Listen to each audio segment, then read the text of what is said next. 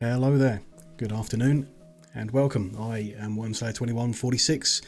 It's Friday, the 30th of December 2022, and we are back to play more City Skylines in our hexagon-based city, little sandbox build to just see whether hexagons are viable as a city grid kind of layout. It's a bit of a play around, really. Nothing serious about it. I mean, let's hop back in and catch up with where we were and what the plan is for today. We've placed the whole grid out. I know that for the full city, but we've just started working on this bottom quarter. We will divide it kind of into 4 to work on. And we've placed a couple of. We can get time rolling. That's fine. Kind of like smaller hexagon clusters that we're going to develop out, kind of try and build like a pattern, I guess. And settle some things in before we go bigger scale with it. Try and get the service coverage good and see how traffic goes initially, see if we need to adjust anything. There is still in my mind the idea that each hexagon should be a one-way system instead of the two-way that it is at the moment. That's one thing I'm thinking about. Towards the end of the last session we put some bus routes in, so bus lanes down the middle of each little hexagon, which we still need to see whether that's working okay.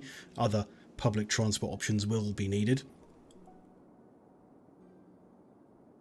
And we're still, I guess, learning about these like pedestrian systems from that DLC, various other systems, and seeing how things go.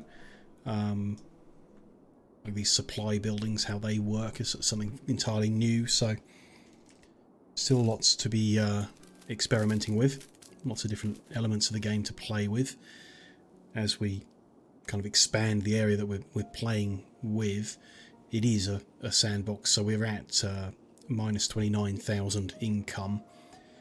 I'm interested in the income, but we need to develop out a lot more before we can see how to balance that and whether we can make a profitable hexagon-based city. I'm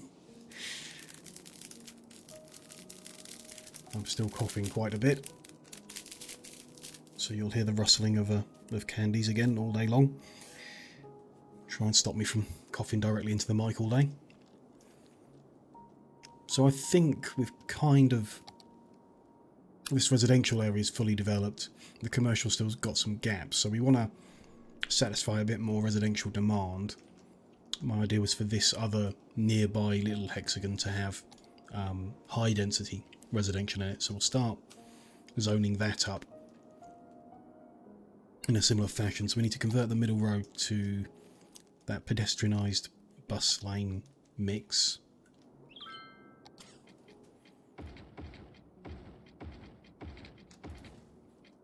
Like so, and then put in the... I think it's just parks that we have like within the zone. The other services are around the outside, so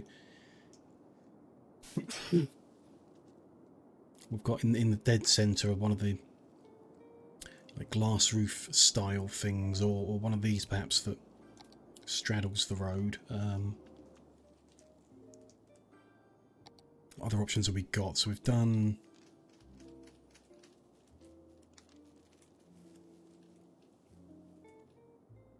done one like that.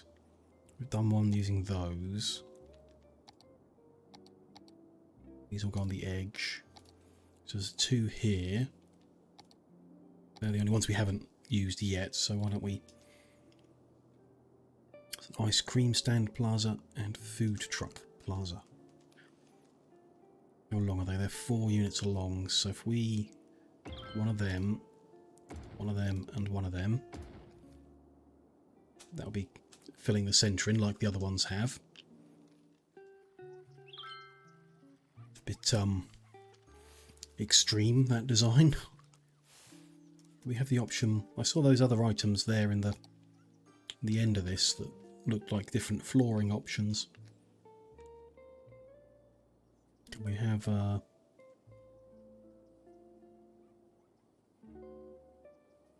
street painting, Plain sandstone paver.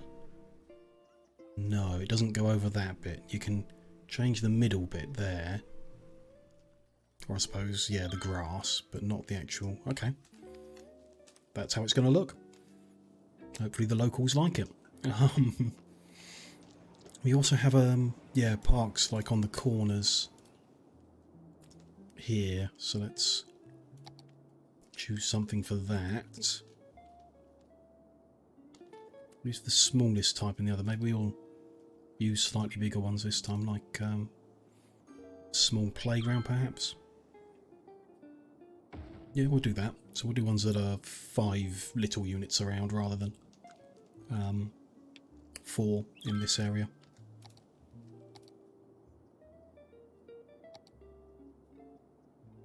Dog park as well. Yeah, that's a good one. Put that over there. These are a bit too big. Those need to go on waterfront, I think.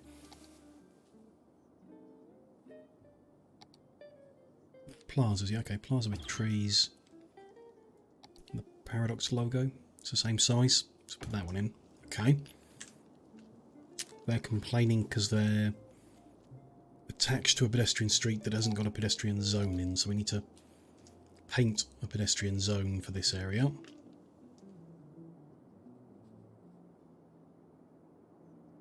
Then we'll need to sort out the supply buildings for it, or building.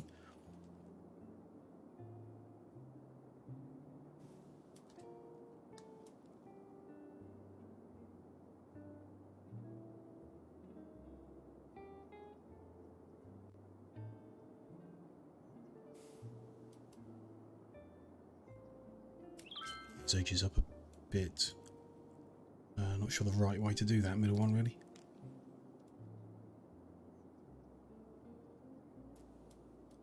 Do the job, I'm sure. Okay, so the residential one just has a single small mixed service point, which we're hoping is going to be enough. Needs one of those, and we would be building that, following the pattern in this hexagon just above it.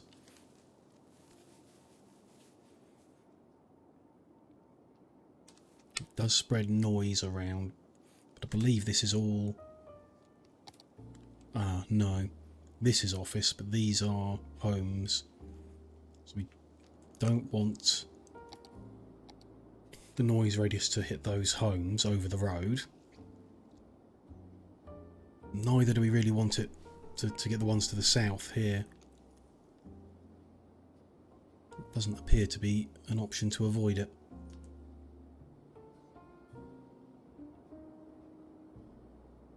I believe you can mitigate some noise pollution using like the trees we've got down the middle of the road.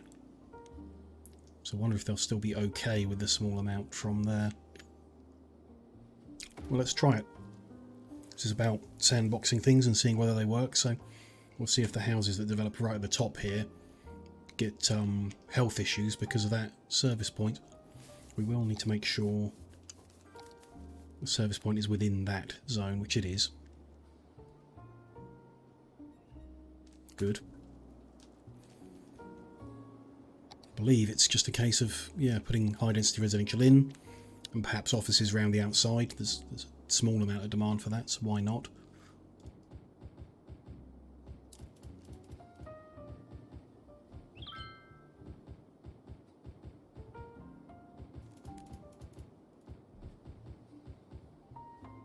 There's all the residential ones. Then offices would go... We'll see if they develop there okay.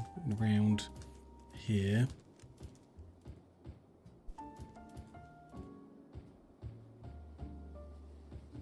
Follows the pattern. Might as well fill that hex in completely. Therefore do the opposites too. It's pretty good, pretty nice. Filling in like the middle grounds with offices.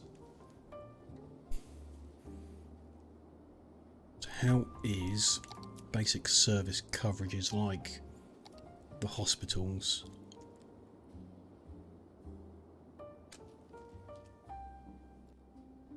So that's a regular hospital.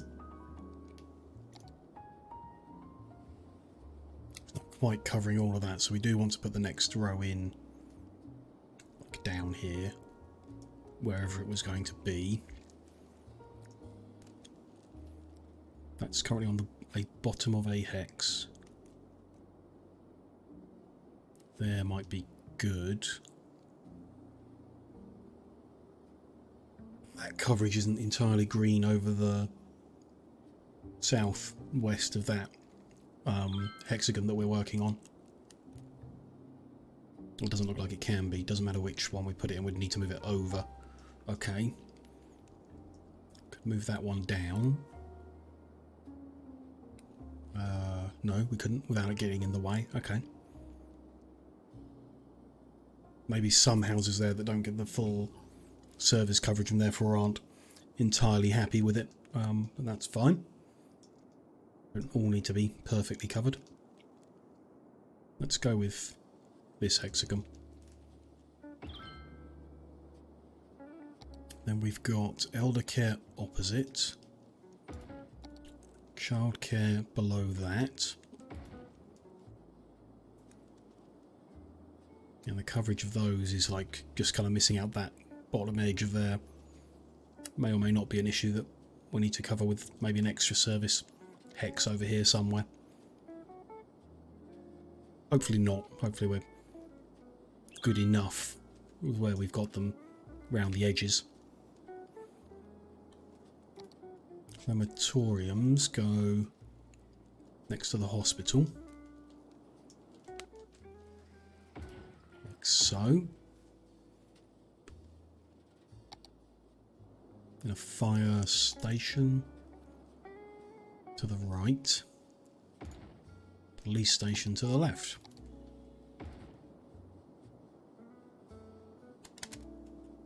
Coverage of it isn't bad. There's a small blank area.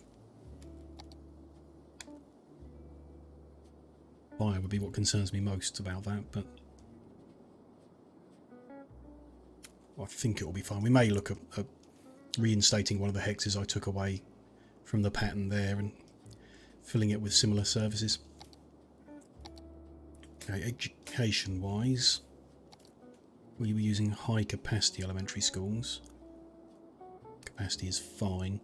Coverage of these is not very far, so placing them over here doesn't even cover that at all, which is not good.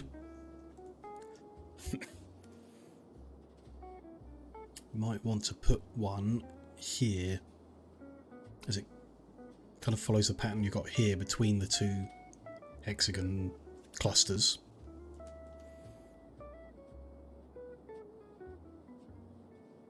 Although that, well, it doesn't really matter. That might be commercial, not residential, but that doesn't really matter. We'll need one here and one over here as well for this cluster. Yeah, I think we will follow that same pattern, so one there. Then we'll put another one in down here, perhaps when we're working on that group. High school is generally opposite, and the coverage of that is better, so it's still not great from over here. There is a gap.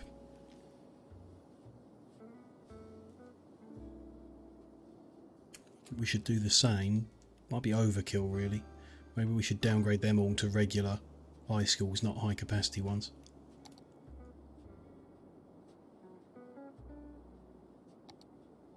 Though the coverage distance of the regular ones was less, I remember. Even so,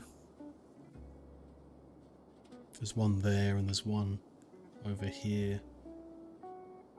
No, it still doesn't quite cover that area very well. I think we'll use the high capacity one just for the coverage area. The kind of happiness it gives to people for having service coverage.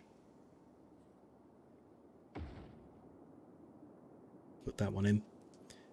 University should still be unnecessary. We've got the one here and the capacity is much more than needed. Consider putting one over here again just for the service coverage.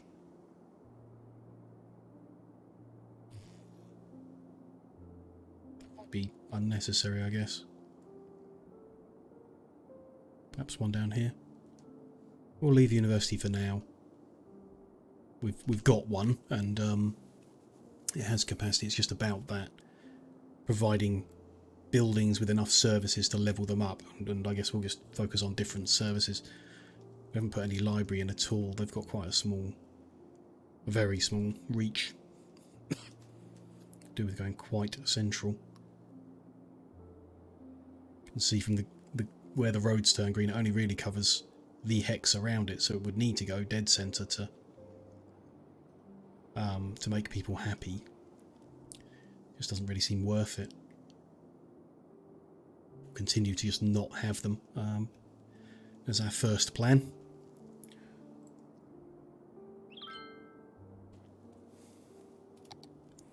Then transport, yes, we need to put in the bus stops in a similar fashion to what we've done so far. Let's have a look at how they're doing. They're still used frequently. This one's backing up again with almost 1,000 people to move. Needs its budget increasing at least a bit. Let's double the number of buses to start with.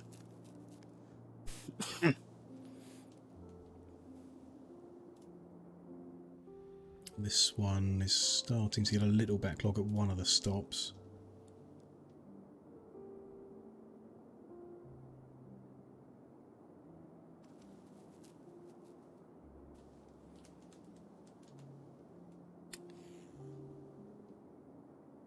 Increase the number of buses on that too. Let's double them up.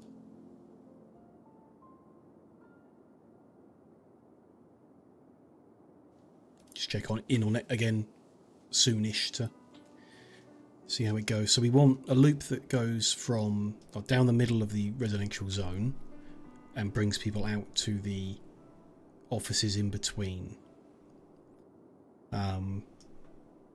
which is going to change in the future, I guess, because the offices could be all the way around. For now, they're kind of like these hexagons. These are offices as well, but maybe we say this route comes out to those three, this route comes out to these three. Some kind of vague pattern to it for now until we expand a bit further. So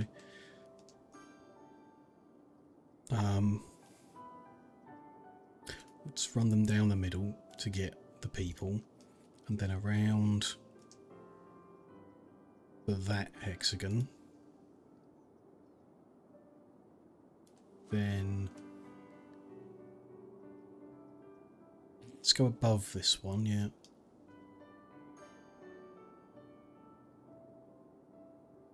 Around this one. Then back to there. It's not too bad. I want to recolour these so that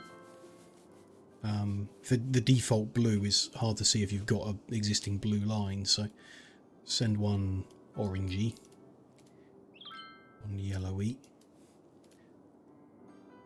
The next one we make will be obvious where it is, more obvious where it is. So that one wants to take people to the commercial zone in the same kind of fashion as the other one, so down the middle to pick the people up, and then up the middle of here to drop them off. As we'll be at the same spots. Back round. Probably not the ideal routes, but it's something for now to see how it behaves, and then we can adjust things at a later point. Let's recolour that one as well. Can be pink.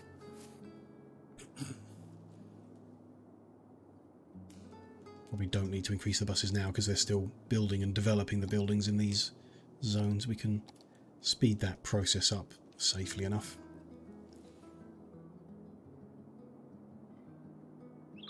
Keep an eye on things like power and water as they go. We've pre-built quite a lot of services like that, but don't know what point the development will reach that limit.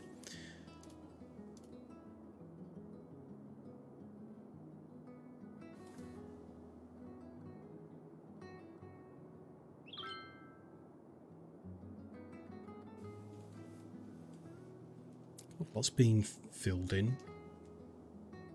So a low demand now. Commercial hasn't got any demand yet, but it should soon. At this point, it's not clear like what you would do to get growth. I think you just wait. It's what it's always seemed like.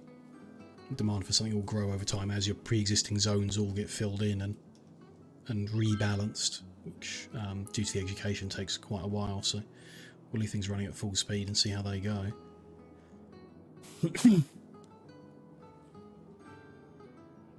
See lots of cars zipping around. It's not even stopping quite a lot of these junctions. There's a lot more cars than I was expecting there to be, considering this region. Free public transport and is encouraging biking, so I'm not sure why people are driving so much. Makes it look like I mean, they're flowing, but it does make it look like there's a traffic problem. Yeah, the average flow is dropping over time.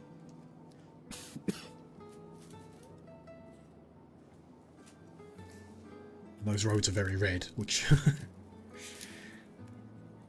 we always, I mean, we have the option of changing these roads in a number of different ways. We can pedestrianise the whole thing,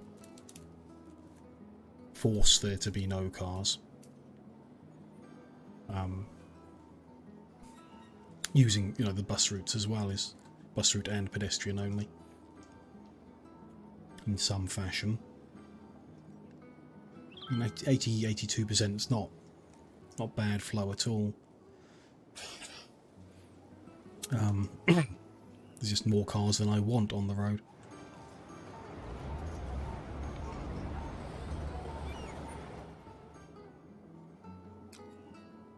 Simplest answer is probably it's about public transport. The buses aren't, or didn't appear to be amazing at reducing traffic in the last city we did. The metro seemed to be much more effective at that, so maybe that we need to sort out how we're going to do metros. It's the kind of thing that I think would be good for connecting the different quarters of the city. To get from this area to over here, run a metro line underneath.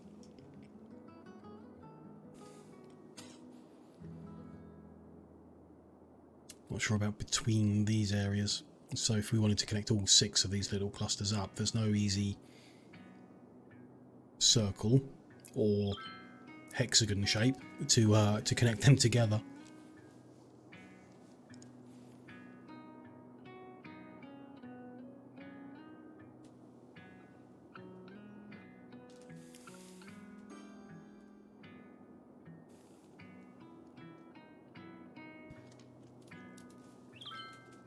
Rename that to Hex City. We're bigger than a town. Southwest Hex City, so that's Southwest High Density Residential Zone 1. This is, actually let's shorten that a bit more for my simplicity. Southwest High Density Residential Zone 1, that is Southwest High Density Residential Zone 2. This is Southwest High Density Commercial Zone 1. It's developing in pretty quicker than I was imagining. Filling the gaps in, it's good.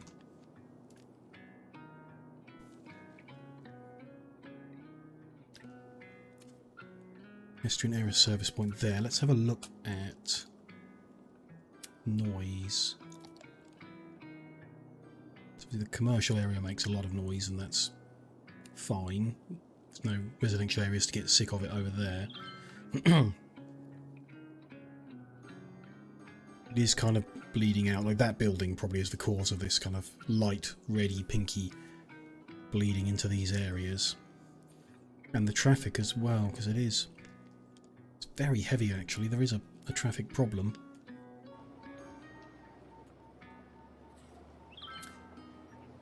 I'm complaining about it, so maybe it's okay. Low enough that it's not causing a major issue. And even fading a little now. I think the traffic is the bigger problem than that building. That being the case, we'll tidy this up.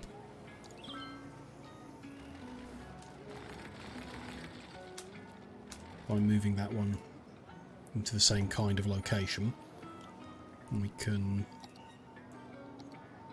paint that zone the same then, not have this weird lump on top.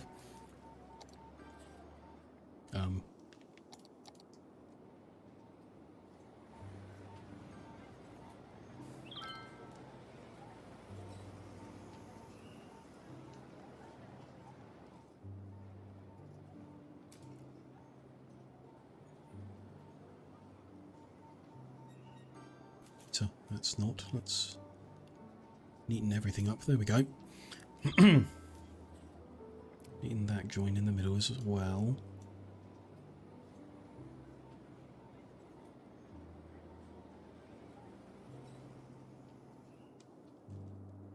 Good. That needs... rename that right. It's W.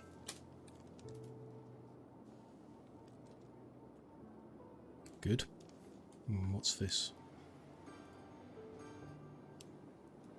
Person waving transport. Yeah, traffic is like gridlocking around the place. So the hearses can't get in quick enough. Cool. Hexagons are not some kind of magic shape that prevents all traffic issues. Wasn't expecting so. But we need to find some way of improving that, for sure, because they're not moving. What are these people doing? Why are they driving is a constant question. This is an unemployed person driving home. Tourist driving to a plaza over here. So I don't know how they got down there in the first place. They were parked down here for a different reason, okay.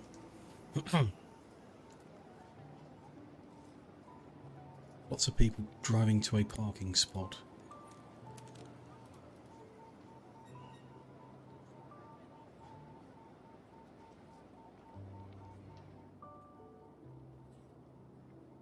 Interesting. A lot of traffic out this side towards the schools. Anything we could do about that? There's no real bus routes that go out there. Interesting. So maybe we should be looking at a metro line that stops not just in the centre of these clusters, but also at the service buildings. Or at least the medical and educational ones that people visit.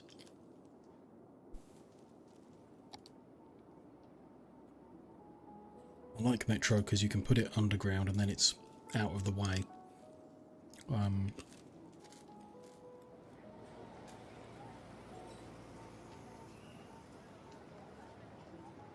Where we would put the stops is not... We've not left a good spot for it necessarily. The centre of each cluster is a nice idea.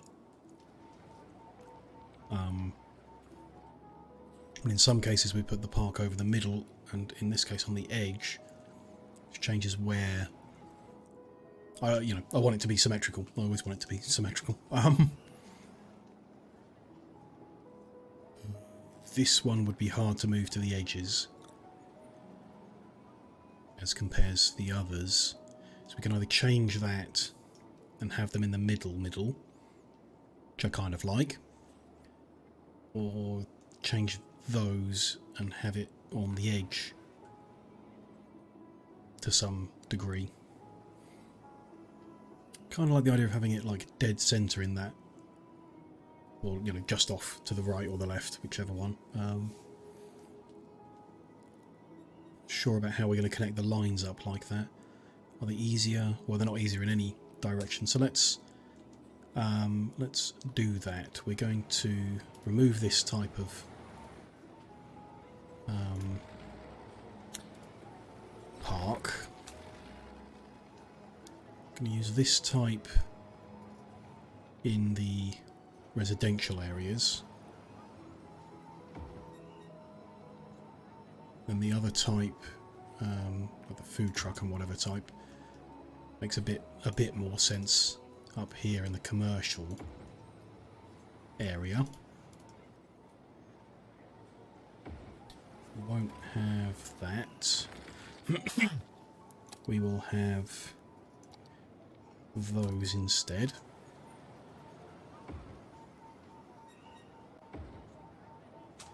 And then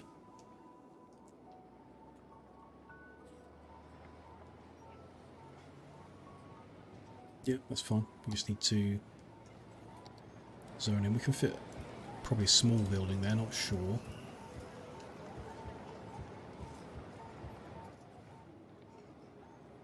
Something, I'm sure. Fill those zones in as well, but then put a metro station in. So let's go with just right of the road, I guess. But yeah, dead centre. One in there, one in here, one in the commercial zone.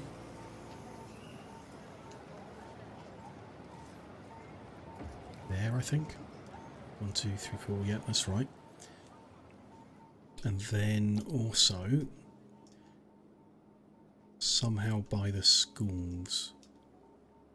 There's kind of okay. So we put a road down the middle of here so that it can be oriented in the same kind of fashion. Don't have to really alter how we've got those buildings laid out, but that might be okay. Unless we put them on the clear edge.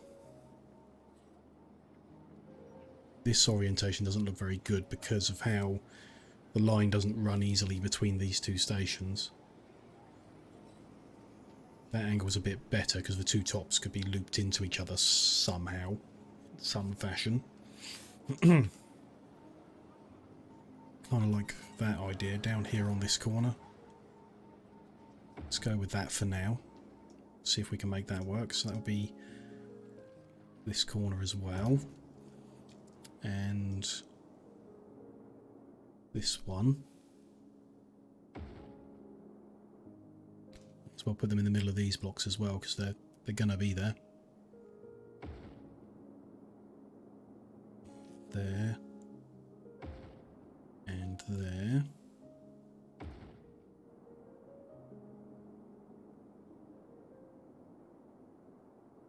That's, yeah, slightly different. Interesting. Education buildings could be down one, but that doesn't particularly make sense because it's the age of the city, so that's fine there.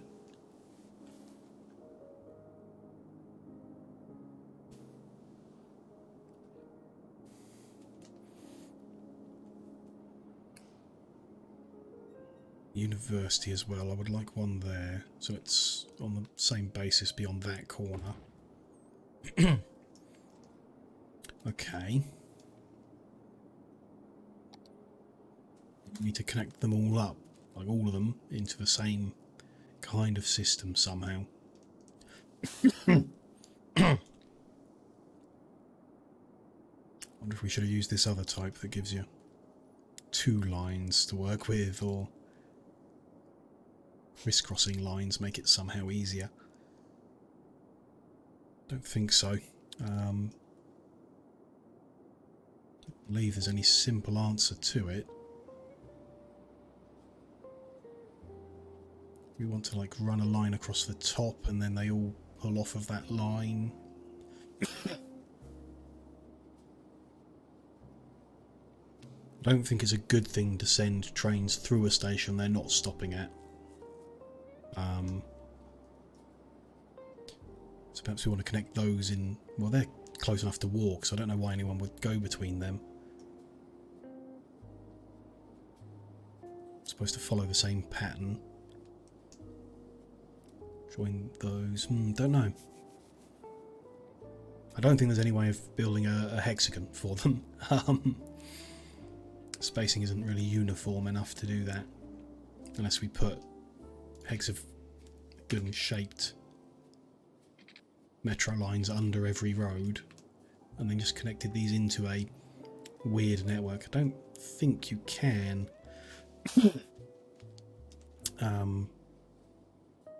So you'd need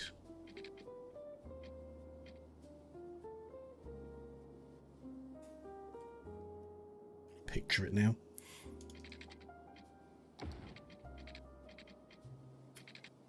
Same 120 degree angle, which you can't. Yeah, the metro tunnels don't allow a 120 degree angle. So you can't make it a hexagon in the same fashion. Do like a slightly curved one, you know, like it's trying to do. I don't think that's going to work for us in any way. Even that, I'm pretty sure that 107 degree angle in the left side won't actually be drivable. Trains won't actually do that. So I feel like we kind of, want to run lines that join up to some other fashion. So this one joins up here and don't know beyond that.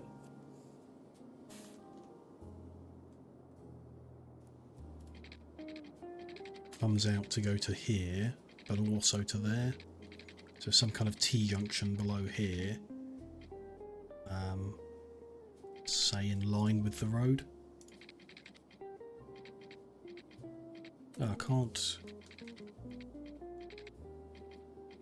Oh, it's just because it's trying to bring it up if I snap onto a point like that.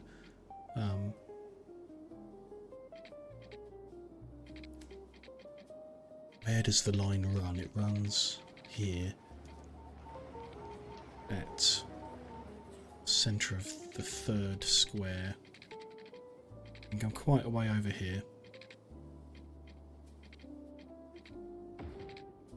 Deal with that corner in a bit. This one is less far over. Could be a problem. We do that for now. So I'd kind of want that to join. Do we need it to be 45 degree and 135 degree? So that's kind of close.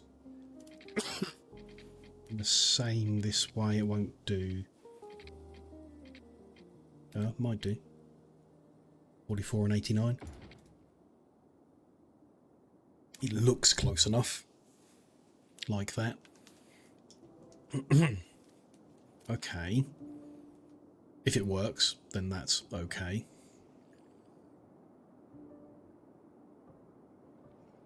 This one will come down. These ones as well, I'm not sure. Yeah, that one should also join up to the bottom here somehow. Perhaps this could run at an angle. 135 is the best option it gives us. Really.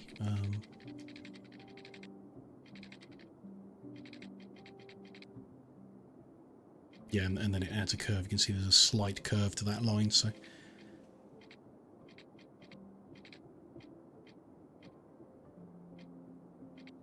that point, which isn't a good point for us. What if we put this corner in? What kind of distance do we want? It's an 11 unit. It's not quite lined up right.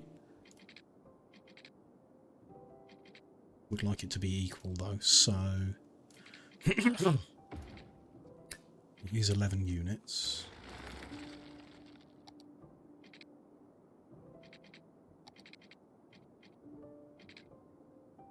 She's not quite there.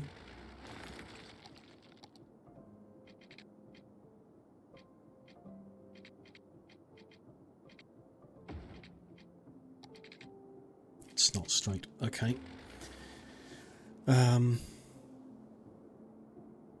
The snap points are different. I think I can see why. It's this one's in the middle of the third square over. You can see there it's not snapping to the line but to the gap. These are snapping to the lines.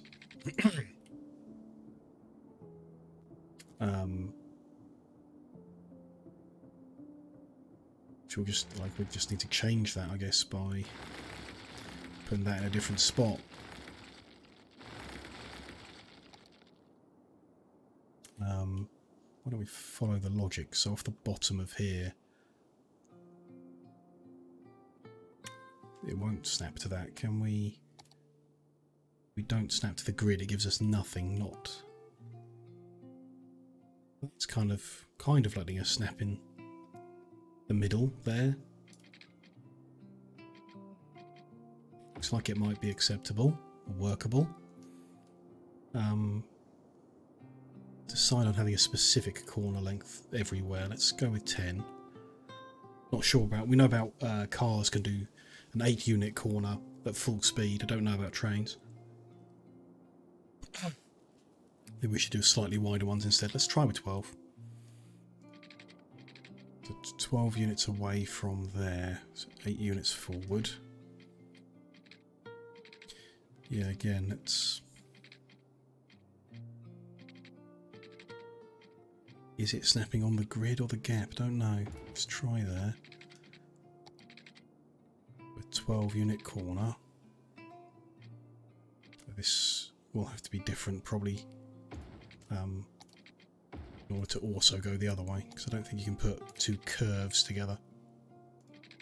No, they have to be more angled at this point. Okay. We do a straight. That is 24 units to the right. Yeah, leave that straight there as well. So 24 to the right there. It's going to join, and that's going to join. Sure, those angles are good for the trains to actually drive through. We'll find out, I guess, when we try and connect it up.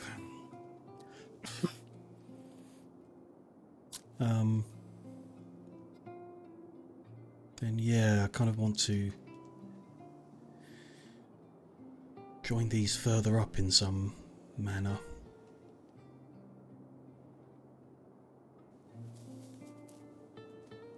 Also have to kind of bear in mind that I want the metro system to connect between quarters as well, so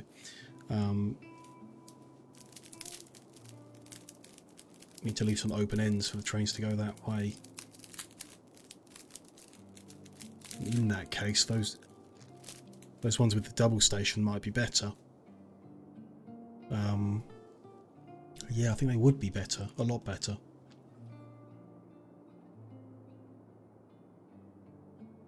Yeah, we should do that.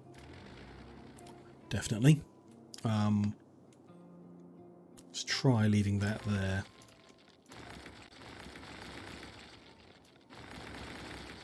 The ones on the services can stay as single.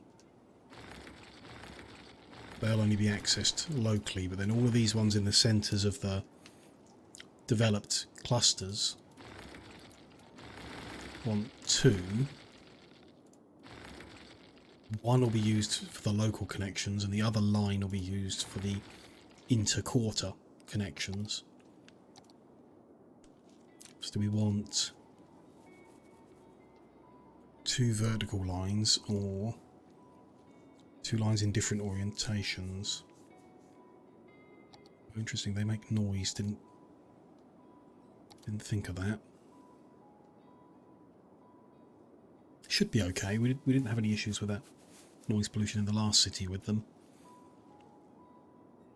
We'll see.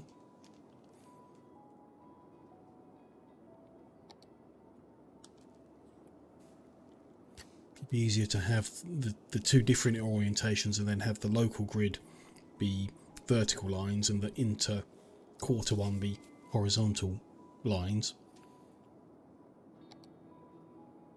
the two verticals you'd want to say, like the inside line is one and the outside line is the other.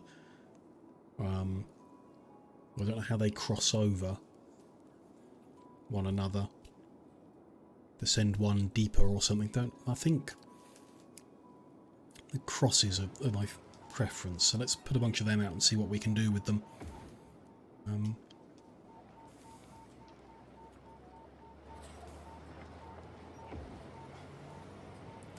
A little hard to see if they're in the right spot. Doesn't look like it. Oh, it's because they're a 3-unit building, so there isn't.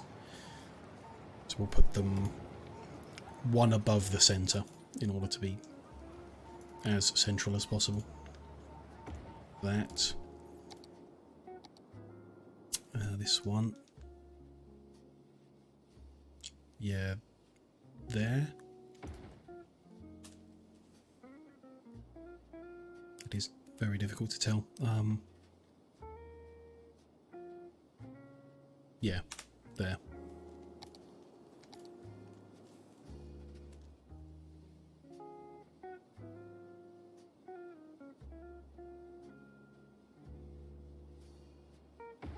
Yeah, this one needs one.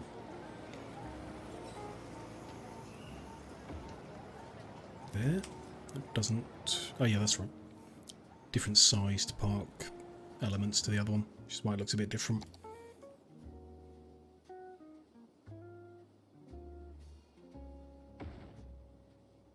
There, I think. That'll do. That's fine. Okay.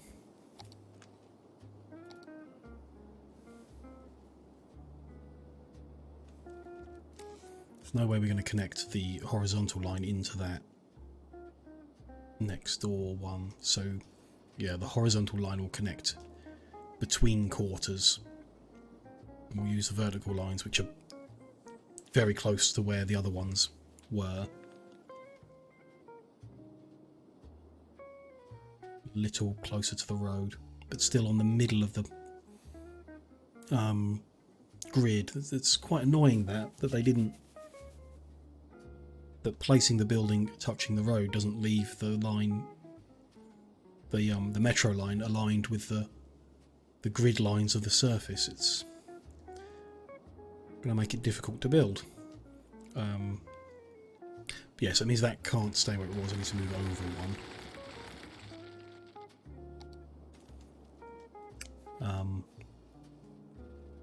Yeah, I want kind of universal distances and something. So let's say we always leave 10 units out of the station before a junction. Create some rules like this.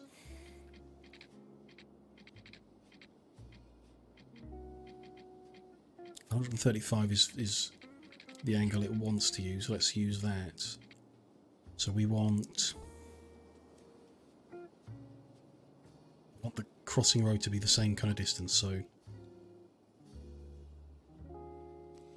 again, it's not really going to snap where we want it ever. There's close enough. This may change what we're doing here.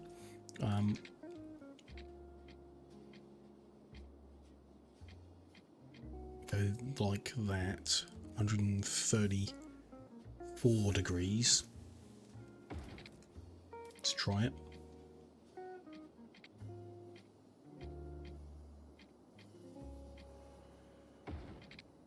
Should be, yeah, like that. Yep. Okay. Cut this back.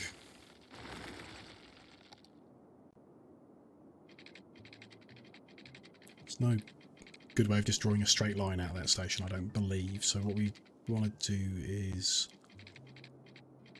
come to that same snapping point, really. What's that distance here? 11 units. Let's do 11 unit corner then. That. Then we can join this like angled, like so. It's not bad. I'm kind of happy with that. That's fine by me. That end and that end should be, yeah, aligned. Can we go straight? No.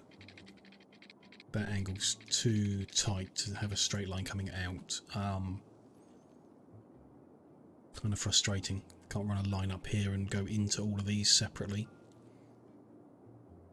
If you do want to do that, or I do want to do that, is there any possibility of it if we run the line straight up? This one...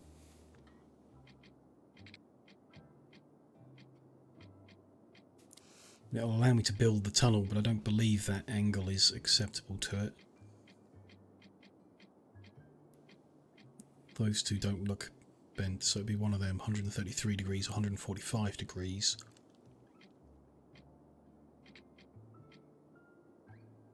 That one might work from the south. But we want to join at the top too, which is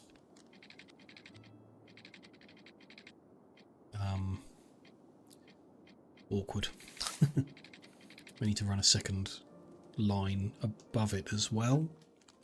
What is that? Can't really measure that. It's about 4 units. So yeah, like there.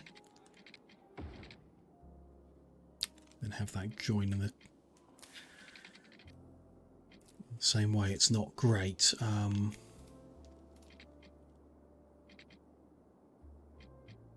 That is actually a similar angle, weirdly.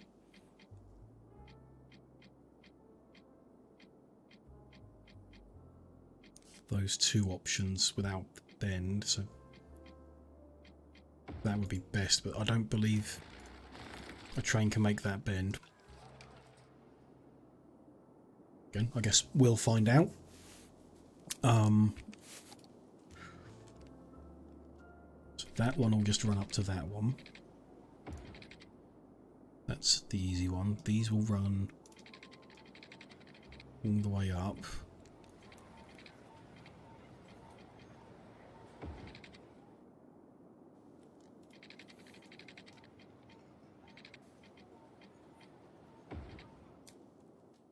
So join in the same fashion.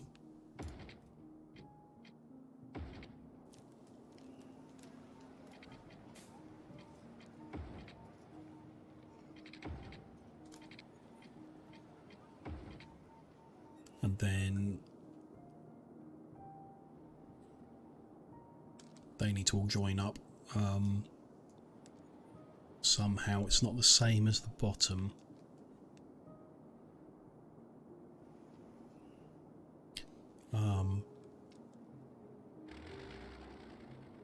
That bit shouldn't be there in order to be of the same style. Though you might want a line that bypasses the stations. As I said, I don't think you want a train going through a station unless it's stopping there,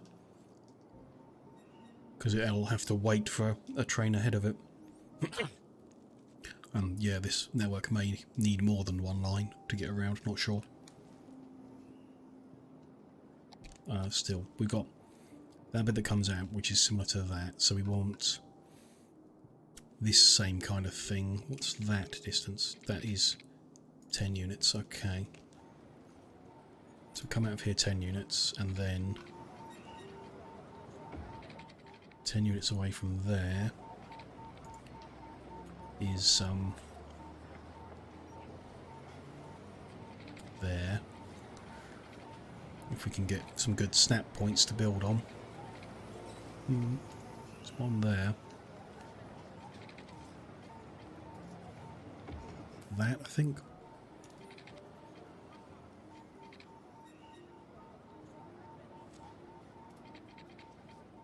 So that's 11 units, not 10.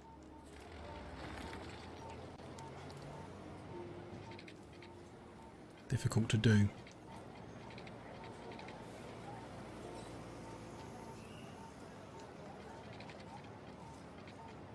Yes, it just doesn't want to snap in sensible places. That grid line's not helping. Okay,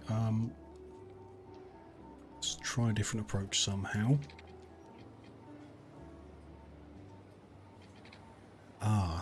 At this end, 10 units is on a line, not between a line. interesting. Even though, no.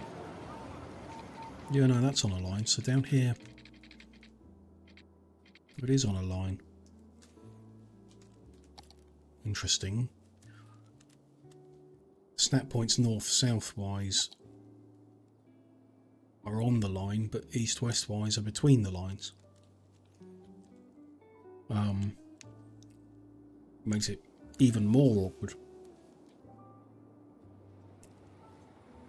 Okay.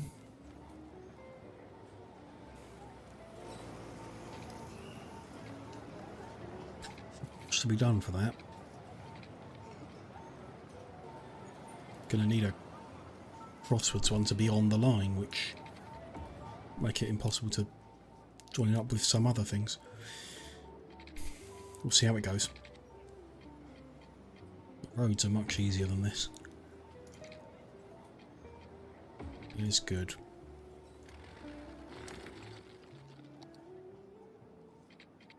We want an 11 unit corner? Yeah. So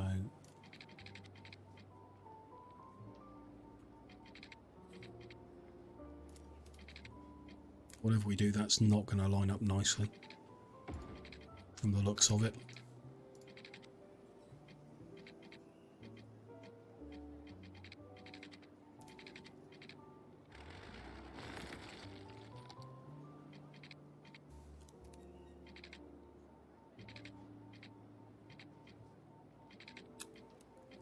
And 11. Yeah, it's not. It's just that exact problem. It's the distance from the line to halfway between the line, out of alignment. Aki, hello. Nice to see you again. Hope you're well. What can we do about that? We need to snap it.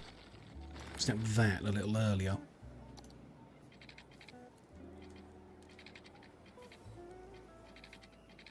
Instead of 10 units out, we want it to come, yeah, like that, like 9.5. Maybe that will help.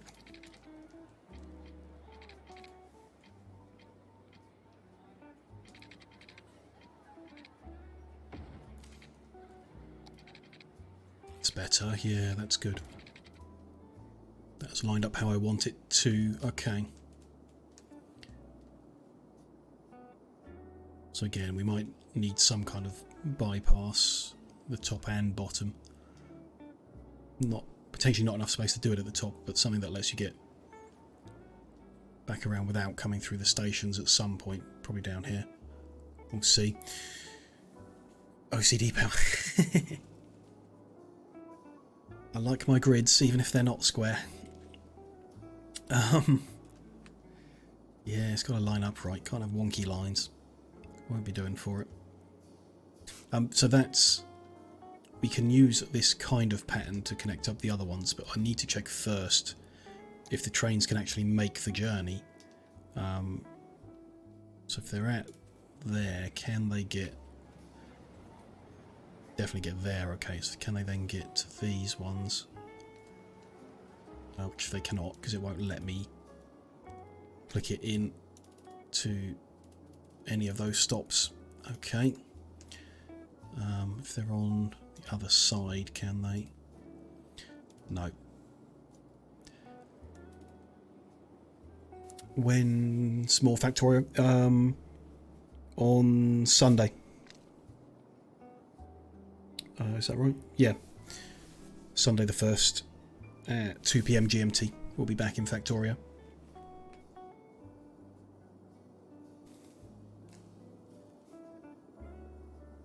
Assume the problem is this junction, that this is okay, and the corners seem okay.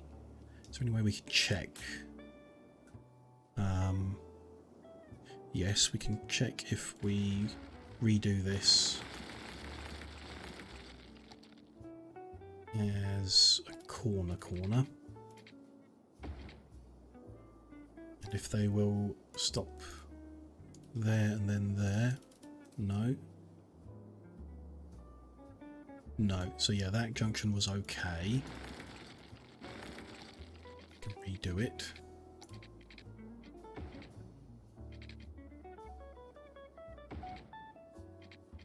Or junction might not be okay, but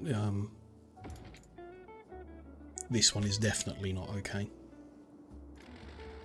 So those joins are no good.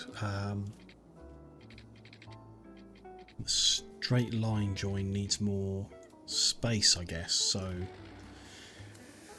that's kind of impossible to give it. Unless we make that corner tighter, we can't make that junction any differently. Don't really want to make that corner any tighter, but we can try.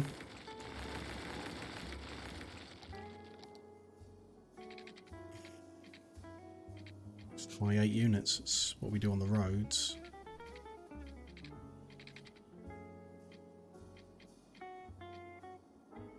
That. Straight line up. Still won't join at a straight line. Interesting. Which means it's not creating an angle that's acceptable. Interesting. That might just not work. Obviously the station being on that side of the hex puts it at 120 degrees, which is an angle we know it doesn't like. So it may need to be on the other facing, or on a road that splits down the middle.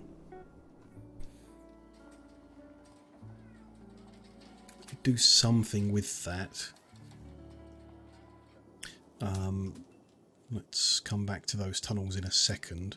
I was thinking something like using the pedestrian, not a pedestrian road, but a pavement.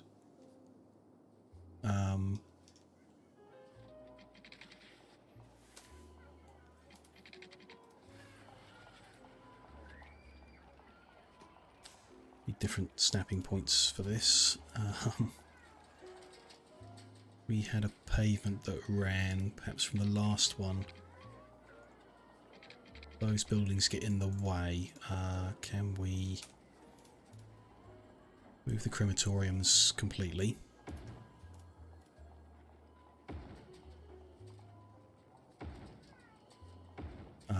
And then yeah, move the fire station over. One more square it can go. Do the same with the police. We can if we move the metro station as well.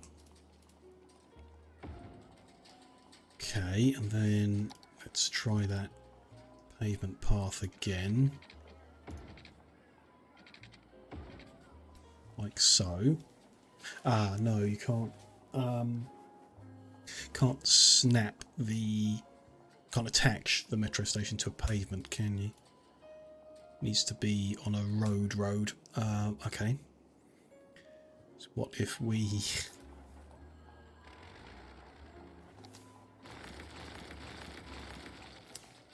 put a pedestrian only road? What we've been using. Probably in the middle there, so let's move them to the outside.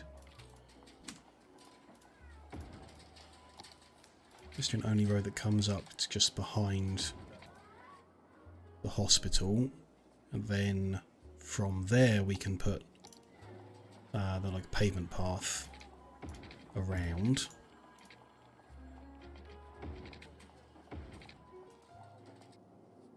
It's quite nice. Then move the metro station to attach to this road. We have it in the north-south orientation.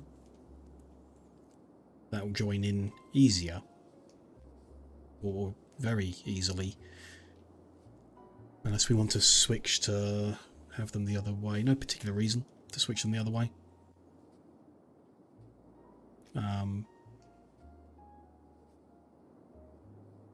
Nah, we'll keep them north-south. Other than perhaps we could use more of that street. It does mean though that, yeah, it's a building attached to a pedestrian road it's not in a pedestrian zone, because the zone is only covering the small cluster of 7 hexes. Interesting.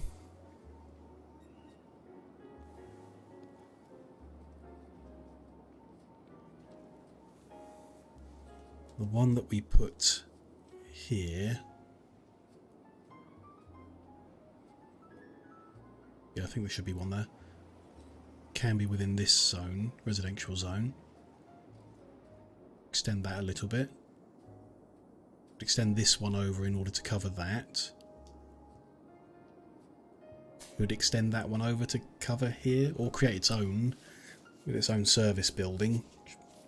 Don't really want to build more service buildings in if we can avoid doing so.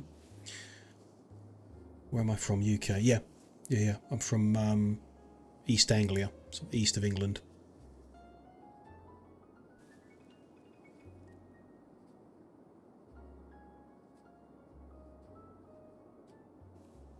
Alternatively, we use like a road here. Check Barcelona from Google Maps. What would I be looking for? Oh, like the layout of the streets. You mean like the grid pattern they have? Yeah. I lived in Barcelona for 3 months in the past, so I know about how their streets are. It's like very square grid, but then they have diagonal routes that cut through. Some of those diagonal routes are pedestrianised, and actually some of them are really nice, really beautiful, kind of inner city, like these kind of roads, you know, where you got like the trees and the division of stuff, and some of the diagonals are like major car routes and traffic routes to pull traffic away from the old grid. Yeah, it's very interesting city layout, but yeah, squares, which we did the whole of the last city we built in City Skyline was squares. The hexagons I'm hoping would be better for traffic, but I'm not sure at this point whether they will be or not. We'll tell with time, I guess. Yeah, so if we use the other road we've been using is that one. If we used that here instead, we wouldn't need to pedestrian zone it, but it does create a road that people will drive down. Makes that end funny. We can like arbitrarily use the mods to block traffic from actually using the road, which I don't particularly like. We could do it with like this tiny gravel road, but I think that would look very silly in the middle of a city. Yeah, it would, I think. So my preference would be to use the pedestrian road. That's what it should be. Yeah, we just then have to cover it with the pedestrian zone with a supply building. Okay, we'll do that then. Fine. So let's put in those pedestrian roads in all the hexes where we're going to have a metro station. So there's one there, and one in this one. So we're going to need to move elementary school somehow. So that's going to come down to there. What can we do with that? We can attach it to the pedestrian road, I guess. Change the layout. High school there and elementary school there. Perhaps. Would need to do the same on that one. I think that's okay to do. Do the same with that one. And I'm not sure where... Should be a hex down here with those that we haven't done yet. Problem with that is when we build in the southeastern quarter of the city, it's going to have further distance from the elementary school. Closer distance of the high school. It's not quite symmetrical, I guess. Then again, that's the same with the fire and the police. The fire is favoured on the east and the police are favoured on the west. So yeah, why not? We'll do that in a similar fashion to how we've done that. So let's do that over here as well. Move the high school to the right and the elementary school to the left of the hex. Go. Looks to you very simple. Never played the game, but it looks simple. Yes, what we're doing at the moment is a sandbox build. So it is relatively simple. We can just place things in and we can't really fail. We can do whatever we want. When you play the game like properly, you still have to make money. You have to like be profitable in the way that you build things. So there's a certain like sequence. You need to build this and then that, and you need to prioritize this and then that. So there's some complexity available in the game. And then it's kind of like a free form. It's up to you what you want to do. So because I've set this specific task of building a city using hexagons, that's like adding complexity. You can build a city, you know, you can build one with square grids like Barcelona. And that might be easier because squares are generally easier to work around. It's up to you, I guess, how complicated you want to make the game. It adds some challenge if you're not playing sandbox mode, but it's not, I wouldn't say really difficult. You just kind of learn what you need to do in the first hour, and then if you're successful in the first hour, you're then free to do whatever you want, really. It is the experience I've had so far.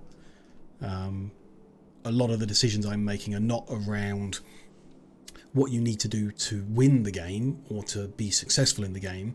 They're around making this city as symmetrical as possible because I like that. So I'm setting my own difficulty rather than the game forcing it on me. So it's quite a good game like that, in letting you kind of play the way you want to play, rather than like being specifically difficult or easy in any way.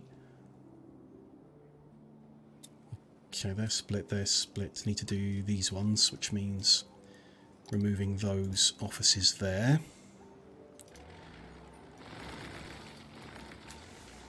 Factorio, more tricky. Yeah, definitely. Yeah. Again, with Factorio, if you play like I do on the peaceful mode, you can't really lose. It's not possible to lose. If you play with aliens, it is possible to lose. You can get overrun. But even more fundamentally about what you're building and how you're building it, Factorio is more complex in you know, like setting up your production ratios, making sure you've got the right items in the right places, sorting out your logistics. It's all more complicated than cities where you're just building roads and putting buildings next to them. It is simpler than Factorio, definitely.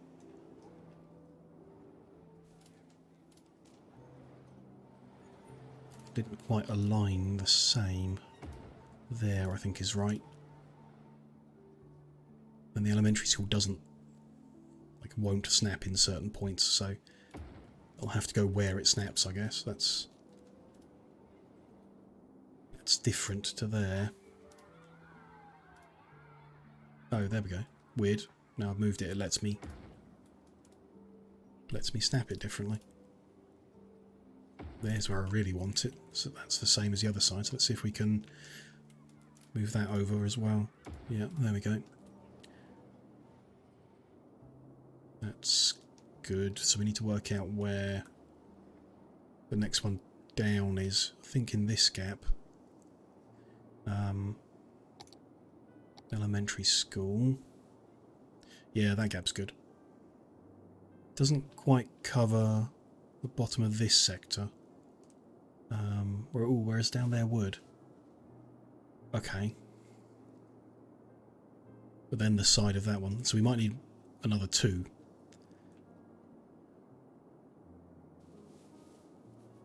I was thinking about putting some other things over here, wasn't I? So let's put this one in here. It's nice and generally neat. And that one opposite.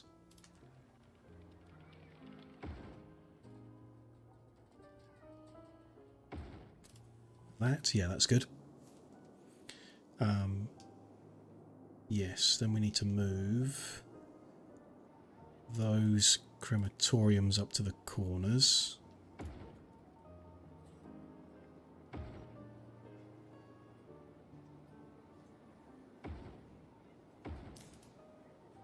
That metro station over to the middle.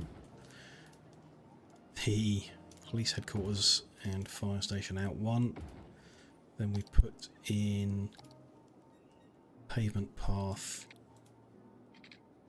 around the edge of the hospital. Good. And around the edge of the university, I guess. It's a bit different. Will that...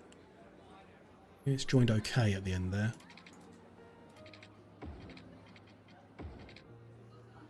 Yeah, that's not bad. I'm happy with that. That metro needs moving over. That's tidied them up. We need to do this hex here as well. So down from there to there. Move the metro station to the middle. The crematoriums to those corners.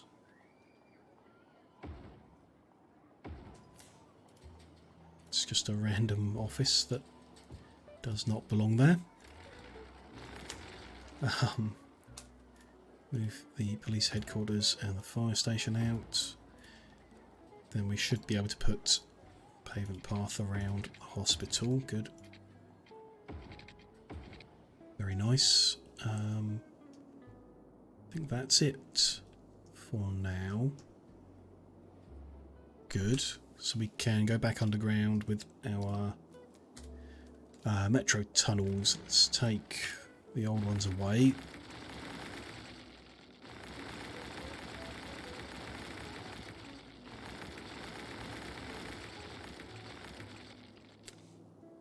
Good. And then we're going to do this.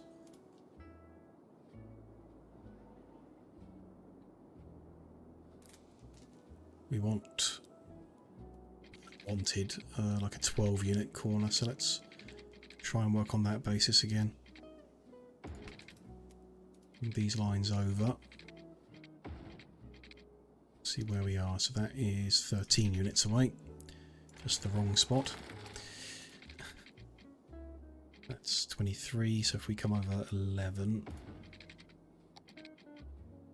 we can put a 12 unit corner in. Line them up. Interesting. They're now at different heights. How has that managed to happen? That station puts that run at -16 and that at -32. This station puts it in at -12. That's a frustrating decision from the developers. There's not much we can do about that. The station puts it at the level the station puts it in, so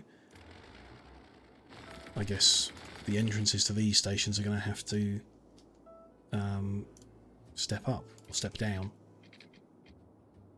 Do what we usually do, a 10 unit run where we change heights. That will go to -18. Is that what they were? No, they're -16.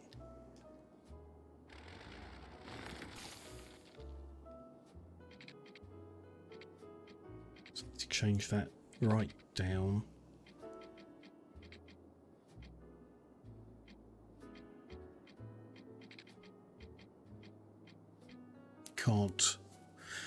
can't use the elevation step to get to 16. You can get to 15 or 18, and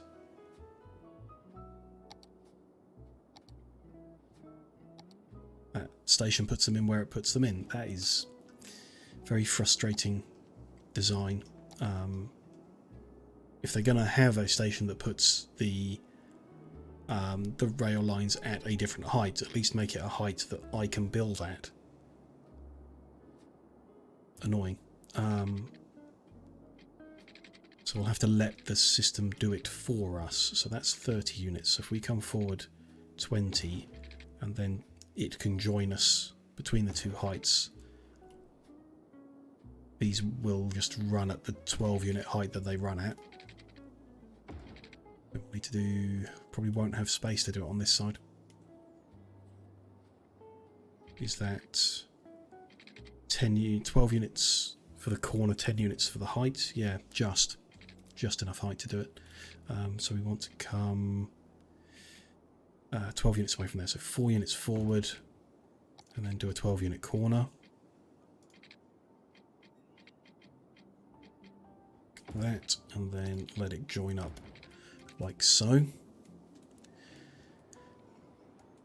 It's as good as we're going to get.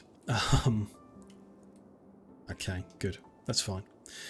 Then want to join this station in, this one, and these 3. That's also another awkward point where they're not quite aligned, because this metro station puts it 3 blocks away from the road, and this one puts it 2 blocks away from the road. So that's just never going to align good.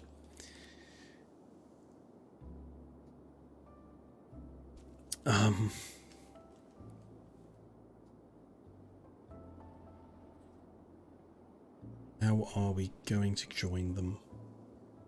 Don't want to do them at a different orientation. This one's going to just come in from the bottom like that one is. And then could it go all the way up and join there?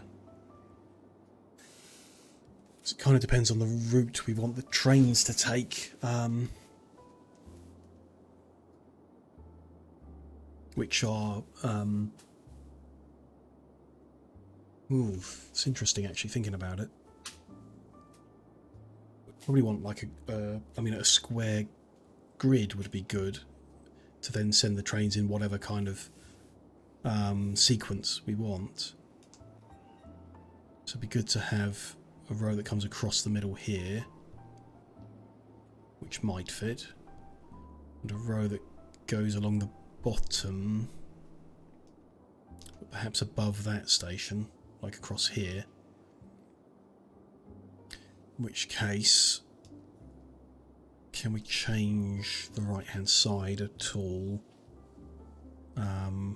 so that we don't have this stop? I guess. No, I want that stop. I want to stop right next to the... that's the hospital. It's the schools that I want. They are right next to it. So yeah, we do want... Could do away with those 2 and just have 1 in the middle. Or just have that 1 and hope it's close enough for them to then walk from. Could remove that bottom one. Then have a square grid, possibly. The difference in heights is going to make that damn difficult. Very difficult.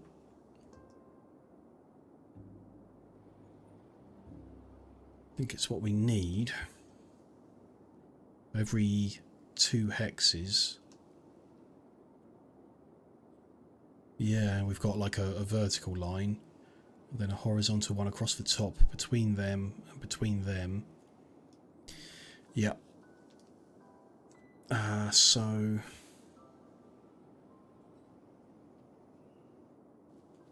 this one, I think.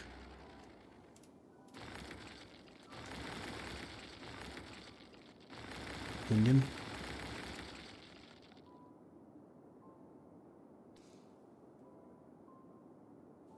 Not sure the trains can turn around. We'll have to see how that works when we lay the routes in, whether we need to put a road below the bottom just for the trains to go through that station. But yeah, we can leave that road there. People can walk through it even though they've not got a metro station there. That's fine. Maybe arrange other things so they're accessed differently too. Like it would be nice to put that on that edge in order to bring the childcare closer to that little pedestrian area. Can we do the same up here? That one there and that one there. Yeah, like that. So they're closer to that, yes. Presumably the same over here. Yeah, that's all good.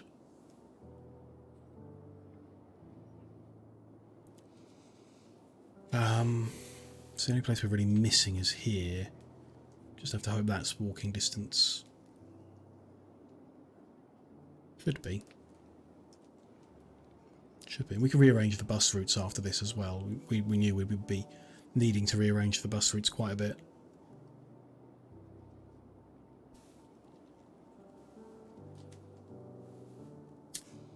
Okay.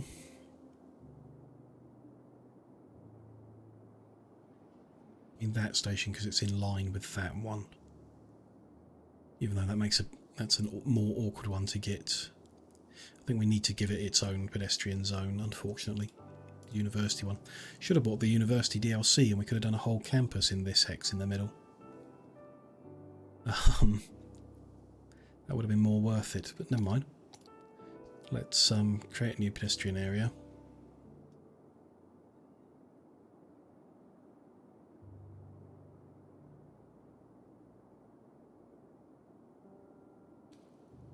To give a supply building.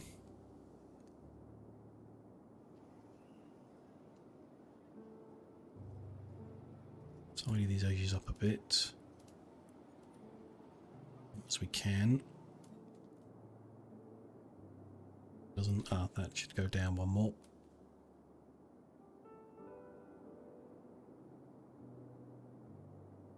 Fine. So this is South University. Zone 1.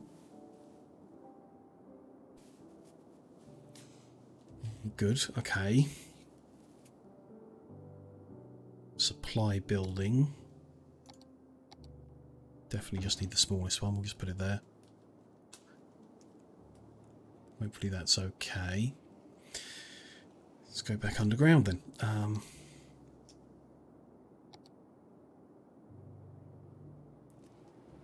There's a vertical route. This one, yeah, is not quite aligned right, is it? So how do I want to deal with that? It can just gradually move over.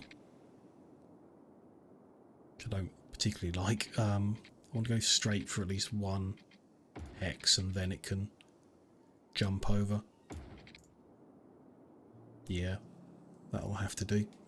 And then we want, so like halfway between each, that section can come out for now. So we've got station there and then 2 hexes in the next station.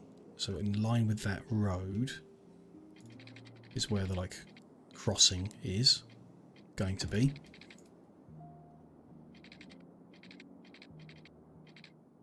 Which yeah, it's fine. It's need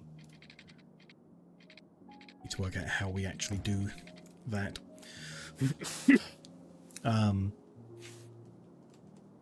If we want trains to be able to go from the north one to the south one or turn off, that's not sure. I think because it won't let us join at a right angle. Doesn't do that. What is that? 19 units. So let's get 10 units away from it. Can't do that because it's snapping. Let us. I think so. Let's go 12 units away instead. 7 forward. Then, yeah, then we join at an angle that it won't allow. 135 degrees is what we want. If we were to do that and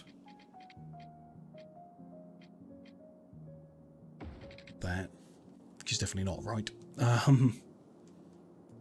No way of getting from left to right, so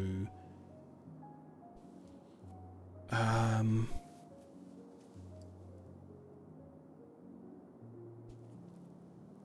doesn't work. What can be done? Like a roundabout. That won't work either. What is this distance from there, I guess, to there? 72 units. And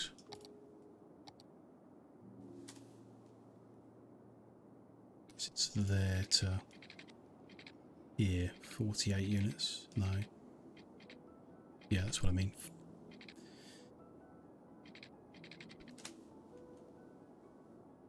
It's not really enough space to work in either. This is all a bit confusing. Awkward, I guess. We have a centre point. That's under the road there. Though again, it's not. That's what we should do, is after coming out of every whatever this is called, station, get it to snap onto the grid immediately. Won't do it. Okay.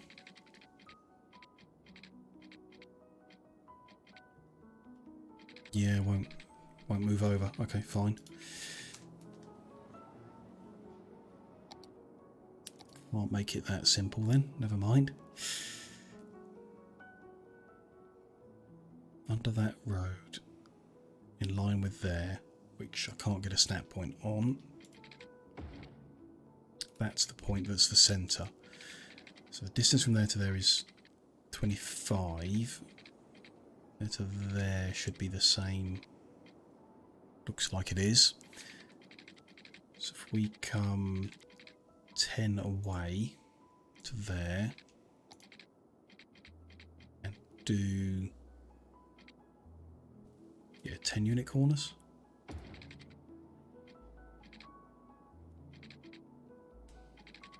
Yeah, it's just snapping on things I don't want it to. Can I? No, no matter what I do, it will snap to that because it's a junction. So best thing would be to remove that, I guess, until we've built this underneath. 10 unit.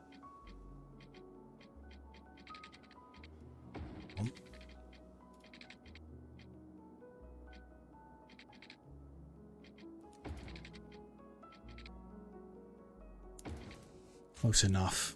91 degree at the end instead of 90, so it's not actually a circle. Doesn't even, it doesn't look like a circle, so makes sense. We then need to be able to join the roundabout, which I don't like. Metro trains aren't made to do that. Say we can't do that in both directions. So if we put a road in that joins at that direction, we can't get one that joins at that direction at the same point. So do we need to make the entire network one way? Make the actual like roundabout section one way.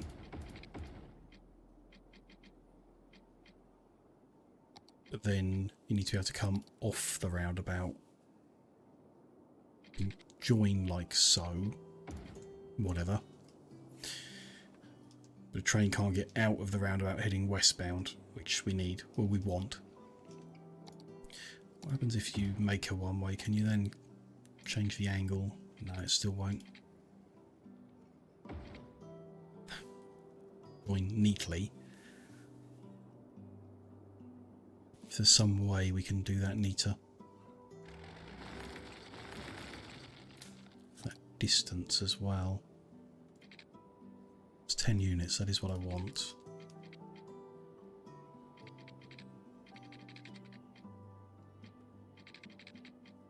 It's giving me the snap points that it wants, which aren't necessarily what I'm after.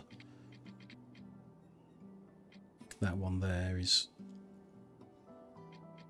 You just want to be slightly before it. It seems it's slightly before it.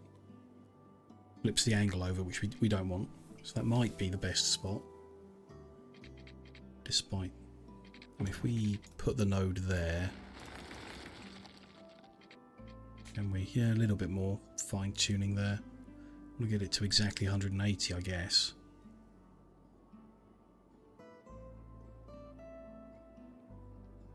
Or there, you know, that's 179.9.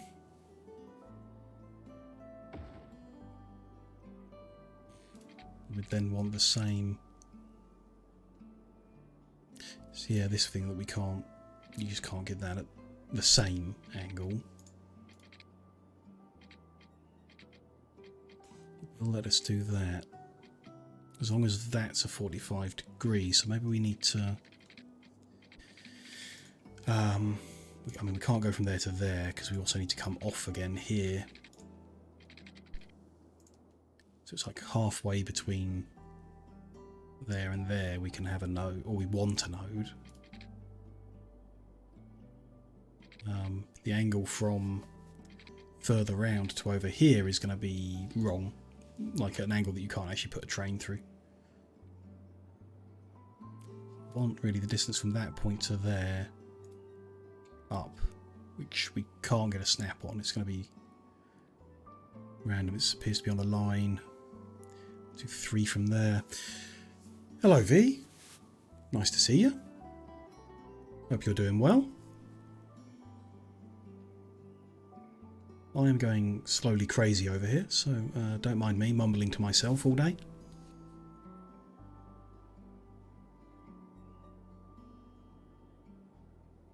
Two, 3,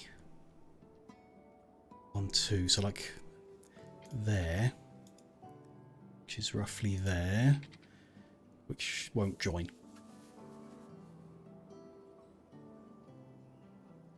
It's like again, it's not an option to do it perfectly, which for me personally means giving up on it. If it can't be symmetrical and balanced, then I don't want to do it. Peaceful vibes, yeah. I'm having a peaceful day. So far, until I get angry with this metro system, then it won't be peace at all. You're doing well. Glad to hear you're doing well. How am I? I'm good. I'm good. I'm dealing with like a cough, you know, like everyone in the country from the seams of it. I've had a cough for like 3 weeks now, which is at this point it's just annoying. Like, it's not even a bad cough or anything, it's just annoying me. But I'm fine. I've got my chill games, I've got some chill music from Epidemic in the background, and at some point soon I'm going to have a brainwave that completely fixes this metro layout, and then everything will be perfect in the world. But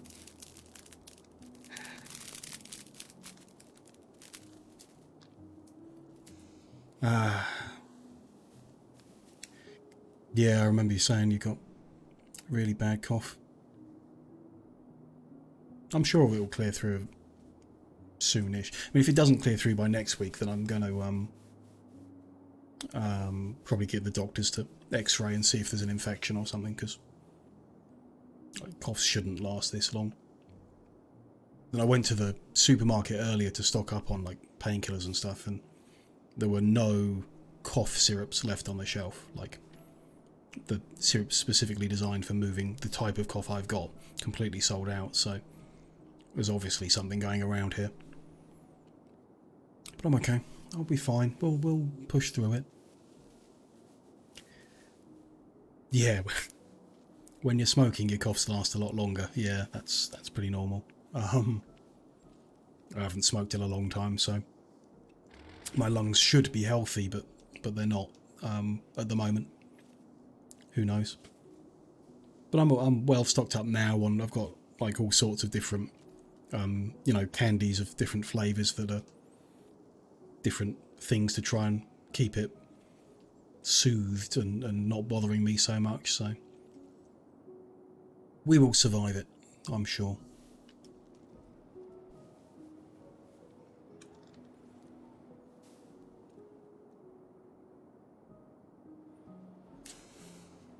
I think we're going to need to look at an alternative option.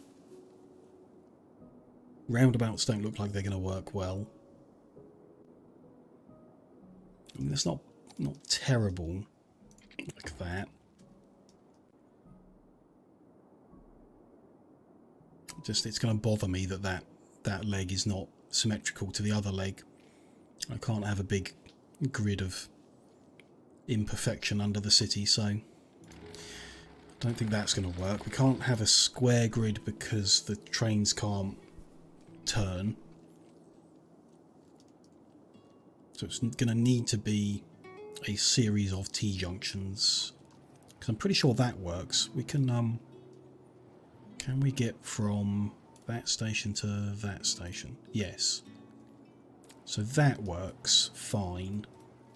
So I think that's what we're going to have to use.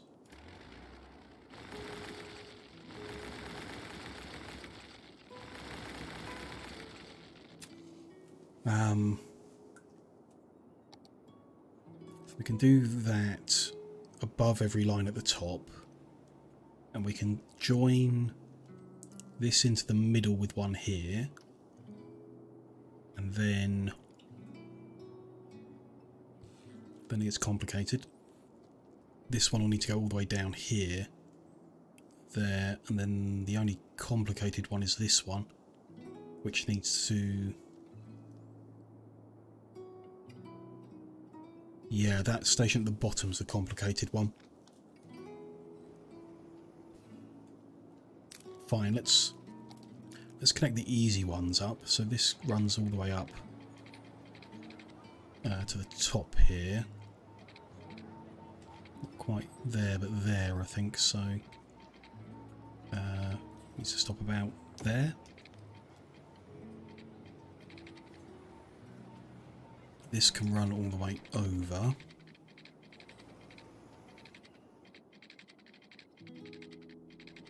If I can get it to snap in a straight line.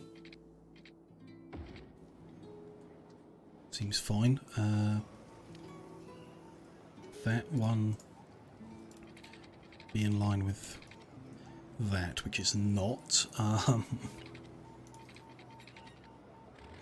Cut that back a bit.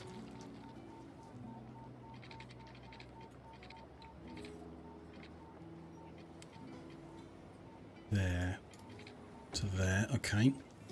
And then what angle are we looking for? Not sure. It's about 14 units in length. So there, I guess.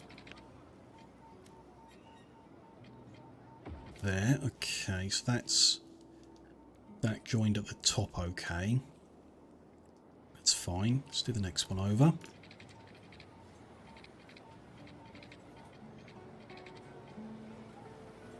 Out there, and then two options for 14 units. I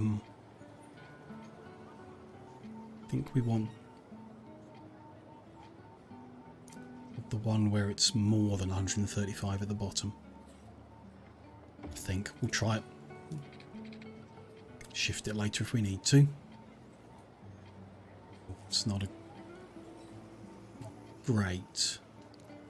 Internal angle is 84. There's the central angle is 84. That I think is too shallow. That one might have a problem in a minute. We'll find out when we try and connect the trains. If they won't drive there, then the station needs to be rebuilt.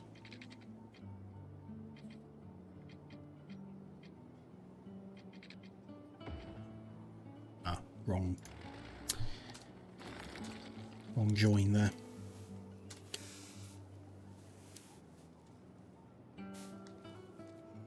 Yes, a lot like Dyson Sphere, but only because I'm making it like that. Um,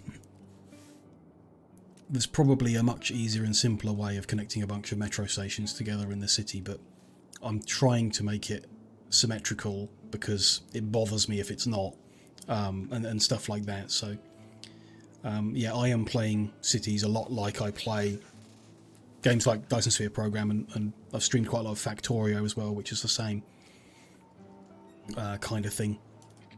I'm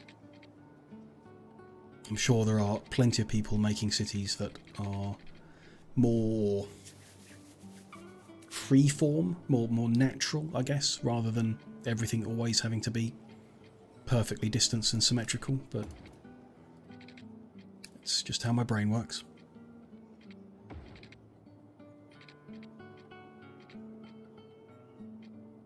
There should be okay. Too big brain, yeah. Too smooth brain, maybe. This whole city's really a... don't know the phrase for it, but...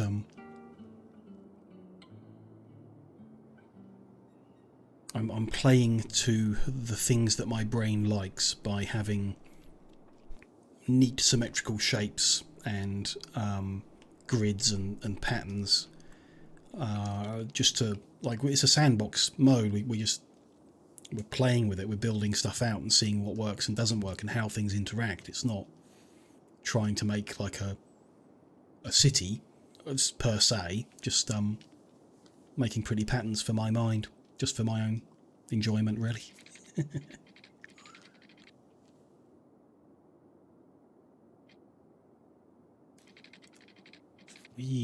I want to do that end one different because I want this corner to be 12 units, whereas it would be 10 if we line it up. So we want to do this a bit differently.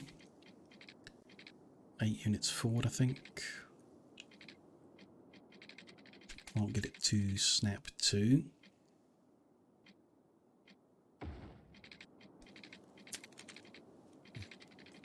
Cozy Winter playlist has finished. What's next? Play this one.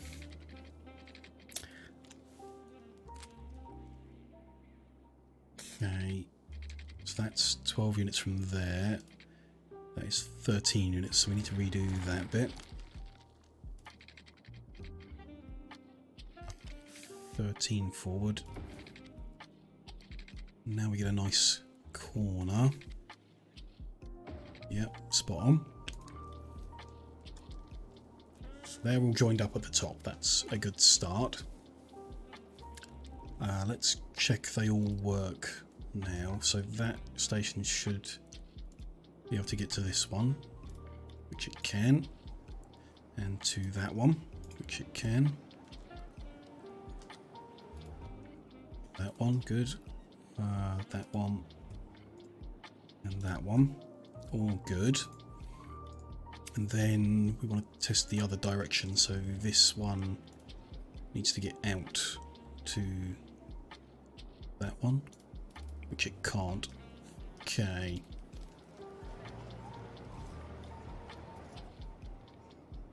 Out on that side and into there. No, so there's something wrong with one of them two. That one into there is okay, and this one is not.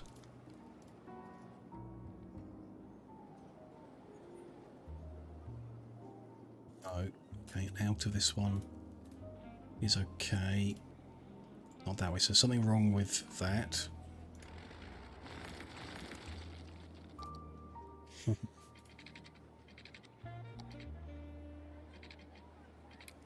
Yeah, that was the weird one where I had two options, didn't I? So I think we need the one that's a bit further. Let's try that. No. That one won't work. Okay. Try these others again. That one is fine.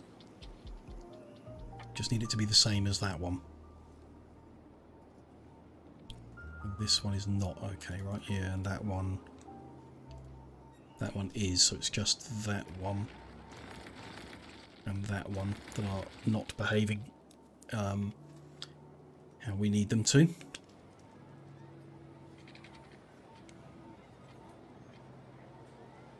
So why is that okay?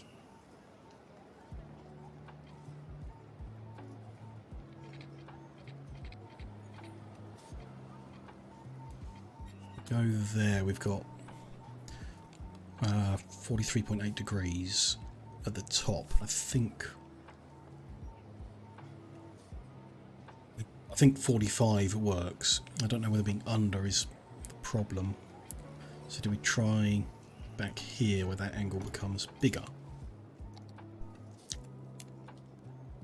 We want to get from that station to there, which we now can. Okay, that's good then.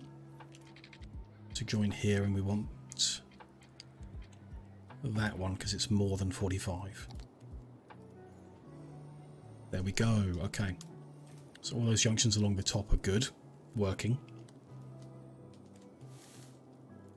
Need to join things below now, so this one, I just want to bring it into here, I guess. Here's where we did the funny angle of it, so we want to do it in the middle of this hexagon. We line up with the middle road and then go 12 units back. 12 off of 41 is 29. That's just in the spot that we can't build. No. Yeah, because it snaps to that road. If we remove that road, I'm 29 forward. There we go. Do a 12 unit corner, which again we can't do because the road's in the way.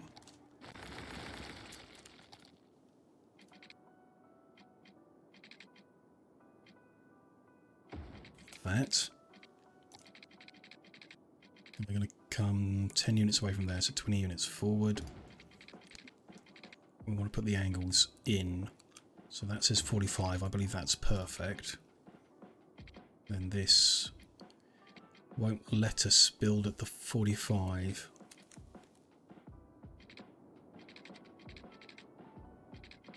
Interesting. But maybe 48 will work okay, a bit of a tighter angle. Not sure. So let's try using that junction. If we go from there to there, it's happy. If we go from there to there, it goes the other direction.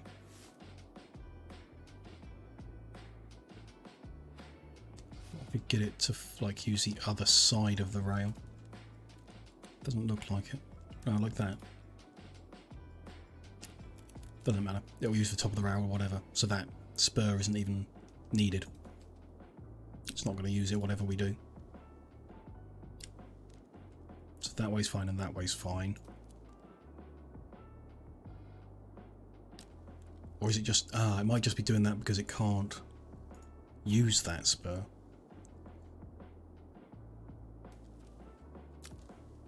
If we need a train to take that angle in the future and it refuses, we'll come back and fix it. Let's put back in the roads I removed to get that going.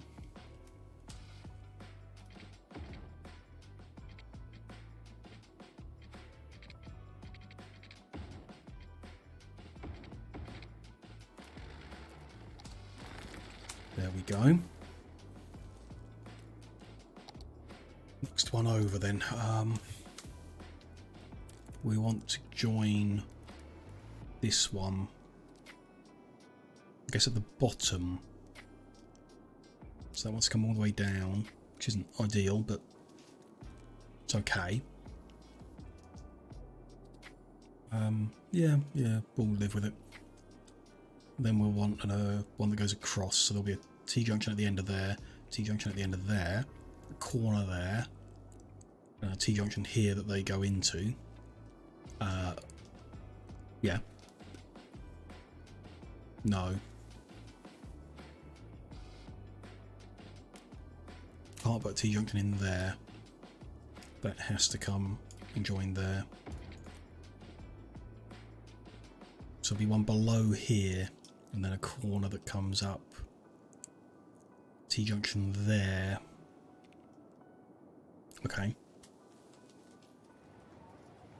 This needs to come just away a bit so we've got space. That needs to come straight down, sorry. And then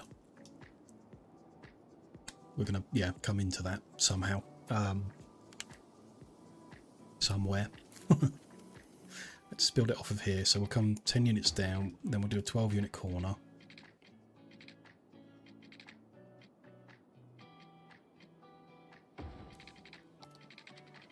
That all the way over. And stop it 10 units away from there, so that's 21 forward to there. And that's going to join here. Like that, good. And this one's going to come down. Stop, so 85 down. And that's going to join this.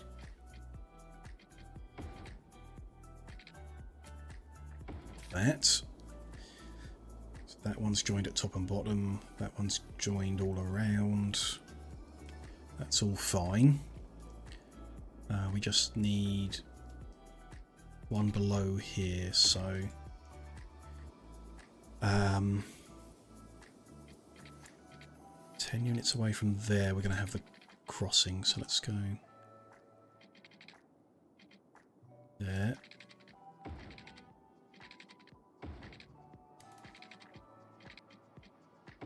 It's there, and that one like so. Bring this down and do a 12 unit corner.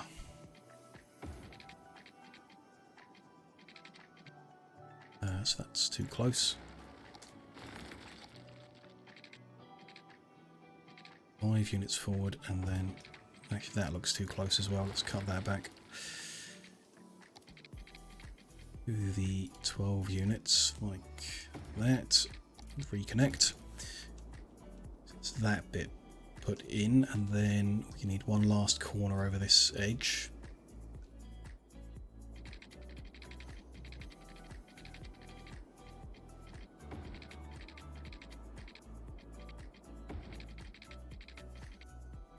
Needs to come forward by 6 units. 12 unit corner. Connect. It'll be weird, like there you can see how it changes level because the stations are at different levels, so there'll be little kinks and funny sections of this all over the place, but we will just live with that, at least for now. That's everything connected, and it's kind of grid-like in the way it looks. You can imagine having the same mirrored onto the southeast corner of the city as well, and likewise to the north. I suppose the one issue we're going to have is this line down the middle here is shared with the eastern part of the city, so but that's okay. We're just going to turn those corners into T-junctions at a later point. Then when we do the other half, the northern half, we might need to move these T-junctions up to be in like the actual centre, which could be very messy because those tunnels are in the way. But or we put T-junctions just at the ends, maybe. Well, we'll work that out when we expand the city into those regions. That's some way in the future. Mesmerised by the process. Yes, this is kind of what my streams are about. It's taking how my brain processes things and mumbling it out loud for people to enjoy. It's I think it's pretty interesting, really, the way that these types of games present, or they don't really present a challenge, I suppose. They present the opportunity for me to create my own challenge, and then process my way through it, which is what I mostly do with video games. I'll play anything at the end of the day, but what I mostly play is games about building stuff where you have that kind of challenge of fitting the pieces together and lining them up and creating logical systems, and I can get well stuck into that for hours on end, so I do enjoy it. So if this is tunnels in functional places, we now need to work out the actual lines that the trains are going to take, what we're trying to achieve. So we want a line, I guess, that does a loop from residential to commercial, or both residentials to commercial, perhaps. And then we want perhaps a loop from each residential to some services, or both residentials to the university is going to be necessary. We've got quite a few to build in. This is going to take some work. Oh, I'm glad you're enjoying it, V. Thank you very much. It's lovely to have you here.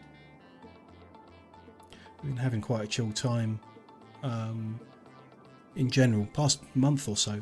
A few people hanging out while I do this. It's nice. It really is. Good to have the company and a little bit of chat every now and then. So let's start. Let's say we do residential to commercial and back. Good, they can come in and out the same direction, that's good. There's a loop, and that's probably going to be quite a productive one. Metro line 1 is an orphan, let's get rid of that. So this is, I mean, the high density line, southwest high density line. High density loop would be a better description of that. Let's just change its colour so we don't get confused. And then we need residential university, so kind of want to divide it so they use different parts of the station where possible, I guess. I'm not sure we'll be able to in this case because the route is obviously going to favour the same spot. Here to here, to here, and back. That's pretty good. It's looped around to the bottom. Pops in and out on the different station, that's good. You pick the names. They are, they're assigned a random name when you create them, and then you can rename them. And that's for everything. So this is Southwest Uni Loop.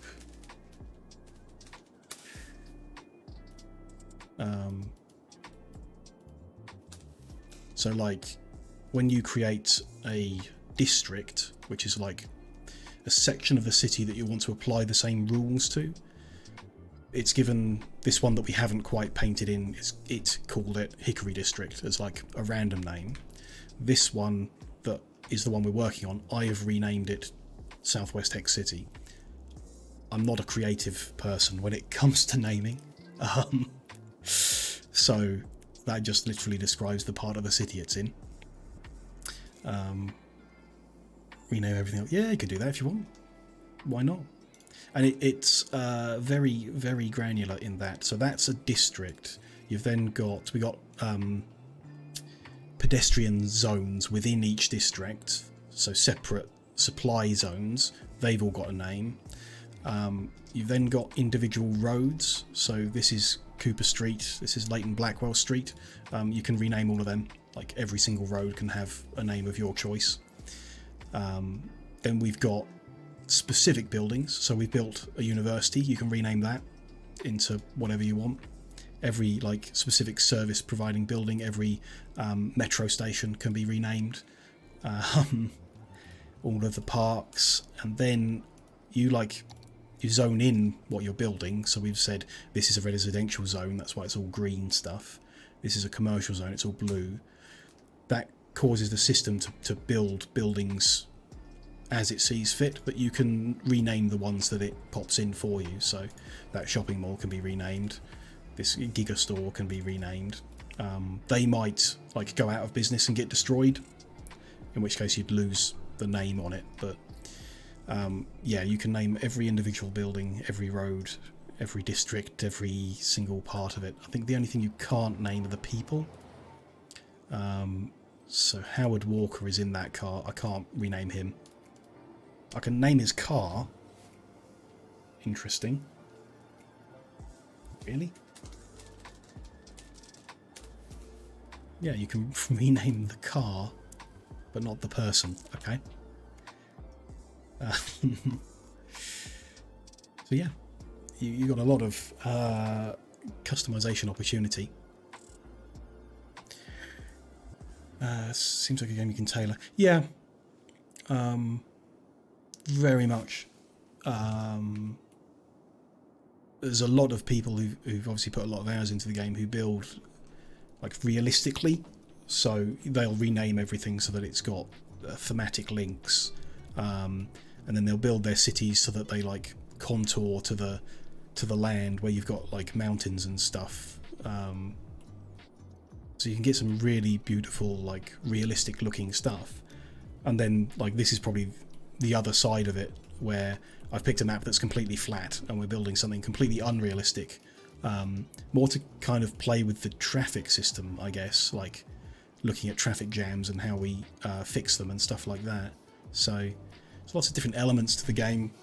You can approach it however you want and make it as easy or difficult as you want. We've like switched off the financial side of the game because there's a whole simulation of making money by running industries and stuff like that.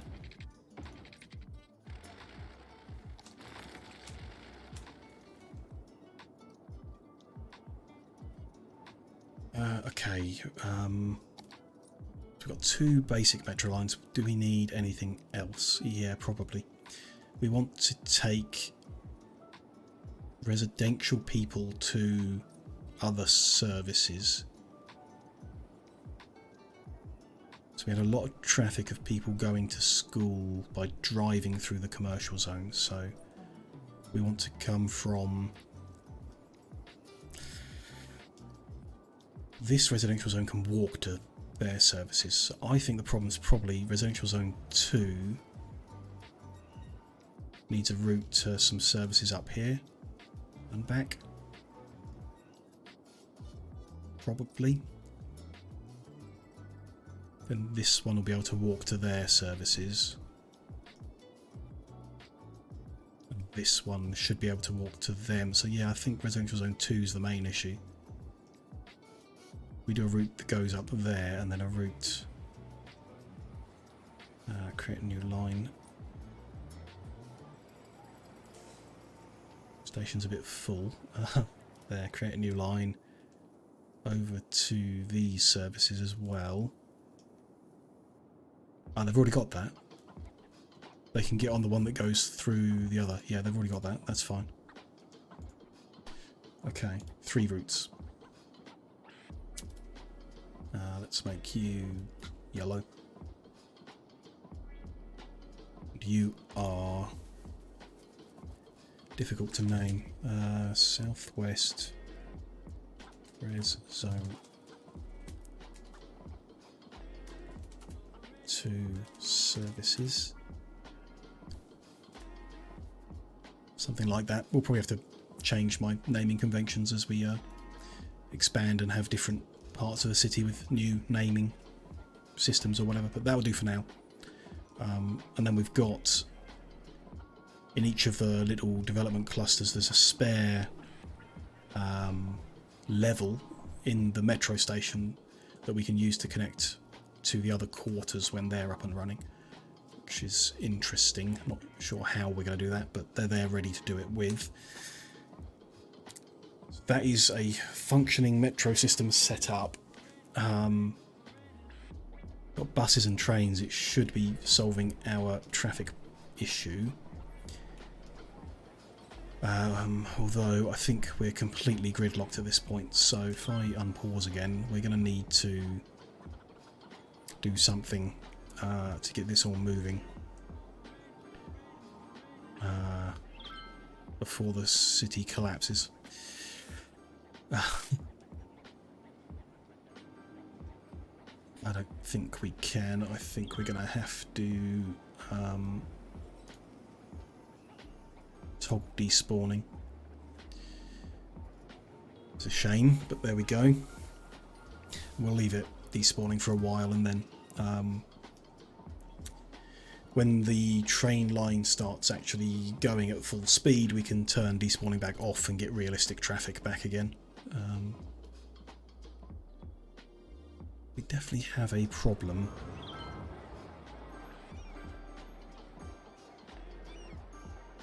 We may need to revisit that idea about making each hexagon one way,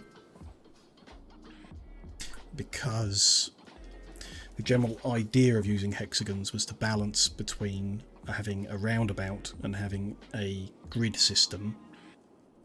A roundabout would be a one-way thing, so the benefits of the roundabout would be better if people only went one way around the hexagon. Problem with going one way around the hexagon is these are two hexagons touching each other, so they're sharing a road. One hexagon wants it to go one way, the other wants it to go the other. So we would have to do something clever that my brain's trying to work out now. You would need, like, if this hexagon is going clockwise, then the ones it's touching need to go counterclockwise.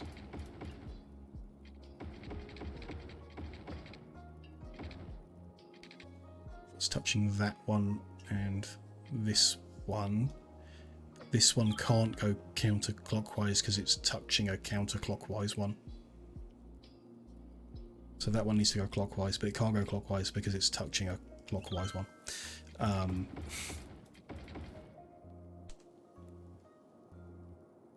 Awkward. Okay. You can't have it just be the opposite of the one it's touching. You need a different rule.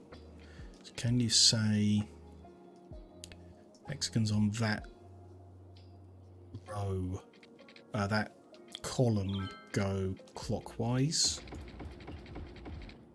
No. Kind of. That one in the middle is awkward. Then the next column over would go counterclockwise. No, counter. They're going clockwise. This goes counterclockwise that way. Like that. That's okay. Then if this one is going counterclockwise,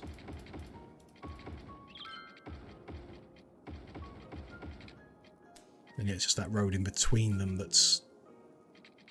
It can't do both. I mean, it can do both. We can have the road in between them be a two-way street.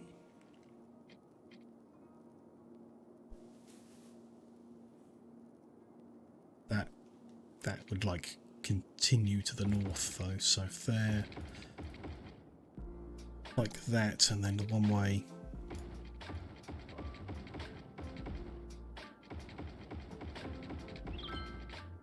So this is clockwise, and that is counterclockwise. But the across streets are two-way. So what you end up with, I guess, is the vertical running lines of the hexagons alternate. So the rightmost is heading down, the next one heads up, the next one heads down, and the roads in between are two-way streets. It would probably improve traffic flow. But it can't improve the volume of traffic that the entire section can handle, because you're still limited to a single street in that part of it. That can be improved by removing the bike lanes.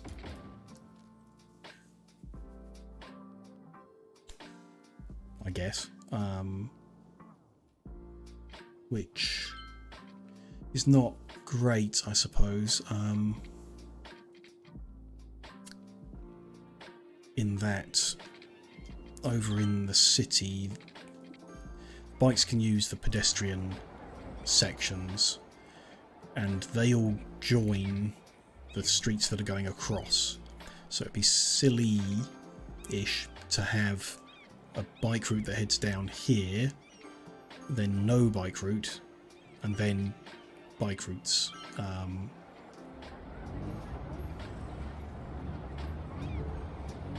So yeah, I want to leave the bike route on every road or have it on no road, but I'm hoping that encouraging bicycling is improving our traffic in general. There is no option to have a small road with 2 lanes and a bike lane. Interesting. There is a medium road with 2 lanes and a bike lane, which would mean losing a bit of the building space that you get within the hexagon.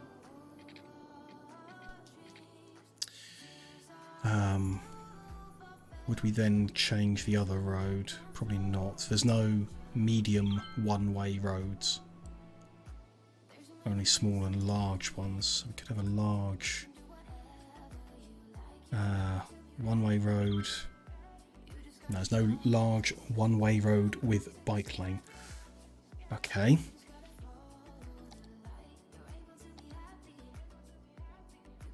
That's fine.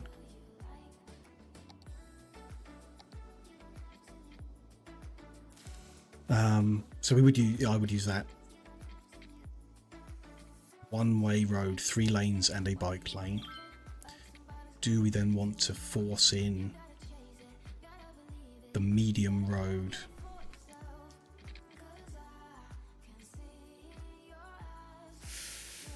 I'm tempted to do it. Other than we will need to overhaul every vertical running road here with a different one. And then, oh yeah, every horizontal running road with a different ones, which would be a lot of clicking. But it's an option. These guys are complaining their pedestrian zones don't have a service building. I don't think anyone's actually getting off at those metro stations, but they are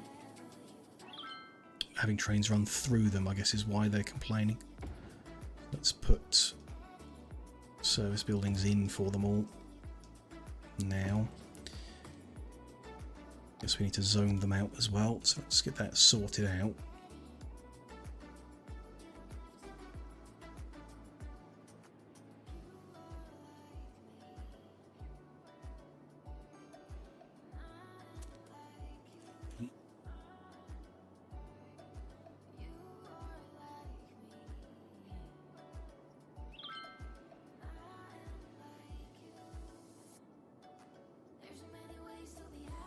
That one's happy.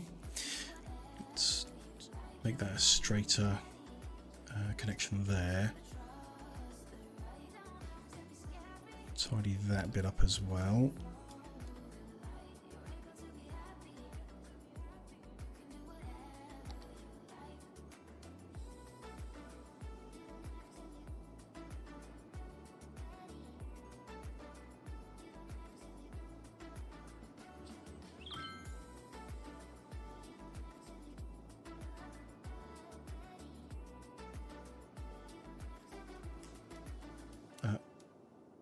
Don't want a new one in the middle, we want the same one.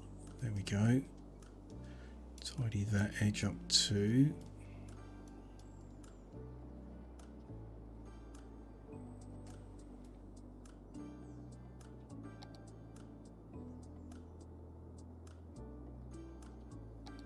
There's another one, isn't there? Yeah, down here.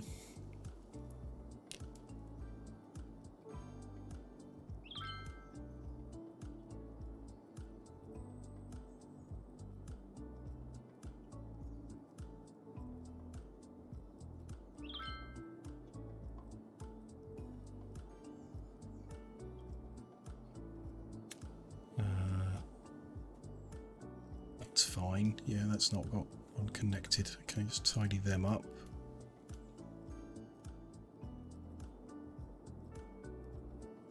Fine. Then we just need to rename them. So the idea is this one will be Southwest Low Density Commercial Zone. This will be Southwest Low Density Residential Zone. And that will also be a Southwest Low Density Residential Zone as well. Good. Should stop them complaining. Yes. Okay. So still need to consider what we need to do about the roads to make them flow better. The main issue, so we got one of the reasons I believe that hexagonal grid would be better than the square grid we did before is all of the junctions on a square grid have 4 roads that join. The junctions on a hexagonal grid have 3 roads that join, so fewer roads at the junction should move the traffic through quicker. But we still have like the problem that there's too much traffic for the junction, I guess. We could put traffic lights across the whole city, but they're complicated fundamentally anyway.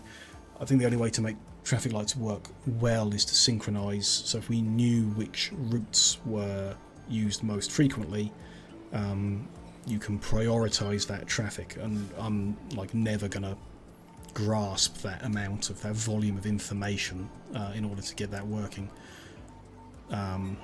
No traffic lights tend to flow better in the game because people just keep moving.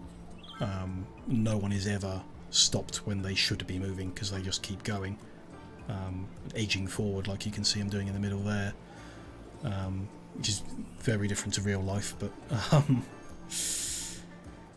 it's my preference in the game to never use traffic lights. But we're definitely going to need to do something, because even with despawning enabled, easy mode turned on, we're getting stationary traffic. So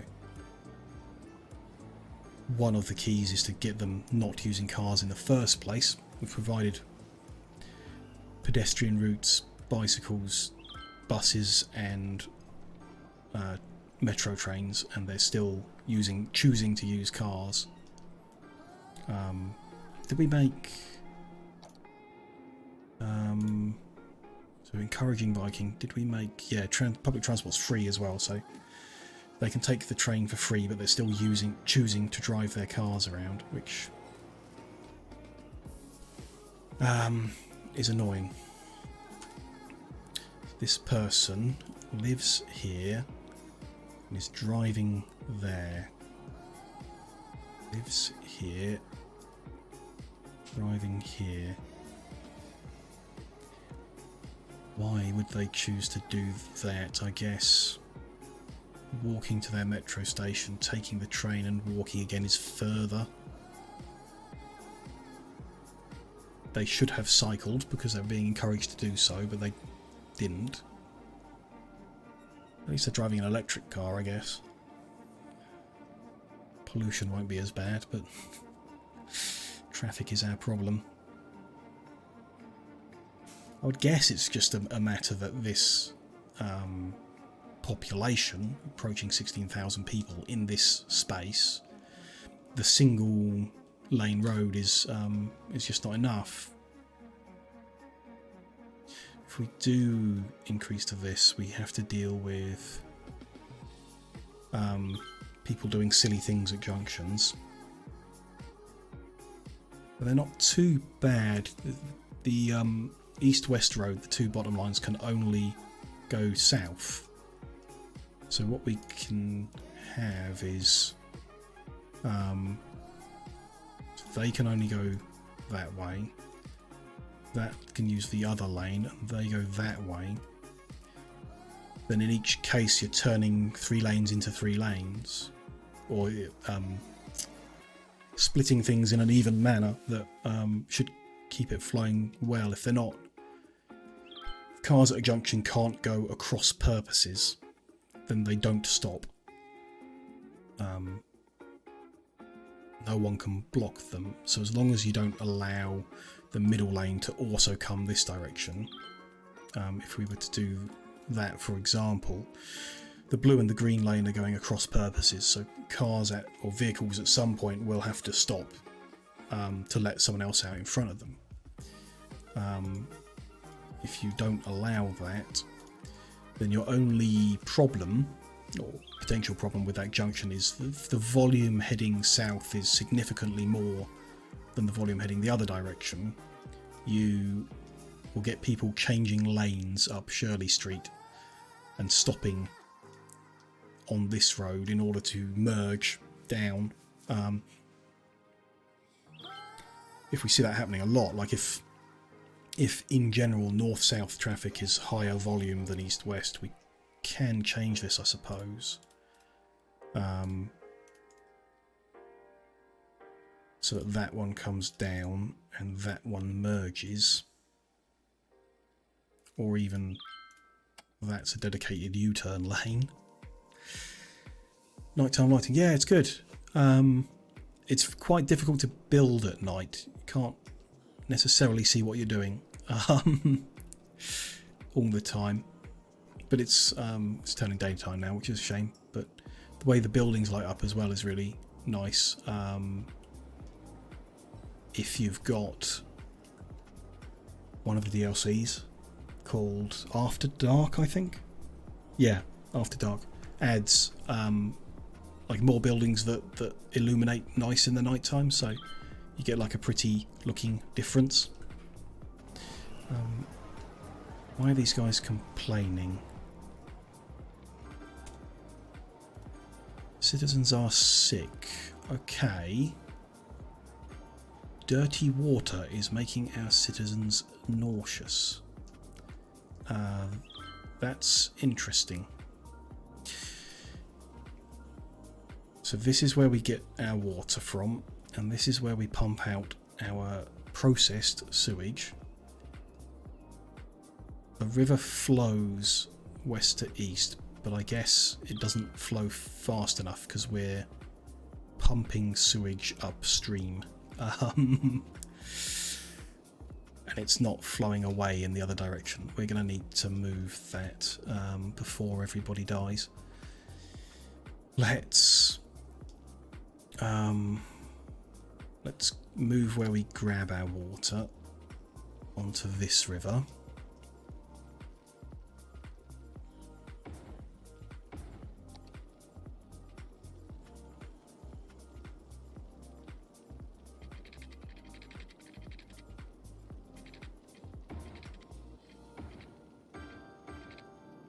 They will need a power supply. We've not really got in a good location over here. Let's run it along the edge here, I guess.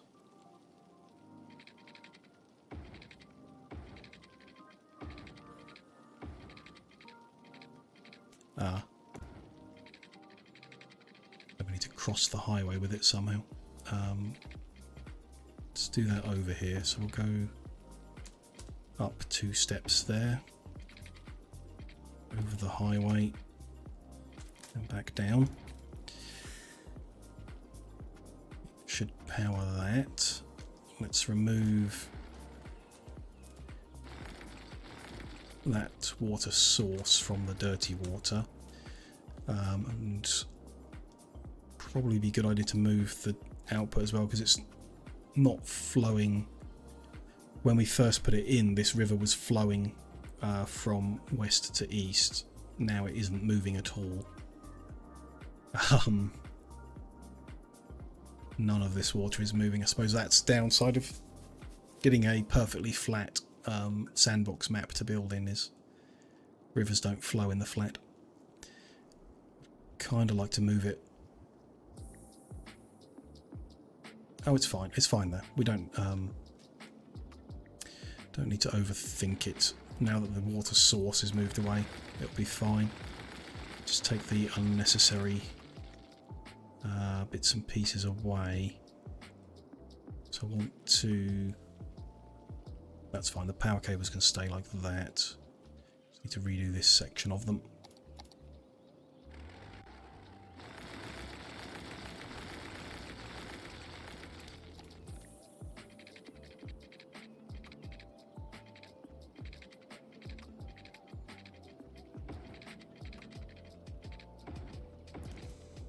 Do. Okay, so they should stop complaining about dirty water shortly. Yep. All good. Just someone complaining they've not got enough educated workers, I guess. Yeah. University is running. There's capacity there, so that's just a matter of time. Yes, so pretty sure I concluded I like this idea. I've no idea whether it will flow okay. I mean, if we look at so if that is going south on that run, so down, up, down, up, down, up, down. So this row is down. It's okay. It doesn't really change much at all. If someone wants to get from here to there, it's like they can't go over the top. They just go the other route, which is the same distance. So decision making isn't going to change. They're going to do the same thing. It just should make flow at junctions better because, as we can see here, there's a lot of people going across purposes. Whereas what they would have to do is all go down and then across and then up again and then up again and so on. We will have to look at how it affects the bus routes. We might change where the bus stops are to use a one-way system better. There's a person in the middle of this residential area complaining about the noise, which comes from the metro station they live next to. And is making them sick. Oh, they've stopped complaining. I hope that's because they moved away from the city and not for other reasons.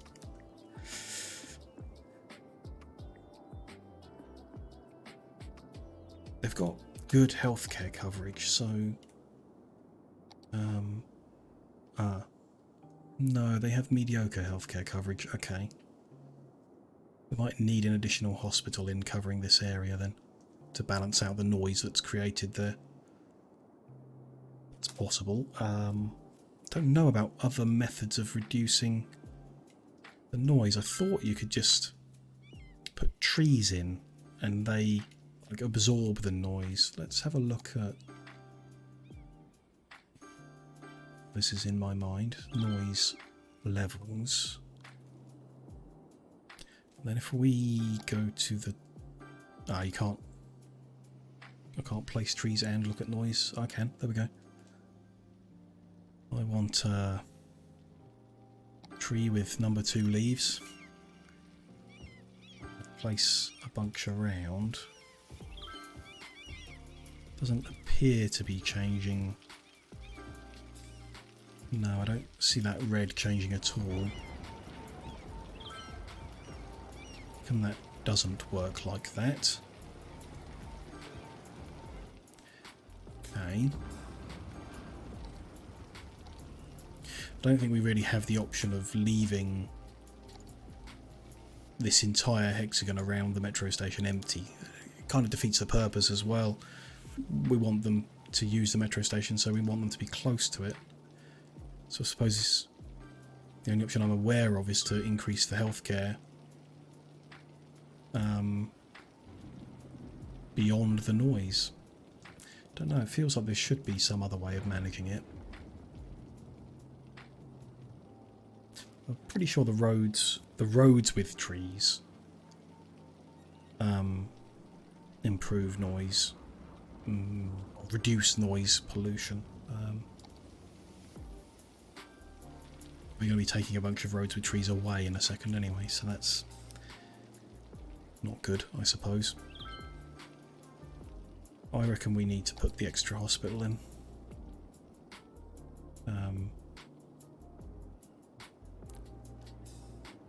Say that, it is solid green where that complaint was. It's down this corner that it's not. The logical point to put the hospital would be square with the others, which is in a hexagon that doesn't exist. So we can't have it in the most logical point, I guess.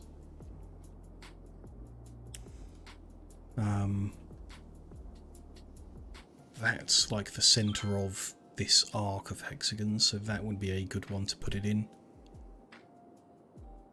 As like a local symmetry rather than the bigger picture. We could reinstate those two, put it into one of them.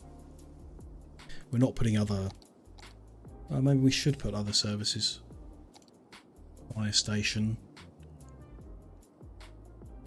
Looks like it would be a good idea. There is some high fire risk down here too.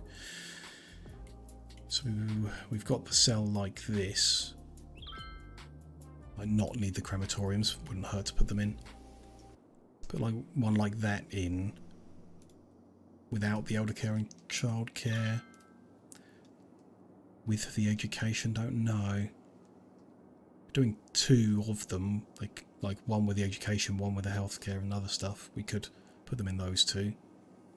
But that distance is a bit far, thinking of it. We don't want them to be driving, don't necessarily want them to be driving down there. And I don't want to put another metro station in down there. I don't think. No. Could put a T-junction there for it, but no.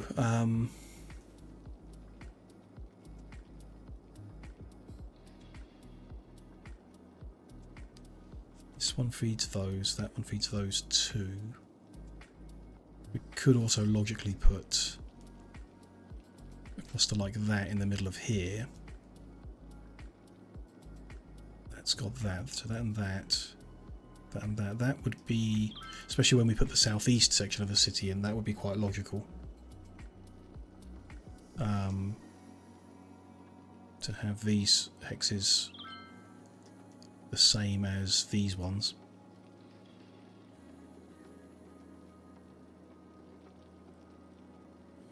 With some offices in. Yeah, I kind of like that idea. So if we were to do that, we in fact already have the education one in there, so we just need to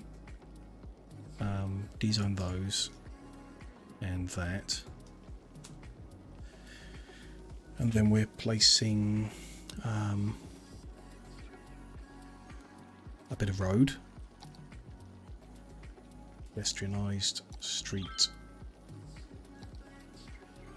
here. I don't actually know how long that is. 14 units.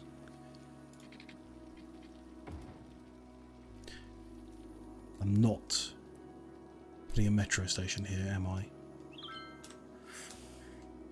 Kind of probably should. Let's put the services in and then we'll head underground and look at what it looks like. Hospital there. So we'll have to give it some time to see if that improves the coverage or the health levels.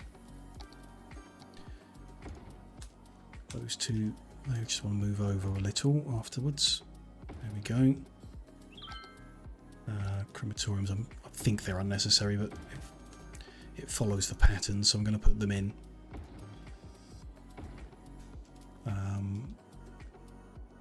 Then yeah, below it, elder care, child care. So that's elder care. That one's child care. So that's all the services in matching the pattern.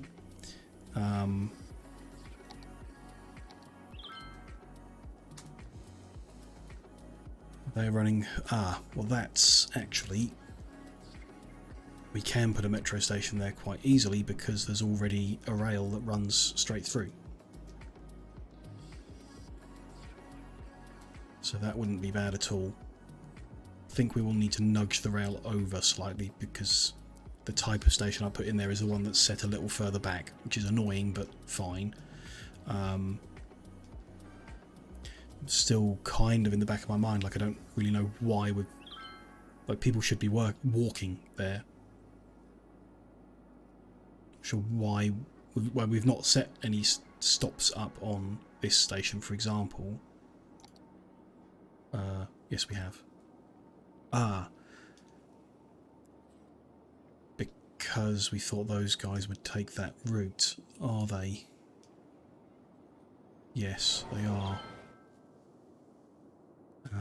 Not a lot of them, but they are. What about the other routes? Not a lot of people taking the other routes either. Okay. So I'm just not sure of the value of connecting it to an electro grid. We want the actual residential and commercial zones to connect to each other through metro, definitely. The university, definitely. But every residential zone, every commercial zone as well, has got these services close enough that they shouldn't need to take a train to them.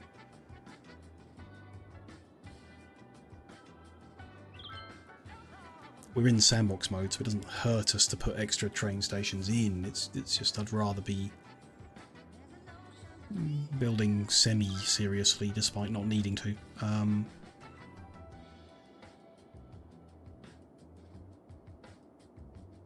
Can I see somehow? Yeah, 84 passengers last week. People are running in and out of it quite a lot.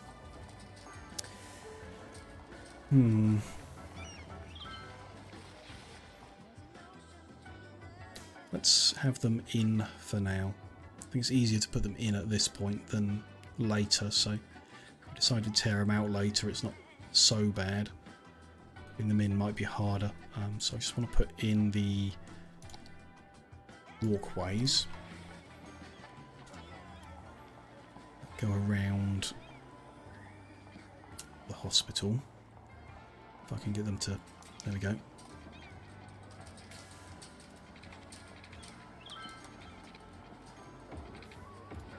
There we go. Oh, no, got that wrong.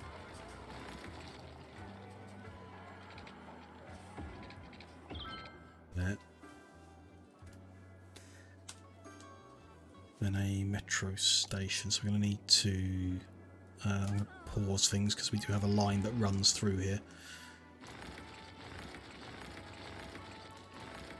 If the alignment's different, we're going to need to cut that all the way back to there and cut those out. Put the station in the middle of that hexagon.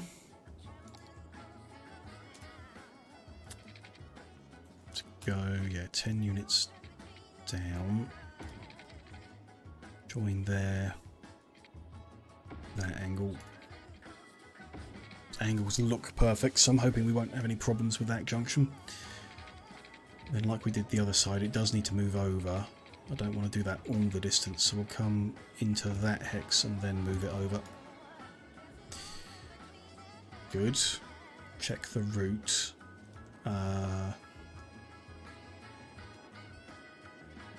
Pause. There we go, it's redrawn itself.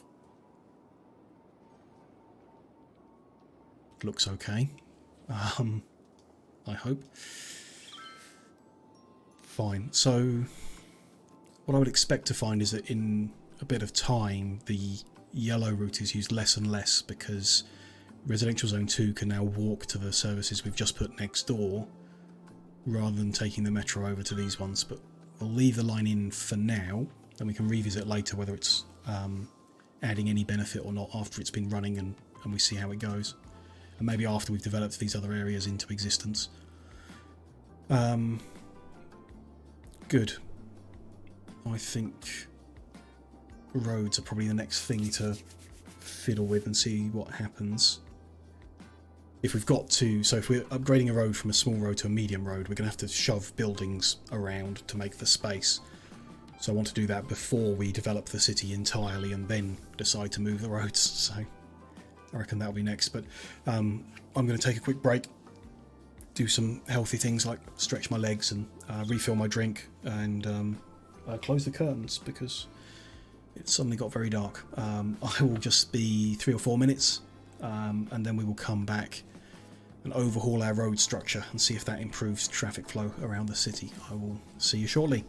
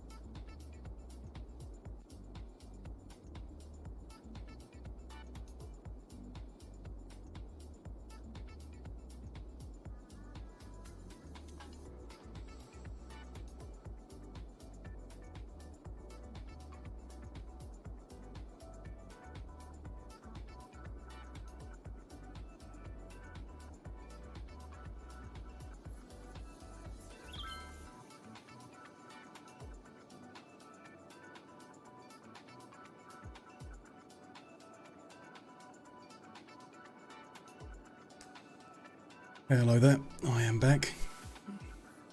Legs are feeling much better. So let's take a look at these roads.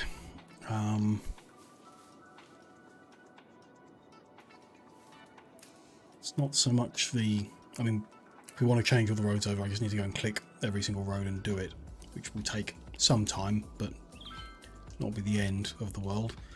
Main problem is that the default behaviour has the arrows pointing different to how I want them. So if we do put the medium road in across, it allows the middle lane to go either direction If that doesn't cause a problem, then it's fine, we can leave it like that. But if we have to go around every junction in the city telling it that that one can only turn right, that's going to take a while. I don't even know how many junctions there are. I don't want to count them. There's a lot. So I guess I'm just hoping that the default, where it allows it to go either way, is not causing any traffic problems, and then we won't need to worry about it. Okay, let's... So it's one-way street, 3 lanes and a bicycle lane. We'll upgrade... Not sure it matters which way round you click. No, so we're going to have to be clicking and then redirecting them as we go. This right-hand one is going to point down.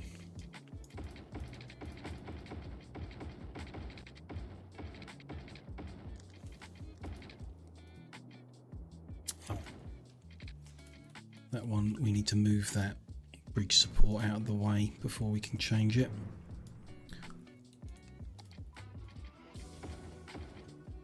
Then we'll move that bridge support back into place. There we go.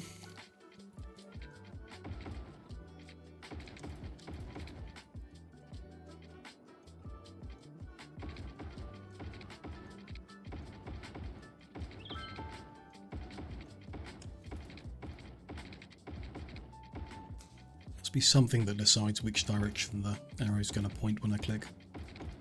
Guess it might be the way that we originally built the road in. Something like that. The top row, things are kind of going clockwise if it's up, the left, down, the right. So the top row should be a one-way street that goes in that direction. There's no point in it being two-way because you can't join at this corner to go the other way. So the top and bottom should be one-way streets. That's fine. So this one now wants to go up.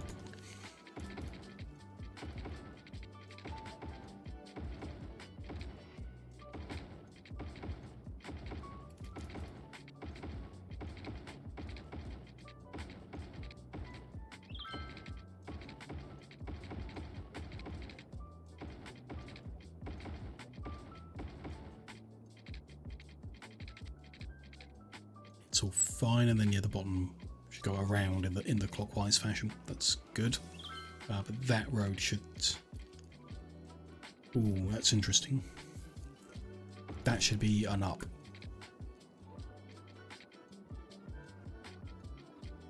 That one you can't turn right because then you would be dead-ended. Unless you're like accessing something on this corner, then I guess we could let them... Interesting. If they're here and they want to go there, they'd be driving all the way up again, so no.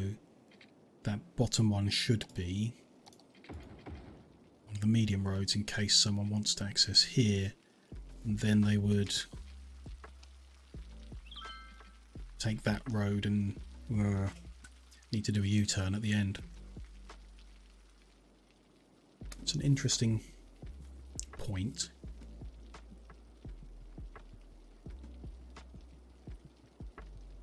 I think it's better for traffic flow if that stays one way. And yeah, people would have to take a longer journey, go all the way around the hex if they're down the bottom here and they want to be there, but driving that distance just to do the U-turn to get there, if everything's flowing well in general, it wouldn't be an issue to go up and around the hex, I guess. And the more annoying we make car journeys, the more likely they are to walk instead. Which is what we want in general, is everyone to walk everywhere, which we could pedestrianise the entire city and force them to walk everywhere, but I don't believe that's the best approach. Still need garbage trucks to get in to collect stuff, so you can't Can't be entirely pedestrianised, I don't think. Yeah, that's going down, so that should go across and then up. This one should go down and across that way. So if you're here and you want to get over there, then you'd go all the way round. Yeah, which I'm sure in that case they would walk. I hope in that case they would walk. Hello there, Callum. Clom. Welcome in. Nice to see you. Hope you're doing well. We did that one up, so we need to do the rest of this row. Yeah, there we go.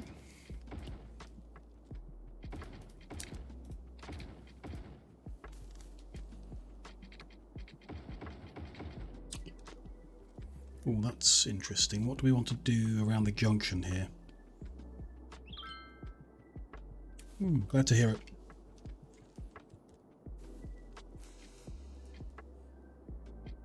That's heading down, so this bit up here is going to head down.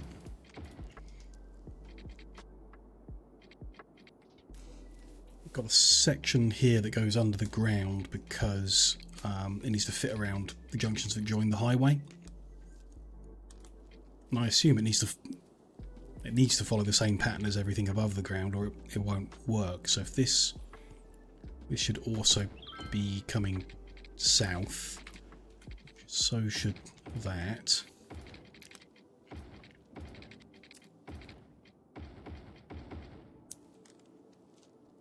So if someone's, yeah, that's fine. If someone's like above the road and they want to come down, they come down. And if they want to, they're coming off the northern carriageway, that all flows okay. And there's enough space in the middle here for a full, like a side that's going up and a side that's going down. So joining from one to the other should be fine, I believe. I can't foresee there being a problem with maintaining the same one-way system around this junction as we're going to have everywhere else.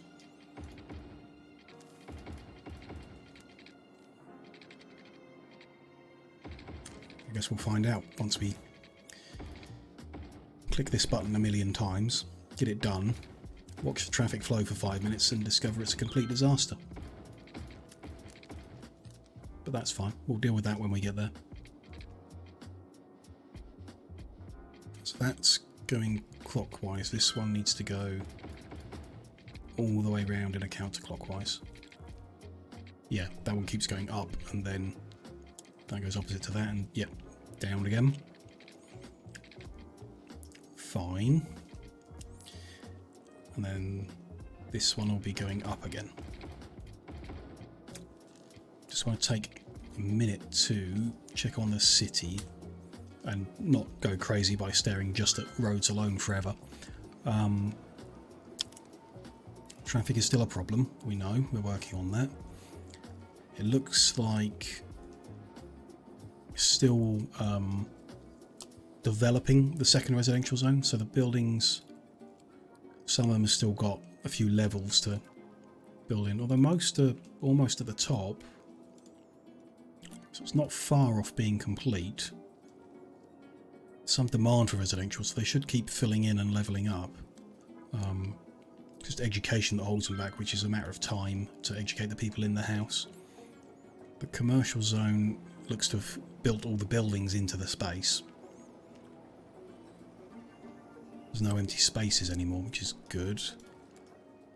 And they all look maximum level, so if there is medium demand for commercial, we should put some more in. The general idea was to do one more commercial cluster in low density, with 2 full high density residential areas want a little bit more than what we've got at the moment. Adding 2 full low density residential ones would, I think it's going to be close where the low density is enough. Whether we need to put some high density into that area as well, maybe. I doubt we'll want the entire thing high density. We'll start with low, and if that's not enough, then we can adjust at a later point. So we need to put the parks in, and then we can zone that area. So the parks for the commercial were, yeah, those like little smaller ones. Special pedestrian ones. These, a food truck one, and a ice cream one. Not there. That way round. And then whatever on the other corners, I guess it was got little plaza ones this time. One there. That one's a bit too big. That one's okay.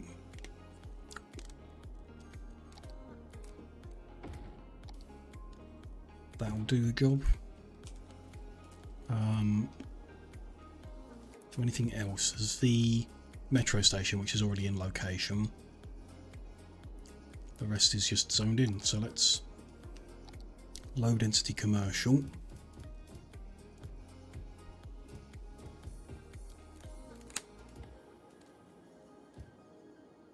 What we will need to do is to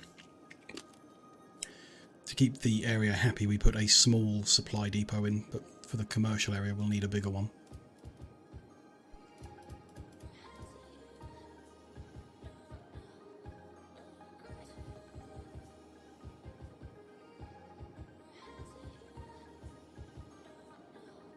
That's the zoning.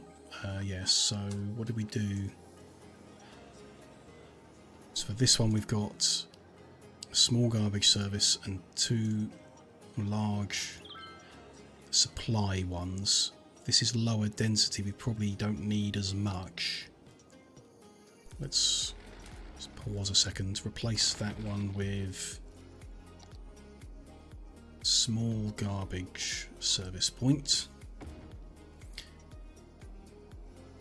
We had 2 large cargo points. Let's see if we can get away with 2 small cargo points.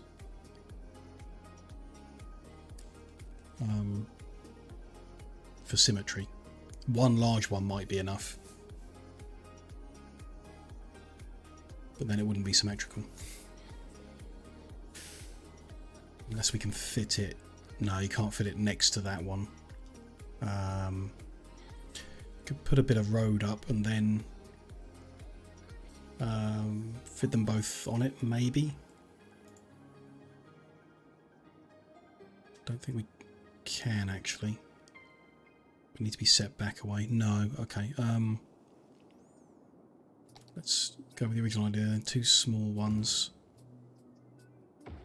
in the fashion that the other ones were, and we'll see whether that's enough or not. If they complain later, then we can change that layout. That's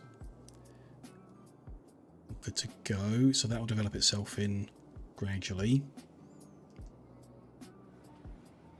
How far that's developed, and still some residential, I think we should zone in a residential as well, at least one of them. So they have glass roof parks in the middle.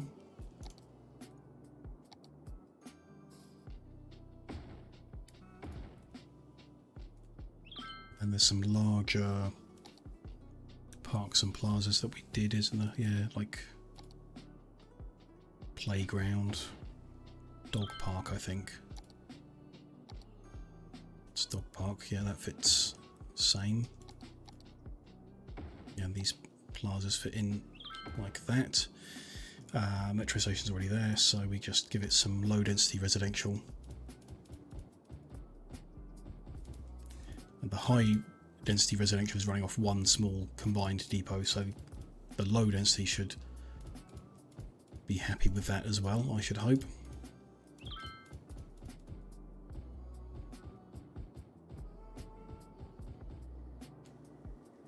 That will develop.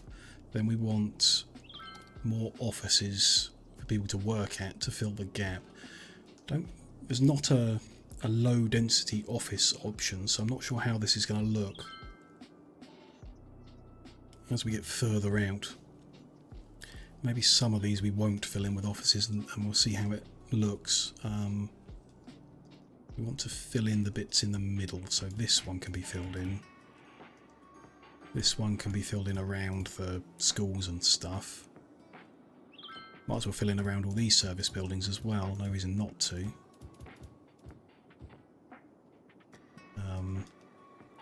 Then the edges that run around, but I'm not building on the outside edge. We put the prison there, I know, that's fine, but the rest of the outside, so not there.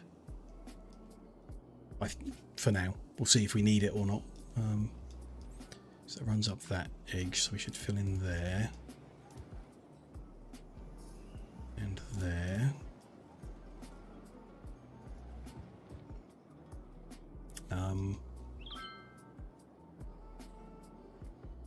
Yeah, and here, I'm going to leave that one clear because I think the kind of row of hexagons closest to the highway are going to have like unique buildings, the special tourist stuff mostly. So we'll go there, but not opposite there.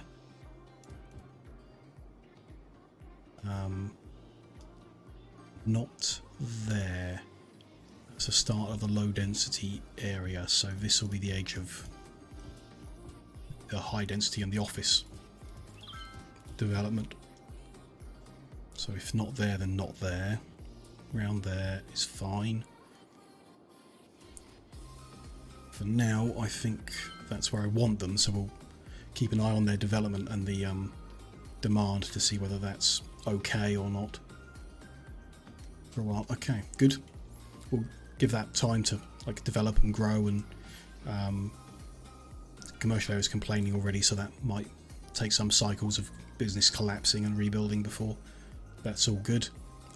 Let's head back to where we got to with the roads and continue flipping them over to the new ones.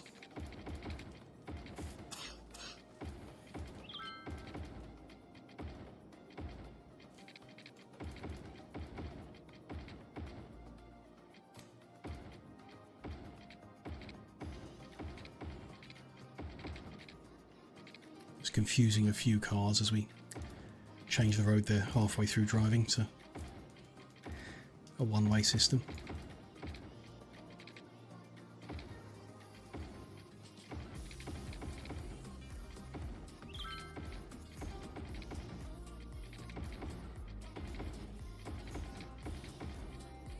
Top needs to go clockwise.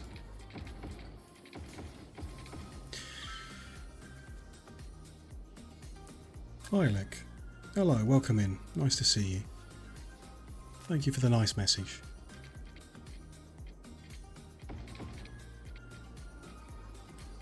So that's up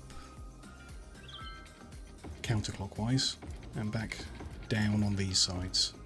Good. Hope you're doing well and things are going good for you too.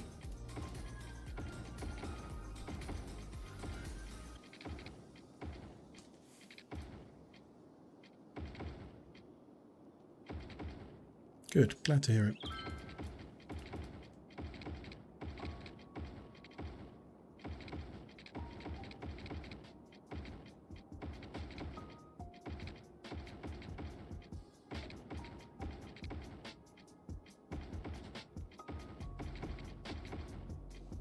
Getting somewhere around here. Another couple rows and we can just have another double check of that junction, make sure people can get where they should be able to get, and I guess half a thought is if we're changing the road structure around it, whether there's now any roads that shouldn't be on those junctions. Like, do we need to redesign those junctions to suit the new system, which is possible. So we'll do another couple rows and then take a look at that one, see how it looks.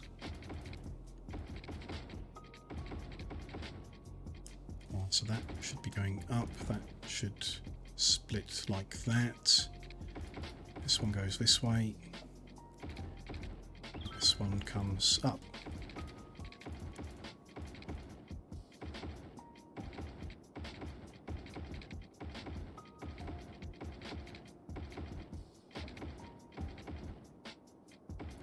One is going up.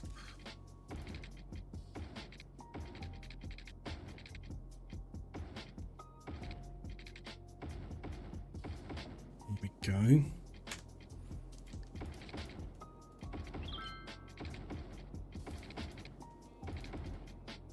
This is going to take a lot of clicking. I think once we get around that junction, that's about a third of the city, if I remember right. So that's up and then around, and that goes up and the other way. There we go. Down this side.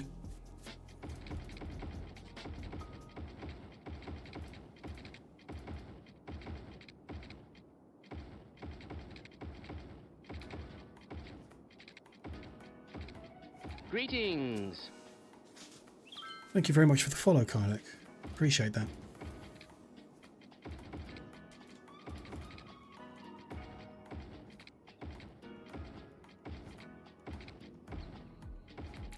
Yeah, that's right. Arrows everywhere.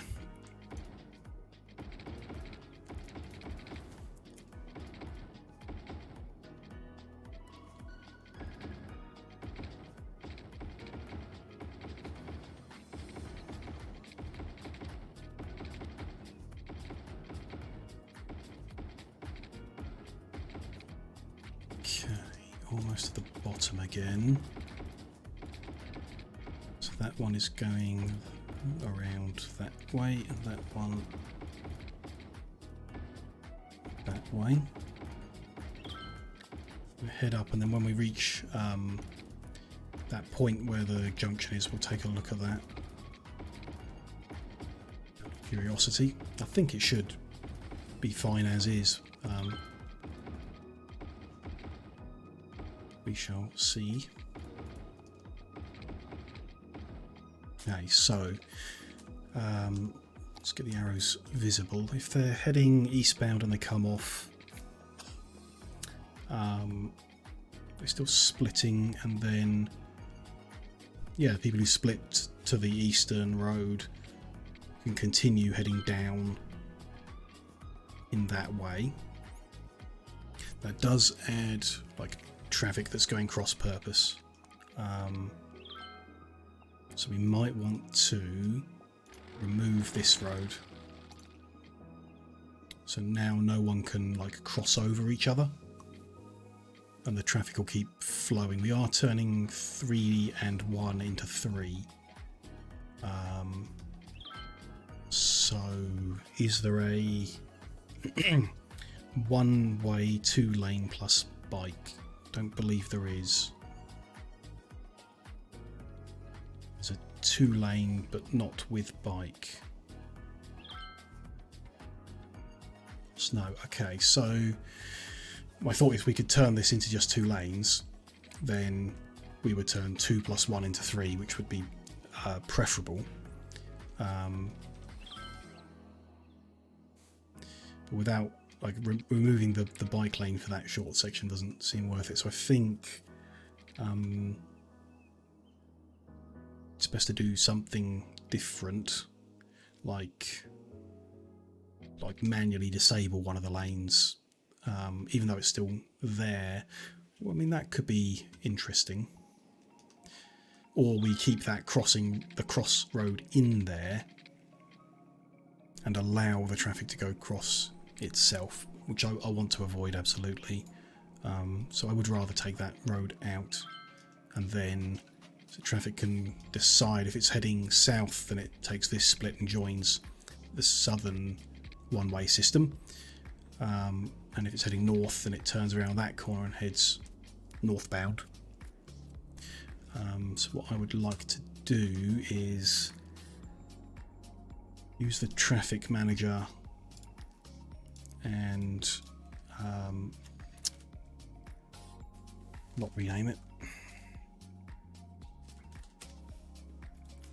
use the traffic manager to forbid vehicles on the third lane, the one next to the bikes. Doesn't particularly matter which lane, I guess. Let's see how it looks with the third lane and then work from there. So no one's going to drive down there. Then we'll use intersection marking, and we'll put stripes or something down the lane. There you go. That looks pretty good at that angle, actually. Do the same on this section.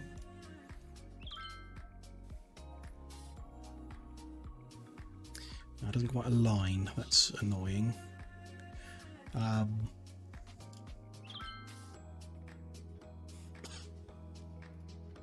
angle of the road's about, is it 120? Won't let us rotate it. Oh, I see. 60 then, or minus 60 perhaps. No, 60 is, I see. 60 stripes in that direction. So minus 60 will be stripes in the other direction. No, okay. See, minus 60, I understand what it's doing, but can't quite verbalize it.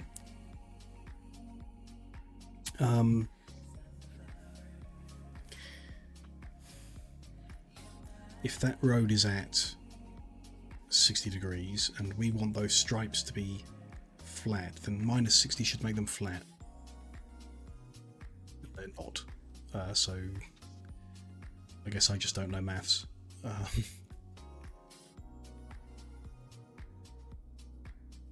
Yes, 90 looks more flat. It's not perfectly flat, but more flat, definitely.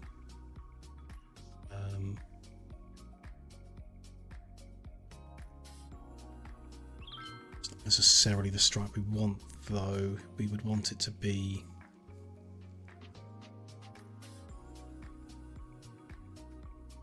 But yeah, minus 60 it should be. The stripes are at a 45-degree angle to the road, which is kind of what you want with stripes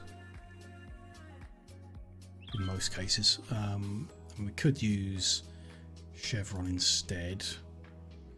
I'm willing to bet that'll be even harder to get rotated to the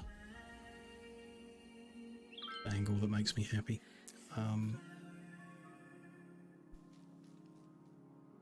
Yeah.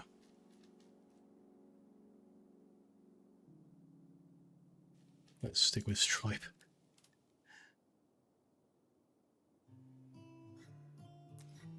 Minus 60 then. Fine. Turn this into minus 60 as well. And they're not aligned. Let's be positive 60 then for some reason. Definitely not. Try and manually get them aligned. They're 3. Don't know why, but okay. The stripes are aligned at least. We're forbidding traffic there, so we also want to use the lane connectors. We can disable that arrow.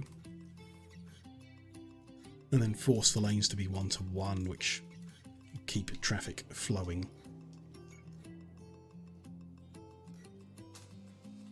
That's pretty okay, in my opinion. This street would actually be the medium one that we were looking at.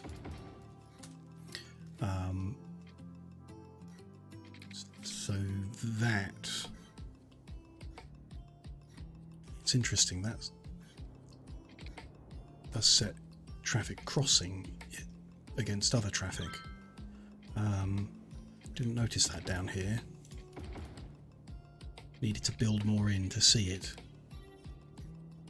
Okay.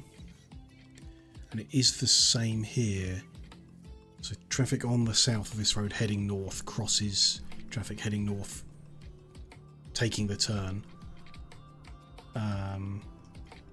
Interesting. Guess we hadn't changed enough of this corner for me to see all of the possibilities. So like that junction is the good one, where no one need cross each other. The next junction up, likewise, okay, but this junction in between them has people crossing. So this junction has people crossing, but this one is a good one. Okay, I see.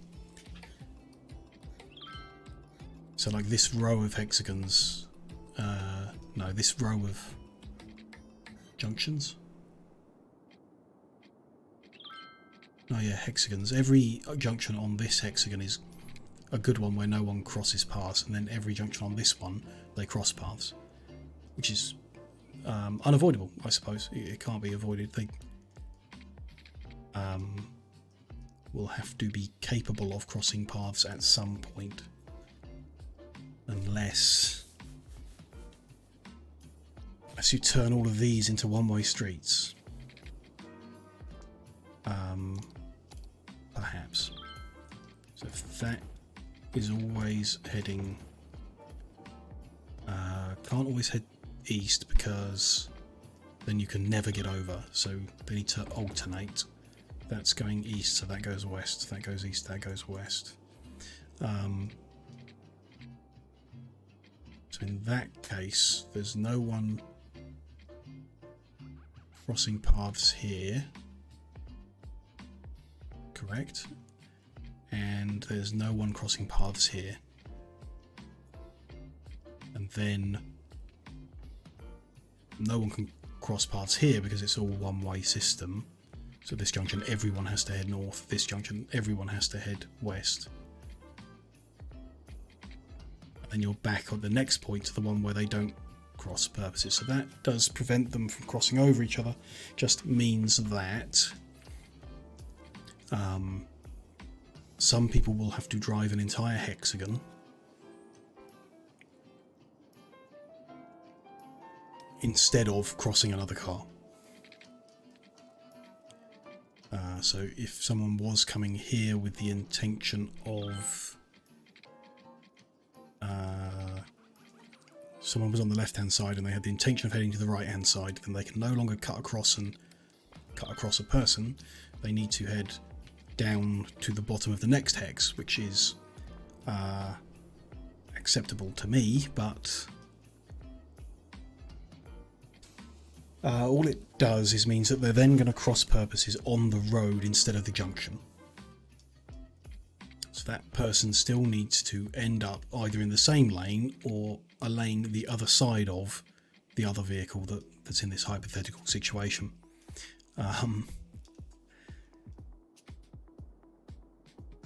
I generally think it's better for them to cross over and merge on the road because the road is longer than the junction. And I don't think the AI will like take the road and drive a while before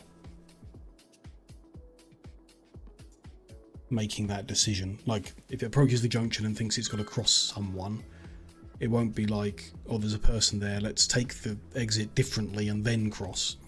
I think it just tries to cross them. So generally I think this is better. We alternate the hexes that have got the 2-lane road.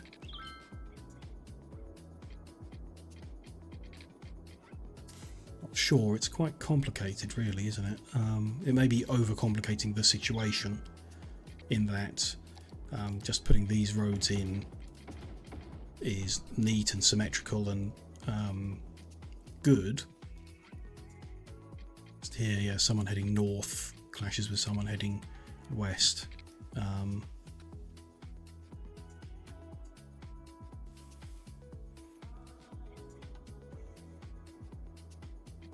Putting the one-way system in minimises it all. So should be the best option. I think we should do that. Okay. Fine. So that was just a small diversion from noticing what was going on at that junction. So what we'd actually have here, so this one's going to end up being like that.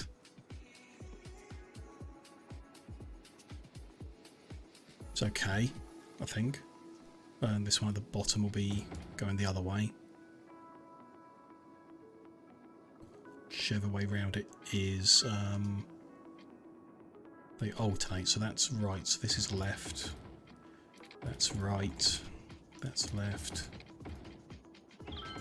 that's right, that's left, that one is right, that one should be left. Okay. So it's generally okay in my view. If someone wants to come off the highway and get back on, they can do so quite easily. Bottom half of that hex, up they go.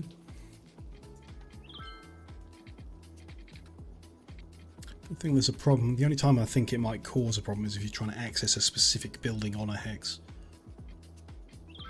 So it may affect our, like, where we put our bus stops quite significantly. That's no big deal.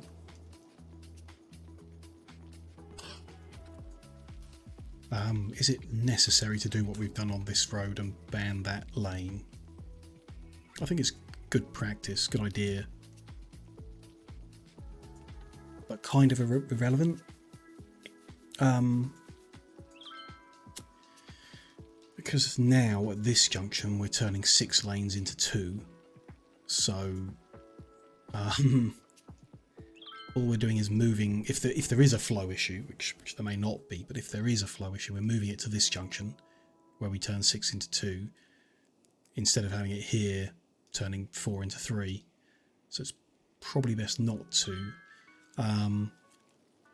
There is another option, isn't there? So if we just remove this, reset everything to default everywhere.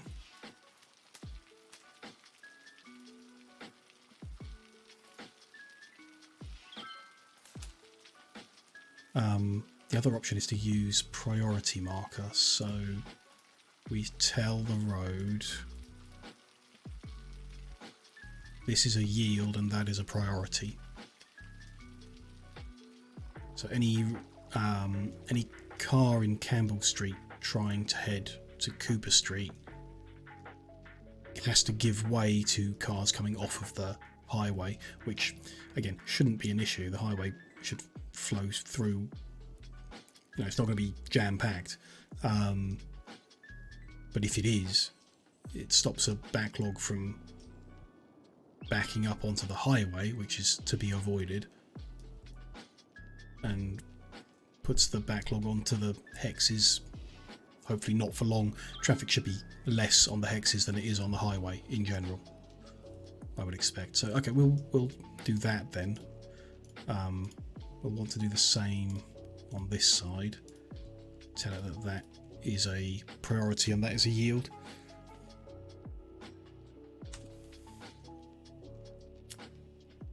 It's all good, I think. Yeah, we could do some painting here. I'm not sure it's worthwhile. Turn that into a solid. Don't think it will look good.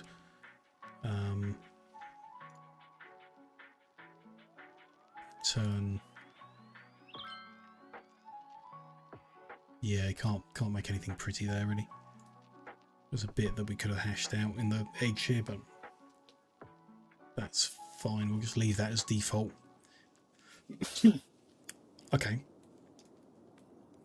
So if we're doing that, we also need to mirror it. So this junction doesn't need priority setting because there's no one like joining, so to speak.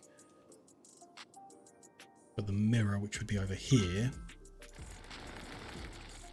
does need priority setting. So that's priority, that's yield, and that is priority, and that is yield. But this one is as it is. Okay. I think that's good. I think that's the best approach to the situation and how having one-way hexagons is going to affect everything. So let's continue doing the north-south lines for now. Then when we're done all of them, we'll do the crossways lines and deal with how complicated I've just made that.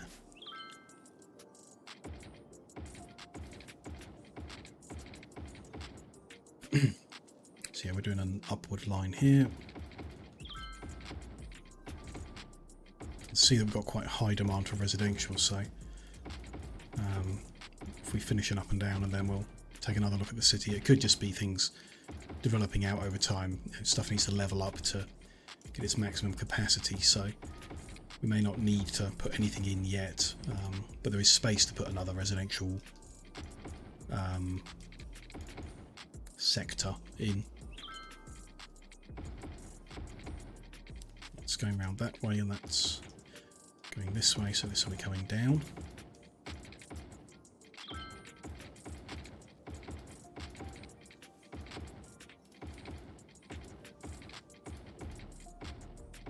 Could end up not really working, depending on where the column with the thicker road lines up in those different sectors that we've made. So those little 7 hexagons, I still want them to be like symmetrical, so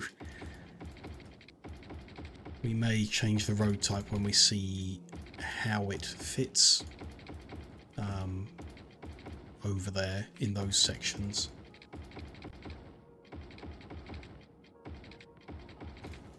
Not sure what options we'll have yet, so we'll deal with it when we have finished all the up and down ones. I guess we can space out which columns will be which and see what it looks like in the real world. Not real world. The part of the city we've put buildings into already.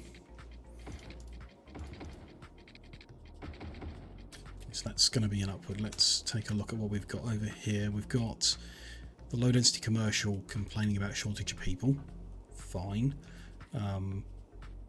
Appear to have built a building in every spot they can, and they all mostly fully leveled up. That's quite interesting.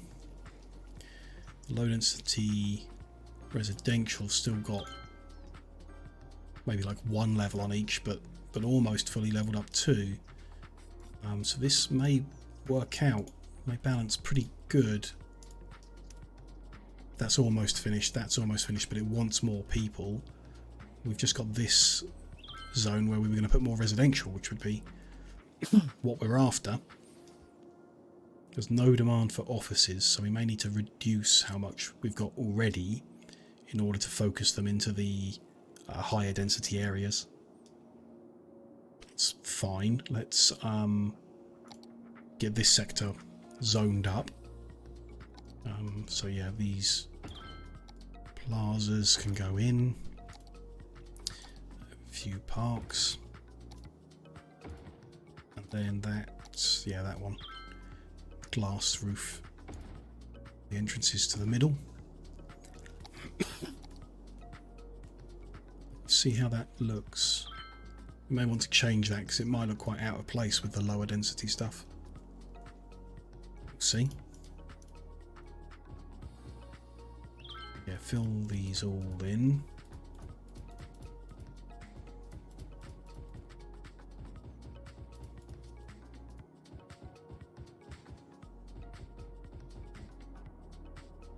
Good.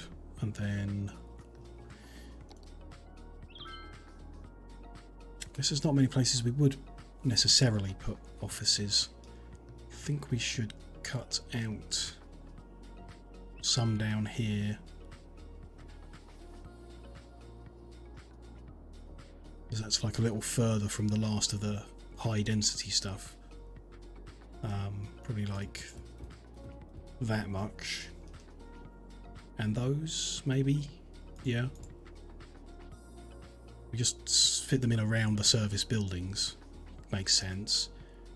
On the hexes that are touching the high density stuff, so that would mean cutting out quite a bit of this as well. There should be some there if they're going to be there. Oh, that's a service hex, so okay, they can be there. And there, yeah, that's fine. We would just want to fill in maybe these hexes that are next to the university zone. I don't know what's going to go in there. That should perhaps all be offices in the university zone.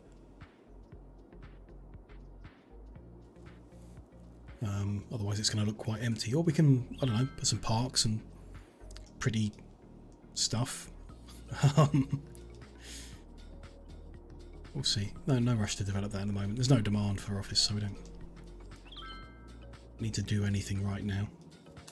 We'll leave that residential zone to develop and then come back. Where did we get to? This row here.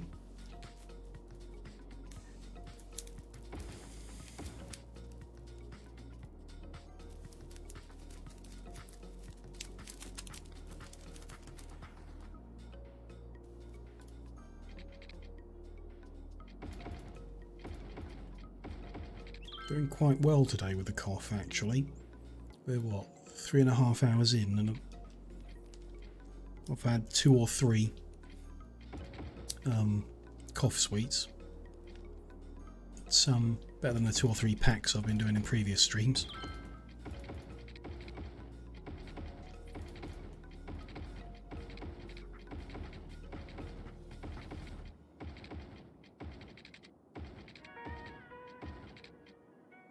Chucking back here. Well, what? Yeah, I was just chain eating them basically. A couple of different types with different medications, or a lot of them are just like they've got lemon in, or they've got a bit of honey in, or something like that. So not like medicine, but medicinal stuff of all different types, and yeah, chain eating to try and suppress the coughing.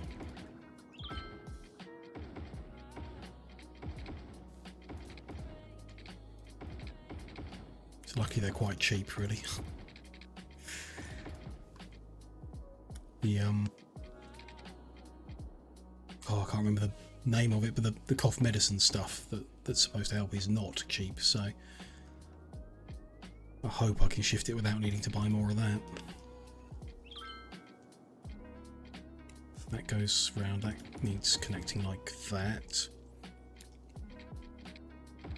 That one is coming down. Yep, downwards here.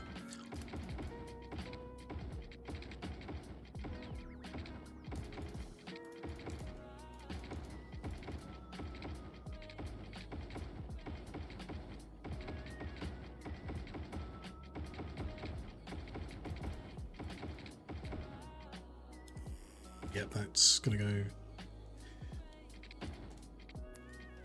get underground to do this bit.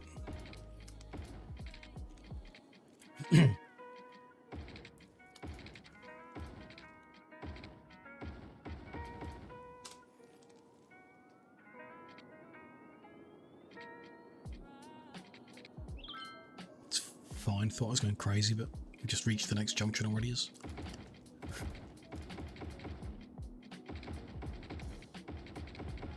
soon we're going to be changing roads that actually affect our city, so they should just adapt to it, and then we'll come back when we're done to see what we need to change. Hoping I don't accidentally create some kind of road loop that's an absolute disaster. Although we've still got despawning is enabled, so it's impossible to have an actual complete lockup at the moment. Ah, okay, so this is different because we're like the bottom of the city, so that's going to go round a bit further. and then back up. Okay, that all looks correct. Good.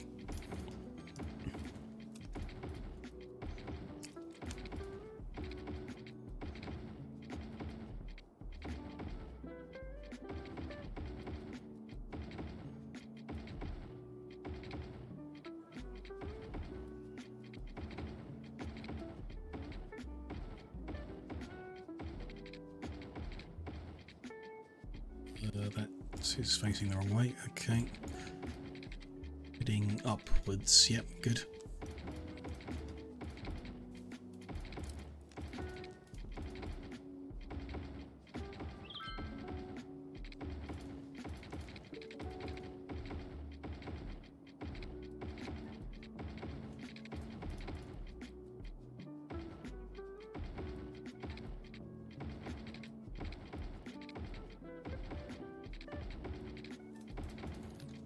It's going around that way, and this is going all the way. Although we know because we're mirroring that bottom one is actually going to come out. So let's remove that. These should also come out as well, but I'm not exactly sure where they are, so I'm not gonna gamble with that until we develop everything in, and then we can remove them. Okay, so that's goes all the way around that way. This one goes that way there. So if this is a down row, then that still needs to go down.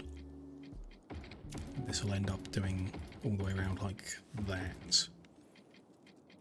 Fine, and this is a downward one.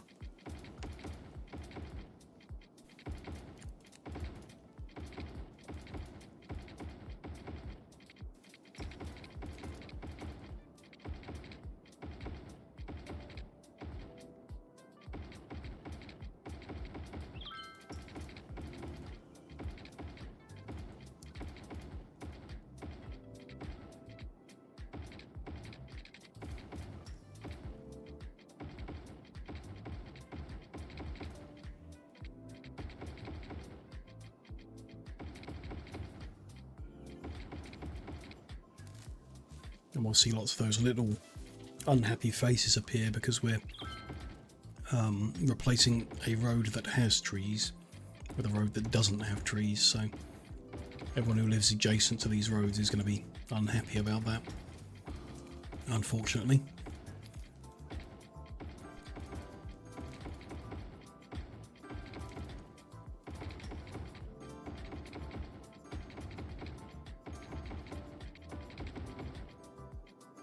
Okay, so that's coming down.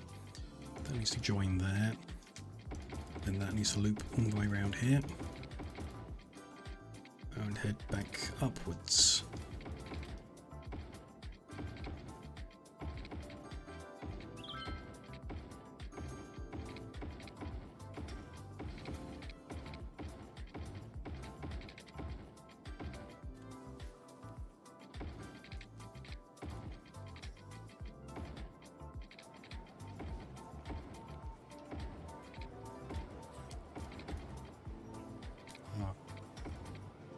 Suddenly a bunch of people complaining about water.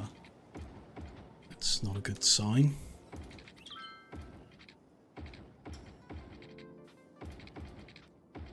It's,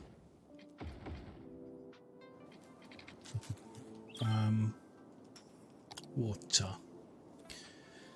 Yeah, so we've developed enough that our water consumption's gone over what we're producing. We need to add another pump to our water source. Probably means we're close on... Oh no, plenty of space for more sewage draining, so that's fine. Just make sure that hasn't spread further. So it has now moved. It's flowing away from our water source, which is good. So that's fine for now. No one else complaining about anything else. Not at the moment. Okay then, back to the road.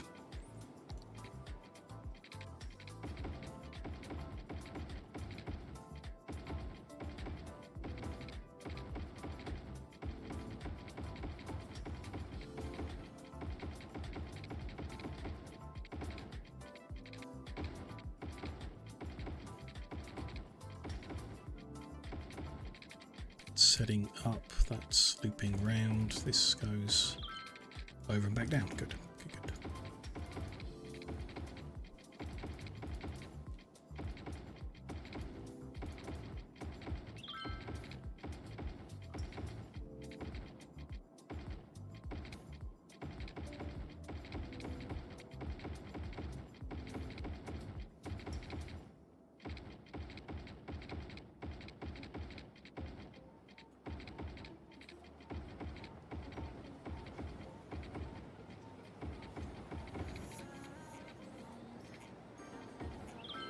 Harder to see in between the buildings.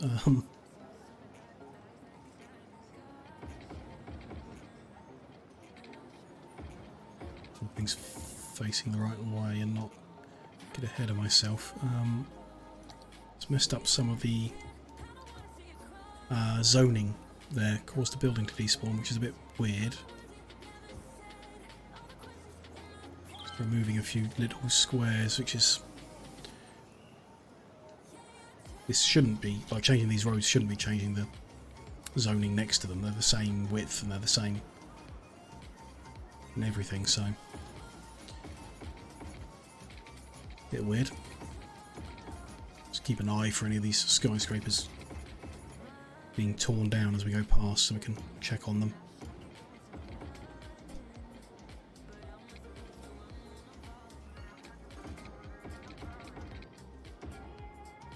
Are there any other complaints that they pop up with that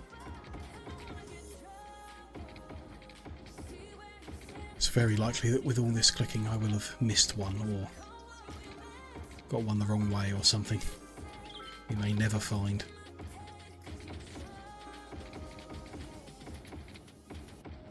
Okay, so that's the bottom and it's looping all the way.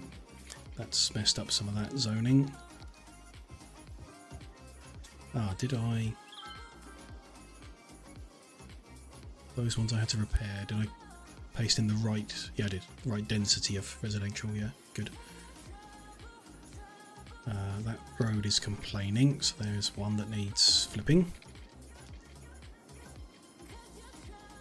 Good. So this goes this way now. And back up.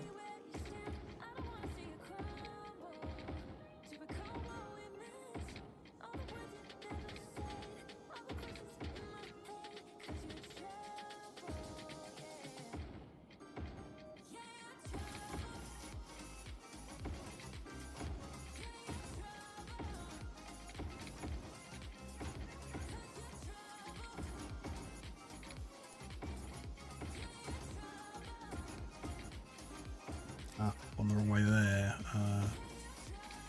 Yeah, it should be down. This is up.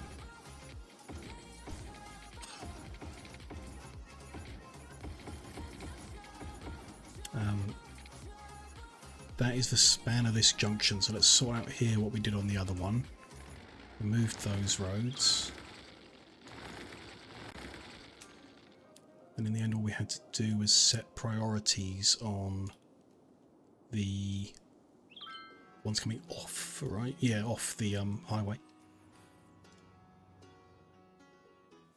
So we just want the road coming off the highway to be a priority road, which is this junction as well.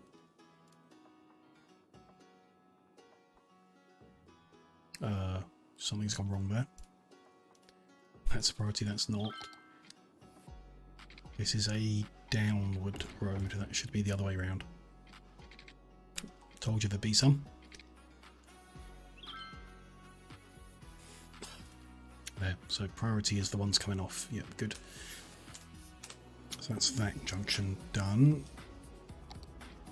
Carry on with the uppy downy roads.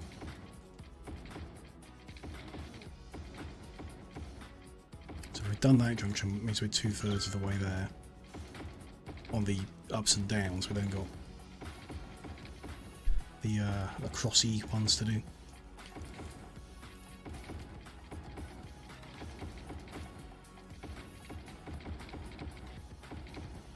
Finish that loop and then send this one this way and back down.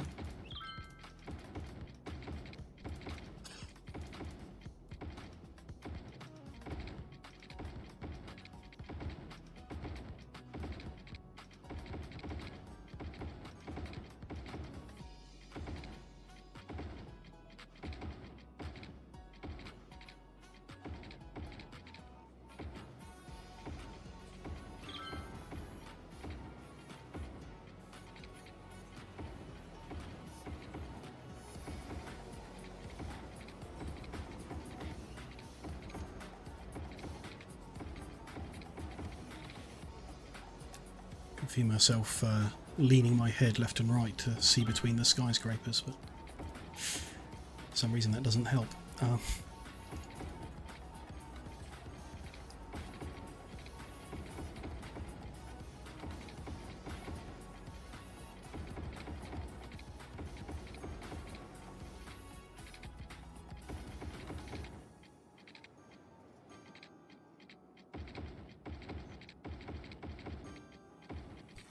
Downward.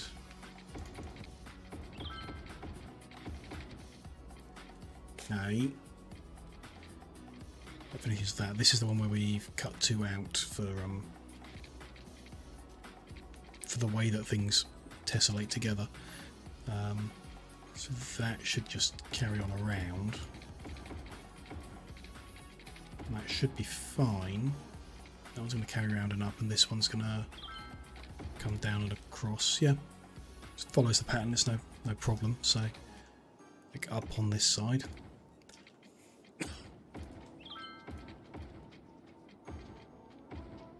See a lot of cars around still.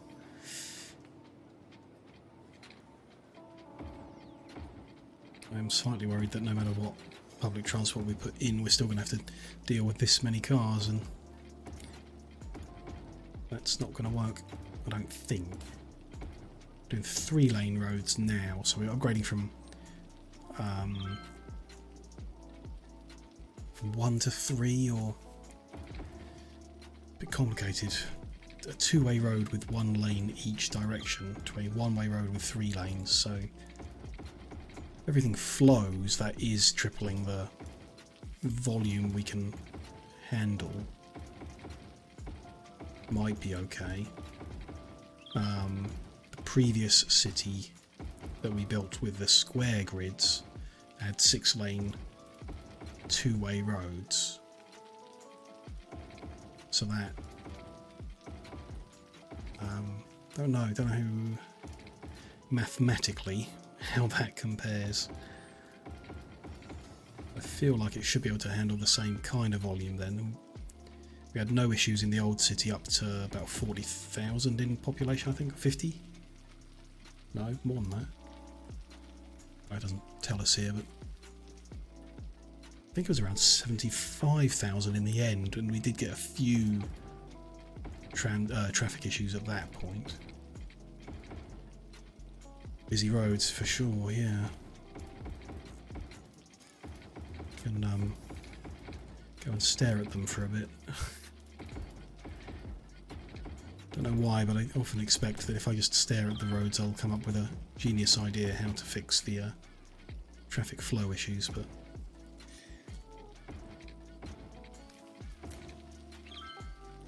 usually it just involves changing things and not necessarily improving them, which is still fun.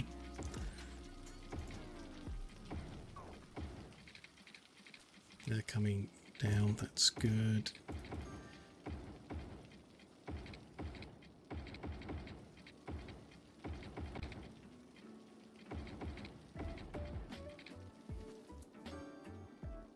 See lots of cars moving. I don't see any or many sitting still. So it should be okay. Everything's moving, it's moving, it's we saw last time that people stopped moving is like an actual gridlock, like one car can't move because there is another car that is completely blocking what they need to do, and the AI is not able to like completely divert an entire road on an alternate route to avoid the gridlock, so it just grows. After we've done all of these roads, we will have to switch despawning back off, which means like if a car gets stuck, then by default it gets despawned. So if it's like sat at a junction for more than a couple seconds, that just removes it and magically puts the person in their destination.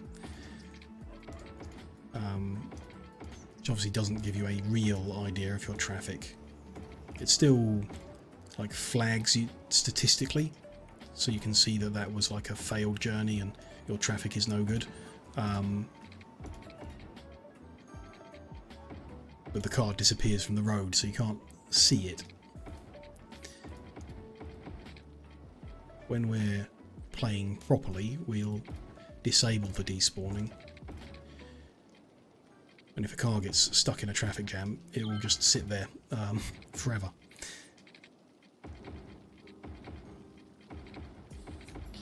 So you can easily see when you've got a problem, because there'll be a bunch of cars not moving.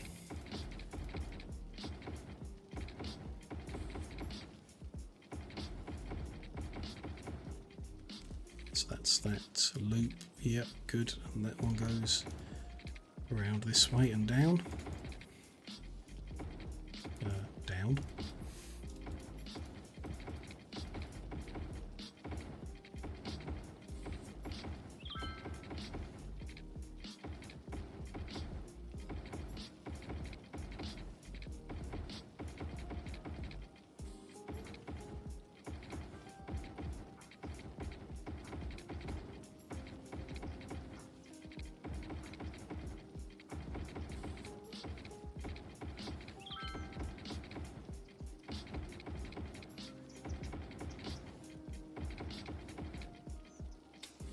Even here in the low density bit, there's a lot of cars. Let's go that way. Oh, I see why they're getting... If I change the two roads and they're pointing into each other, it creates like an impossible dead end, and the buildings around there despawn, like demolish themselves. Annoying, but that's fine, they can rebuild. So that's that one. This needs to go round to the left and up. That needs to be repainted. There we go.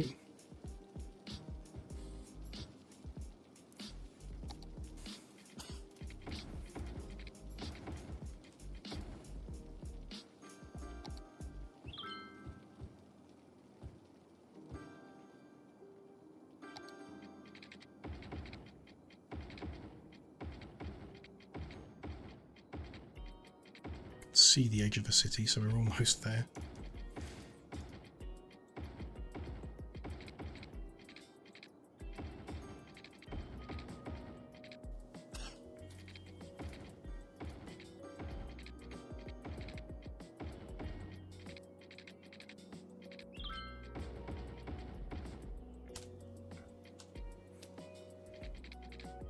Heading upwards, yep.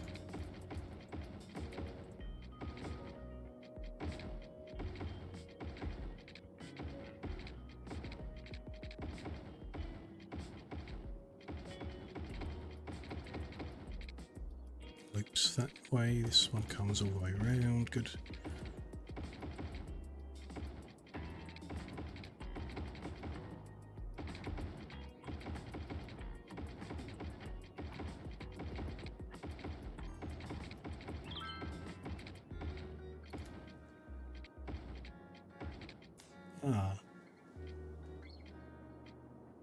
Forgot, I guess, that I'd cut that hex out. Might want to put that back in, as it's an shouldn't matter, like they can come over to go up again, but in terms of getting between the districts, removing this one right at the bottom isn't terribly important. Moving that one is more so. I think we'll put that one back in. We'll do that when we come back up the other side and reach this far.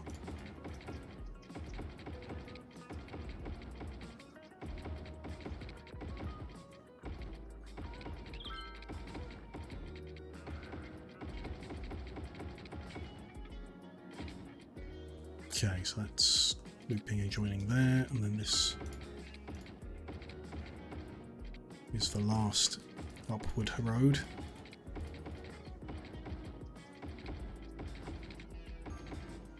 Yeah, I want to rejoin them. Let's bring that out.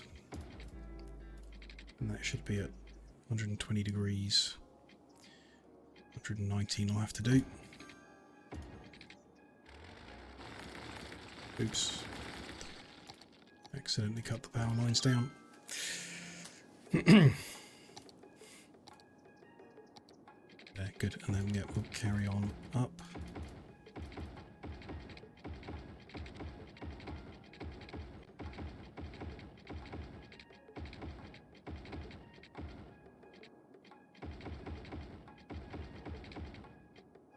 It's the end of the up and down roads. Good.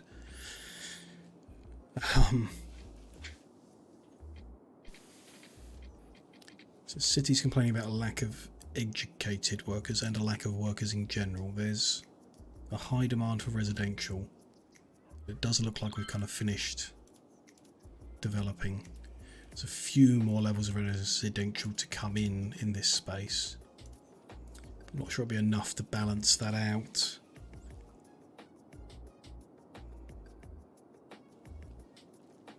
Not that I see much of an option. We could turn low density residential zone 1 into high density. Have high density going across. Low density on the edges still. Maybe. We could put some extra residential around the university zone. Because at the moment those 6 hexes surrounding the university have nothing planned to go there. No, we can give it the full time to develop all of the education and everything and see how it sits, but at the moment the ratio is not how we want it. We want more demand for offices to go in between these places and no demand for, or equal demand, residential commercial. So it's not ideal at the moment, but that's fine.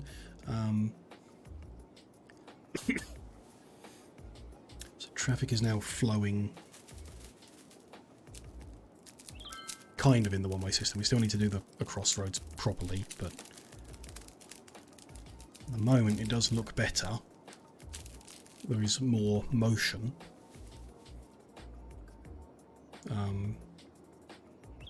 Even with the junctions causing them to cross over each other, they're still, I guess, increasing to 3 lanes instead of 1 is... Do I need to put a counter on my bot so that we can count how many cough sweets I have per stream?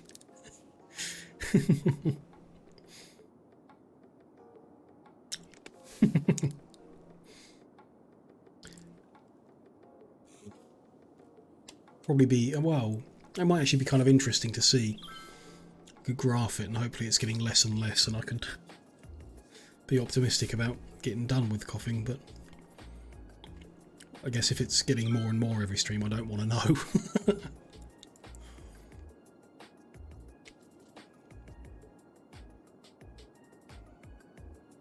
They're moving. This is nice to watch. I think it may have been as simple as 1 lane is not enough, or was not enough for the volume of traffic we're dealing with, and now having 3 lanes, it is enough. We still need to sort out these the cross lanes though, so let's grab it, medium lane, that one. So we've got it in the outside, in this one, so it will be in this one, that one, that one, and that one.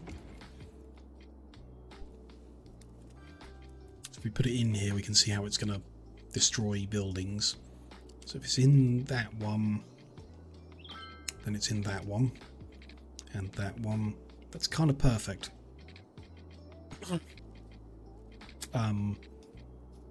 It's in this, so the edge of the cluster, the 2 edges get it, the middle one doesn't.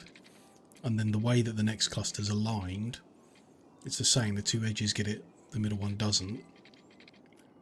And so on, and it also means the last edge gets it, so it will be symmetrical within the city,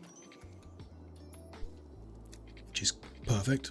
I'm glad it works out like that.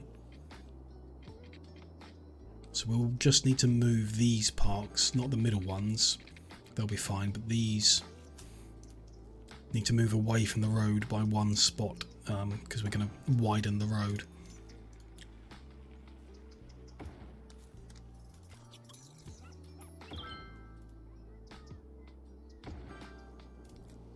So I need to do that in every cluster.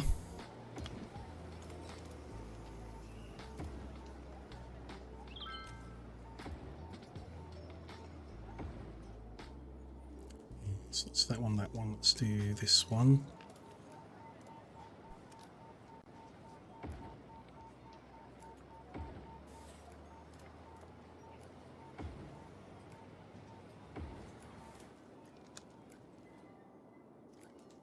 This one. I haven't yet had any hexagon-based dreams, but I am expecting one soon, after staring at hexagons for 8 hours straight.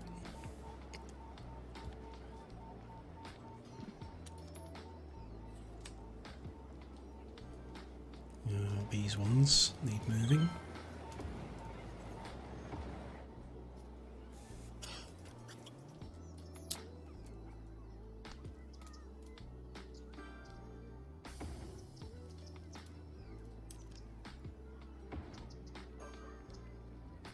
Crazy how much traffic there is. This is quite significantly different to the last city we made, and it must be somehow related to the DLC I got.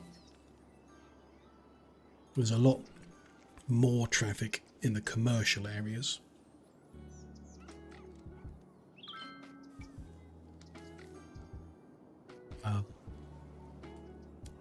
Whereas in the last city they were walking like huge distances to get from one to the other. I don't think that there's something about hexagons that confuses the AI and makes them drive instead of walking. It's possible, but I don't believe that would be the case.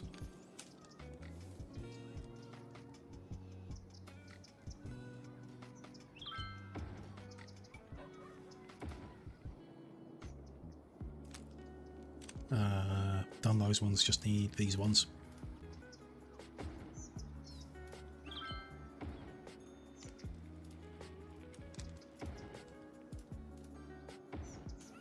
Good, so we can now do 4-lane road with decorative trees and bicycle lanes. Everywhere they belong. So up, no we can't. We need to, it's going to leave these non-symmetrical.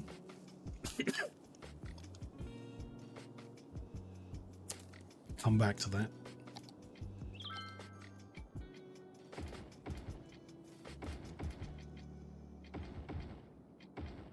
See what options we got there later.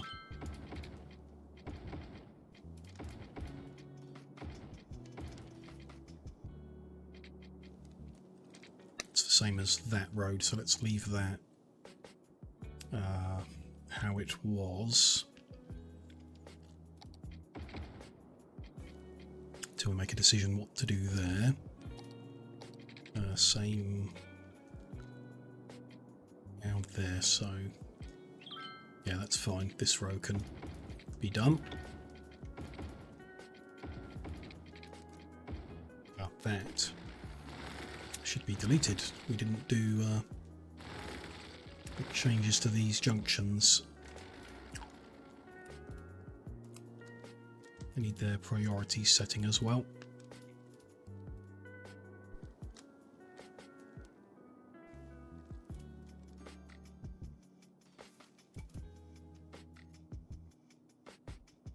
Other way. Yeah, that's right, okay.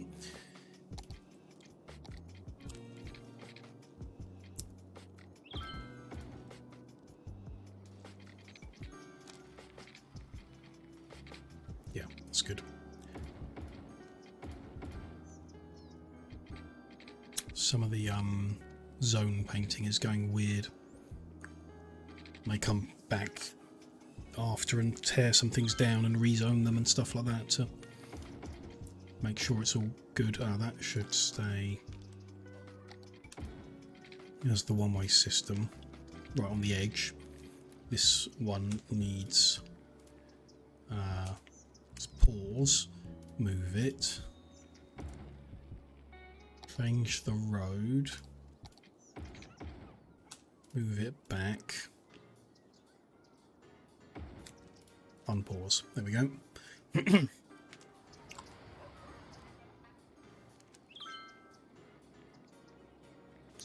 Interesting system. I've no idea if this is going to help or just make things worse, but guess we'll see. So here's the next row. That's got a service point as well. Let's do the same there.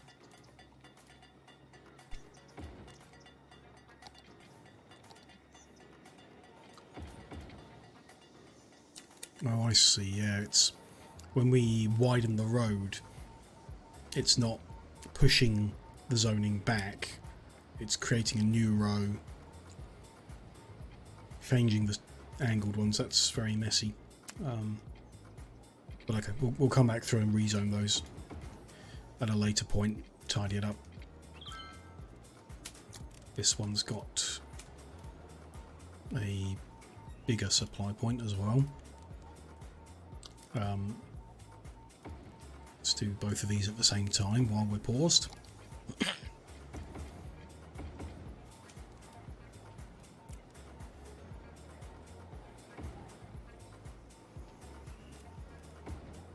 Go. Then carry on the pattern.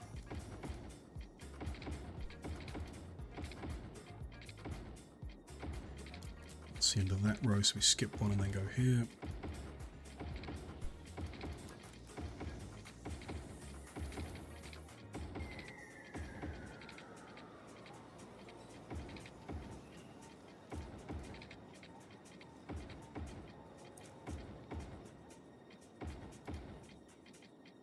That's the end of that row, so yep, this is the next one.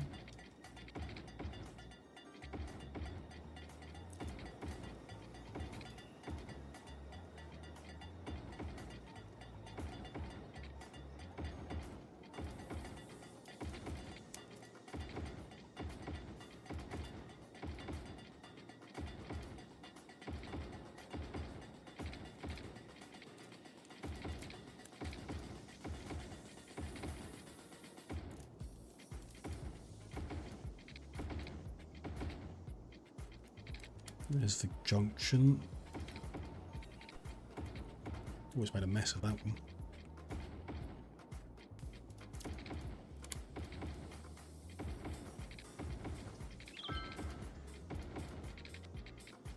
Done that one, so this is the next one, yep. Off for dinners, no problem. Hope it's a nice one.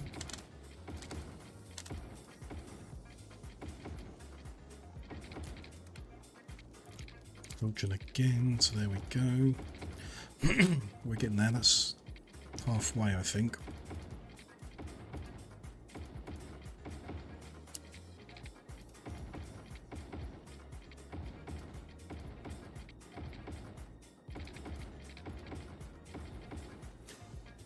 Kind of interested in how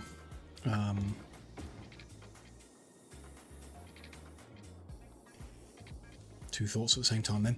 I'm interested in how we've pretty much fully developed the southwest of the city and we've got a population of 18,000. So we may well be upgrading all of the low density into high density stuff, because having the total city population of this whole hexagon being the same as the previous city we did is underwhelming. It's not a lot of people. I was expecting to have a lot more within the city. We've got space on the map to put more hexagons in, but I was still expecting more, so hopefully it just grows more. Don't know. We'll see. We'll see as we fill in all the spaces, but like I say, we may turn all that low density stuff into high density just to boost to a higher population level. So that's that one. The second thought I had at the same time is the underground sections of roads that head acrossy ways may need changing into this type. Although they won't become this type because it's got trees and trees don't live underground, so it'll become something different but similar. So you mustn't forget to go underground and upgrade them if they are lined up like that. Almost at the end of the above ground stuff, so let's sort that out and then check in on them underground bits. It's there, so that's, yeah. Next, this is the last row too. There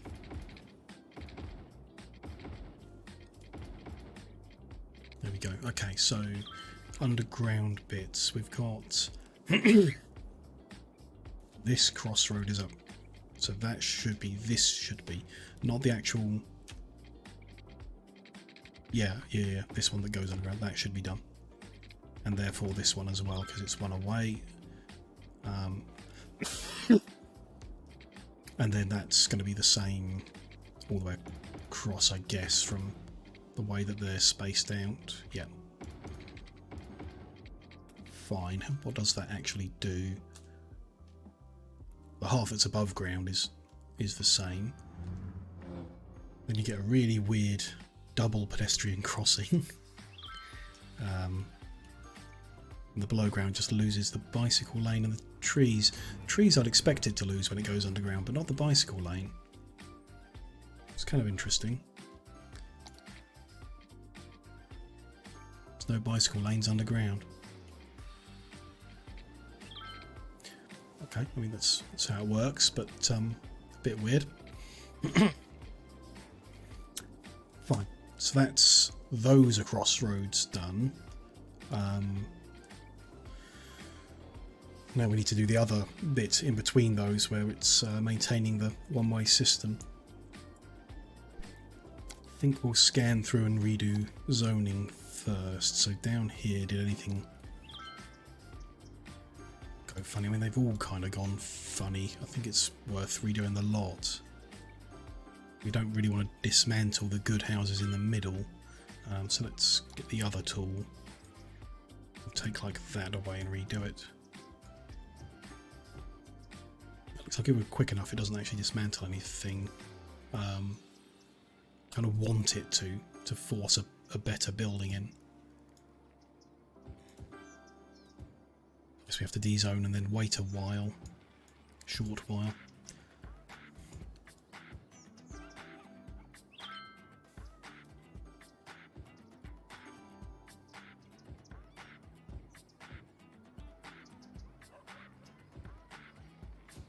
Right, but there we go, it's done what it's done. Do it one cluster at a time and then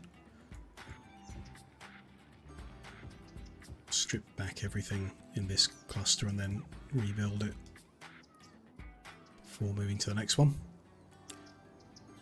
This is all relatively okay developed. Oh, that's because it's on the road that didn't move.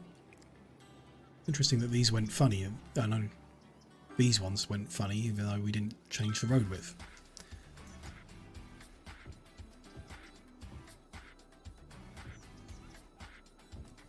Those down, that. Okay, and those, keep that in. Oops.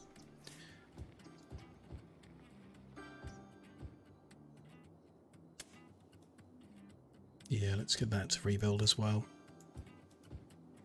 I think that's everything dezoned. It is still behaving funny, but there we go. Fill them back in.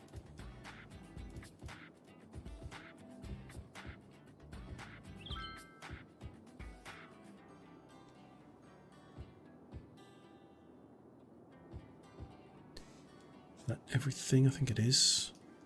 Green dot in every square. Good.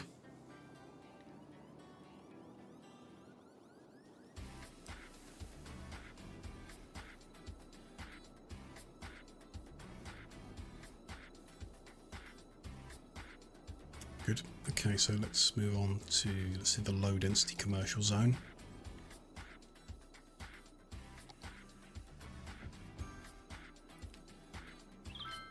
Just de-zone any ones that don't look like they're developed the best they could be.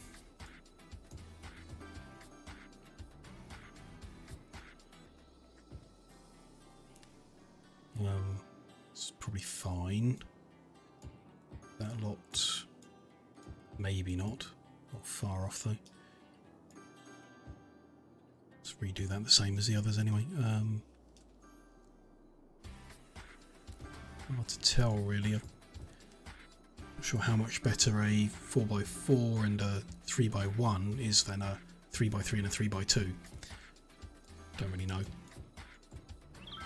But we'll just redo it and tidy it up. It's no big deal. Making it worse is, I'm sure it's fine. That I don't think we can improve. That's fine. And refill these again. It's gone funny again. I'm gonna mess with it. He's going to fill that back in. I don't think it can be. No, that could be better, couldn't it? Let's redo that. He's behaving weird. I don't know why, but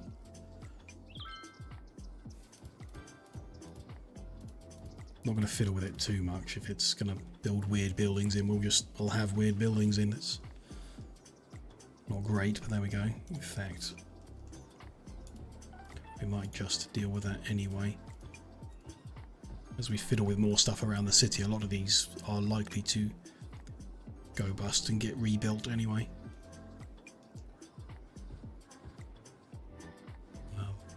But that's really not good. No, I really don't like what's happened to the office zones that got shoved. So we're going to redo them.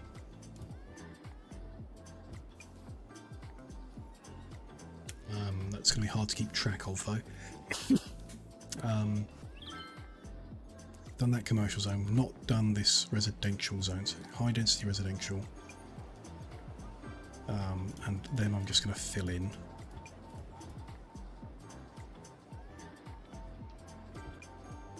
Weird little dots all over the place. Don't know. Must be something about the way that it develops the different buildings that is causing some squares to kind of lose their painting as the city grows the buildings in. I don't believe I have any mods that do anything related to that system, so I don't. Must be just how the game works, and it's confusing me a little bit, but it's no big deal. I mean, obviously, the game probably, in terms of putting in the buildings and making them grow, probably does that simpler, easier on a square grid than on a hexagonal one. Don't think there was much to change there. That's probably about it. Let's check the offices around the edge of this area. So this lot I want to redo, and that lot. That's probably it. So it's probably the office areas at the top of those, the ones that I want to redo. There we go. So let's look for them first now, hunt them out. So that row and that row and this row, and then next zone over, similar. That one didn't move because it's a supply depot. Those went funny. That's fine, and that lot. That ought to be it for offices. Yeah, so let's then rebuild those back in. Much neater. We'll put those in, yeah. A few little buildings. That's fine. Okay, so then the low density residential over here is... yeah, it is messy on the ends. I'm going to dezone the whole lot. It's a sandbox city. We can just deal with the instability removing all those houses makes. It's not a big deal for us. We just strip it all out. Just give it a minute to deconstruct everything. And when they're full, fully available, we'll repaint.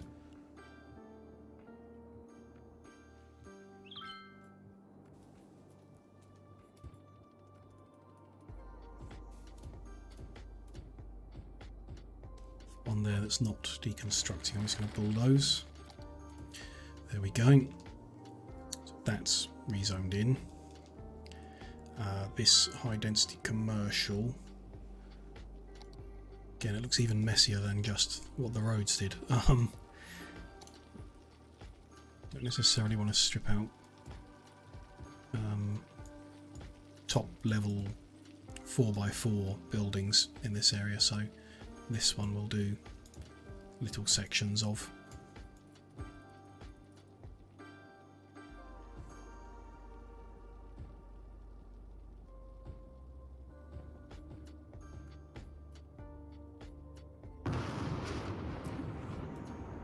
Thunderstorm, that's not happened before. Didn't know we'd get lightning strikes.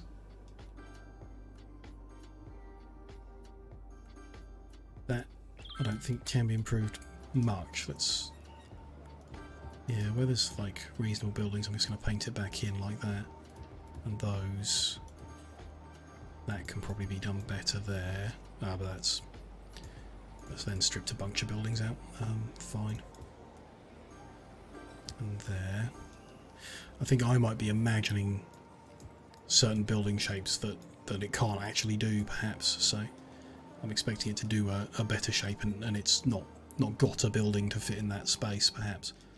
Could be part of it.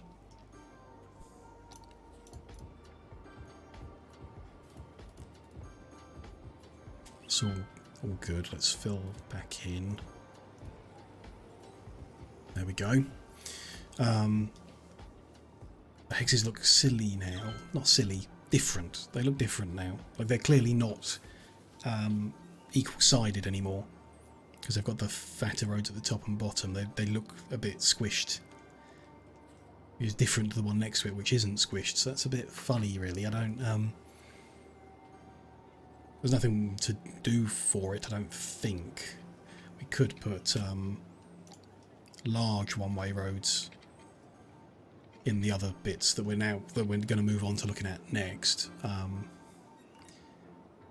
We could squish all of the hexagons, some amount, but I think I would rather not.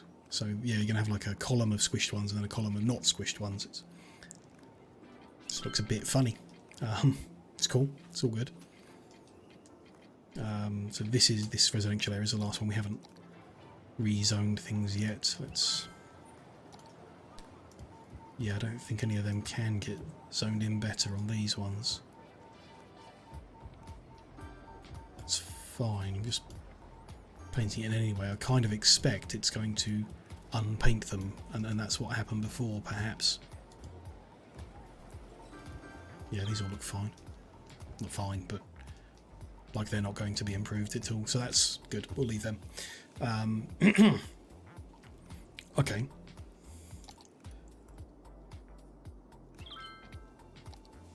The next phase of redoing the road with a view to improving traffic. Not sure it's going to. Maurice, hello. Welcome in.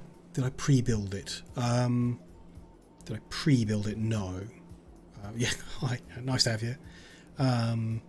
I didn't pre-build it, but this is a sandbox, like infinite money, on a modded map that's perfectly flat with like mods to copy paste. So Move It lets you grab a bunch of things and copy and paste them.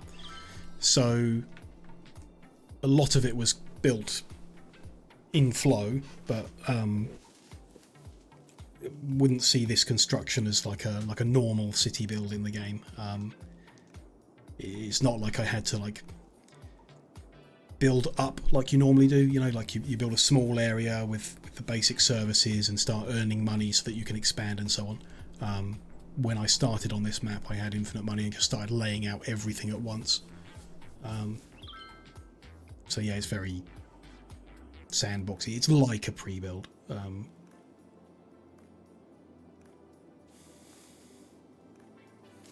And it's not got the same challenges that the cities usually have if you're playing the game properly.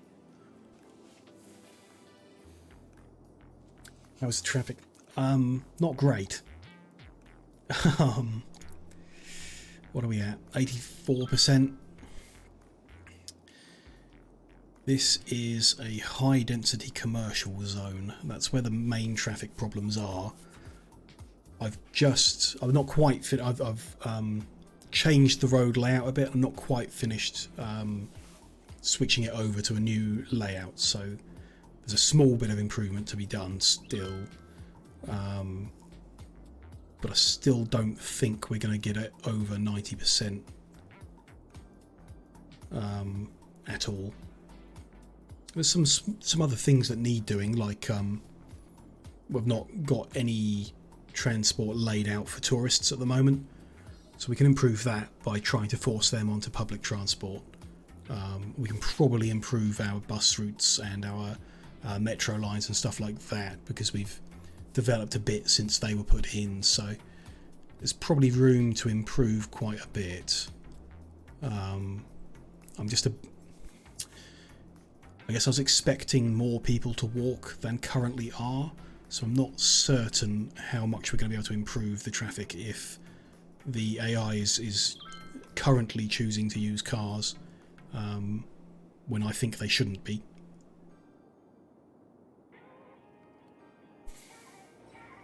It's not bad though. It's not.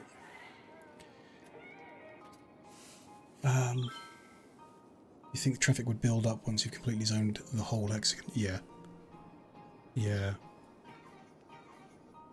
I don't know really. That's the reason I'm doing this hexagon-based sandbox, is to find out how they behave. The idea is that the hexagons should provide the benefits of having roundabouts, while also providing the straight edge to build buildings onto. I think traffic will build up. I think once we've so this is the southwest quarter, and it's going to mirror into the other 3 quarters of the city. I don't think that will make much of a difference at all, because getting in and out of the city using the highways is pretty solid, and traffic is quite localized.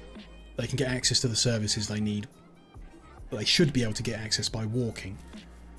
So the main traffic issue as we expand will be tourists, I think.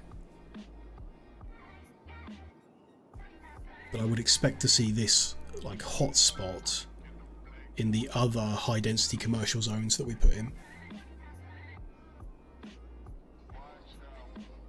Unless I can work out why it's a hotspot. There's no industry. It's all offices. Because in the last city that I built, it was all industry, no offices. So this time I've done all offices, no, just to see how they behave, just to learn a bit about them. And it turns out that there's nothing special about them. They're just an industry that uses university workers. It's not much difference to like the oil industry or anything like that. So other than like the location you can put them, Office has a little traffic. Yeah, no, like there's no truck traffic coming anywhere. We've just got commercial traffic and residential and tourism, of course. I think we can encourage tourists to stay near the highway by putting like the unique tourist-focused buildings near the highway, so they'll have less reason to come into the city, I hope. And I want to encourage them to use the metro, maybe some blimp lines, possibly.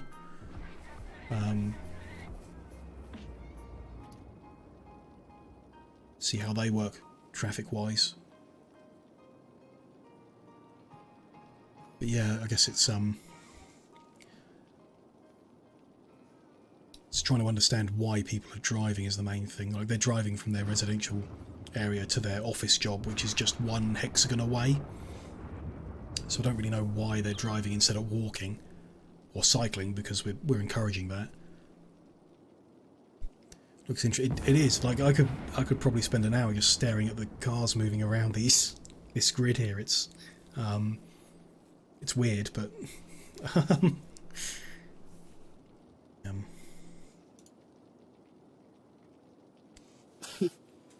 footpaths, not a lot. We've got no real like dedicated foot routes between A and B. They just use the sidewalks. We do have pedestrianised zones, so each, it's hard to tell, I guess, with the buildings there. Can we see? Yeah, down here in the low density.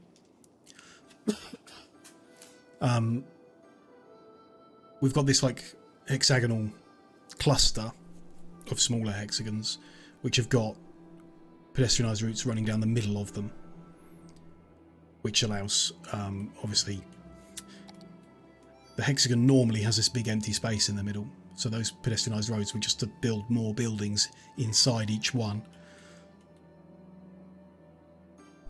And we generally get a lot of people around. I guess commercial's the best one to look at for it. You can see people are walking a lot. They use the sidewalks. There's quite a lot of bicycles, but not that many. I was expecting more. I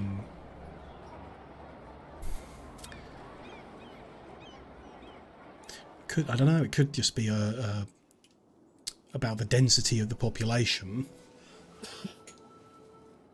But I was thinking, like, the last city I made was roughly the size of this and had 3 times as many people, maybe. They are walking a lot, but I don't know why there's also so many cars. You know, there's no magic way of knowing, like, why is this guy in a car? So he lives over here, he works up here next door, and he's heading over here. But why? And why did he choose to use a car to make that journey?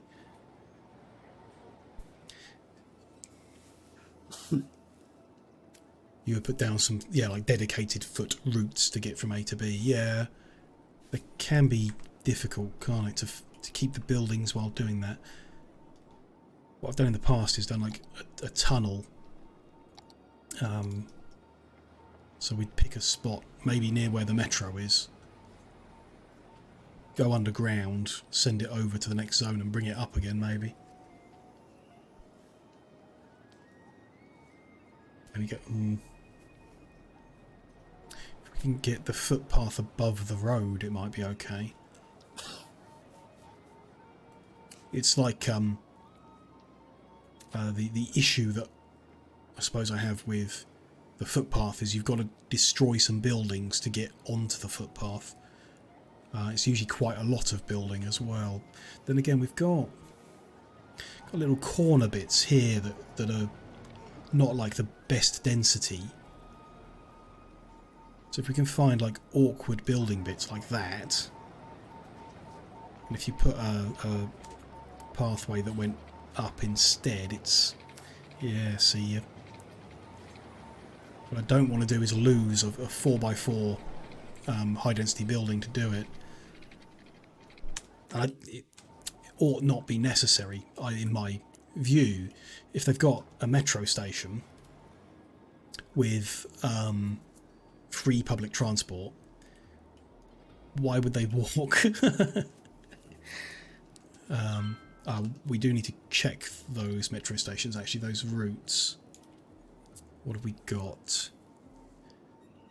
Buses. Yeah, I need to check them as well. We have buses. We haven't updated the routes recently, so that needs doing. So the uni loop, I'm expecting that to be quite slow, I guess, because not many people attend university. We do need to add stops on the university route though, so the red route needs to come into this residential zone too, like so, and this residential zone as well, which there's no good way of doing that. Pull after here would probably be best. No, it won't let me pick the red route. How can I? Way of...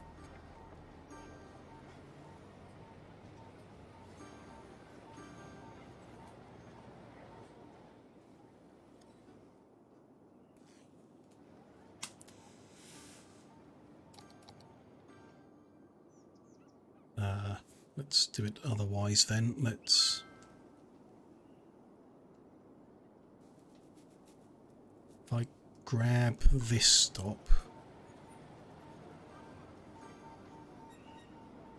yeah, and it won't let me grab the red one.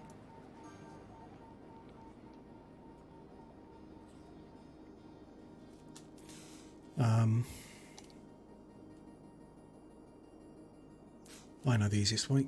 We remove the red route and start again. So it drops at the university, that's its purpose, but it needs to hop into every residential zone. So that one and out. That one and out. Up to this one. Then back over to this one. And then it can go back to university. Interesting route. So it's going through there and over and back. Okay. Let's turn that red again and rename it Southwest Uni Loop.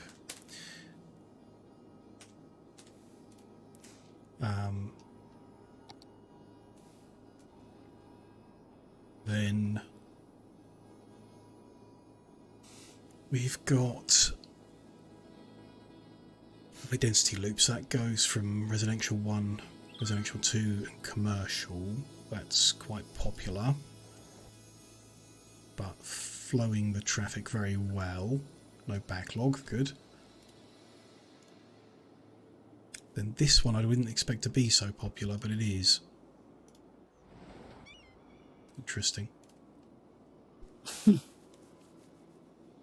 It's taking people from residential zone up to the services up here, but the city has since expanded and they've got them within walking distance now instead. I kind of feel like we should just remove it and hope that encourages them to walk there instead. Or we'll put a bus route in instead, I guess. Makes more sense.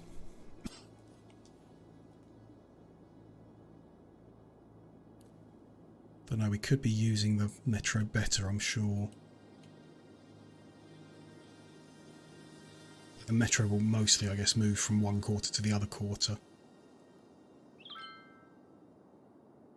It's taking people from residential to university, that's good, and then high density. So the other ones we'll use bus routes to effectively do the same thing.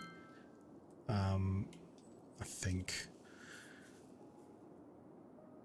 Can you put the... oh, the public scooter things? No. At least, not with the DLC I own. It could be in one I haven't bought. You always struggle with metro lines. It's a bit... It took a long time to get the tunnels lined up well enough, and now I'm not really sure what the best routes are, but I'm happy with what it is. When we expand the city, there'll be more in a similar fashion. I'm going to take out the bus lines and start again to make those simpler.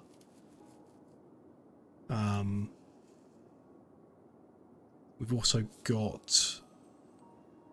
So we need the tourist traffic coming in needs to be sorted out. That's a job we'll approach soon. The monorail, I was tempted, but the road options aren't like amazing. I was quite tempted to do hexagons with monorails above them all, but you can't have monorail, trees, and a bicycle lane, for example. So buses just seemed a better option. And we might do blimp transport for something. I'm not sure what. Grab a drink, no worries. Yeah, have a good one. Long day, oh god. Sounds interesting.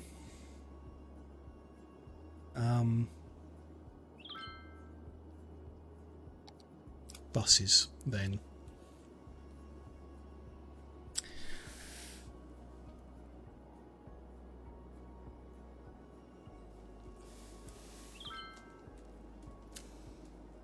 I want a bus that takes people from residential to the places they want to go.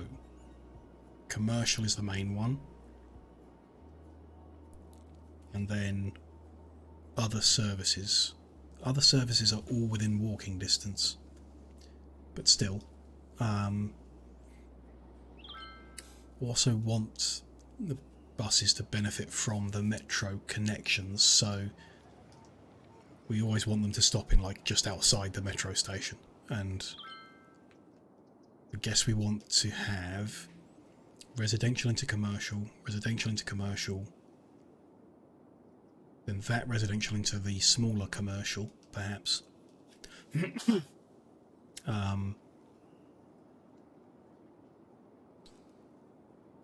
Probably. So do we do that with probably one loop, right? So bus stop.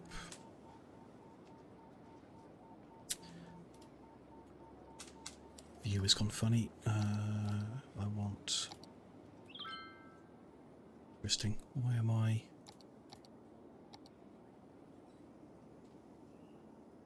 It's showing me below ground when I want to place buses above ground.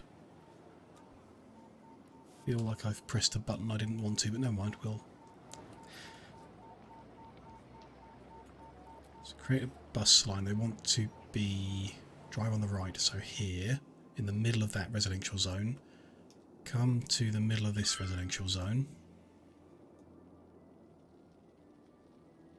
Then go to the middle of the commercial zone.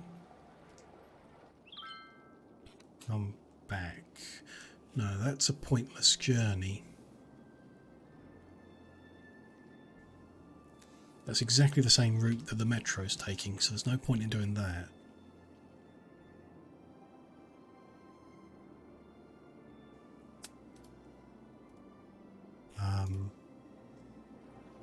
There is a point of doing it on the low density stuff, because they are not... They're only going to the university by metro, not anywhere else, so...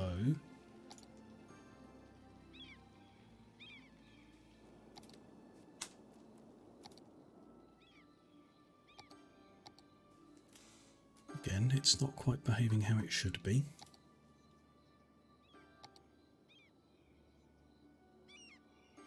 Won't let me place a bus line on the bus road? Ah, because I didn't upgrade that to a bus road yet. Clever me. These ones running down the middle should be bus roads, so they can get into places. Actually, I reckon only the central one. The buses can get into where the metro station is, so we'll do that. Change these ones back to having trees on, because that makes people happy. People like trees. And given the choice, the buses use the road instead of the bus lanes because the road allows for faster travel.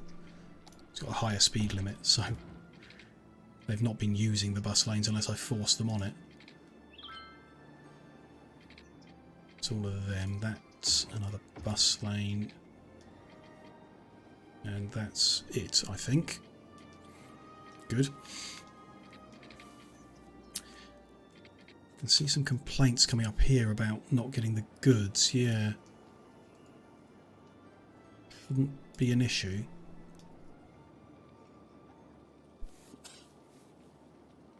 Not used their truck capacity up.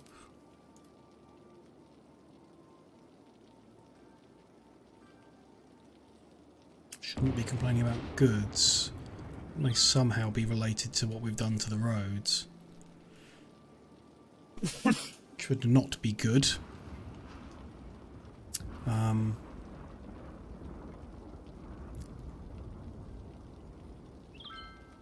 Shouldn't be making a difference. I've got plenty of supply. Looks like most of those complaints are now popping away. Could have been something temporary, don't know. Need to keep an eye on those. That capacity's going up. They might be that last week we hit capacity on the cargo trucks. Don't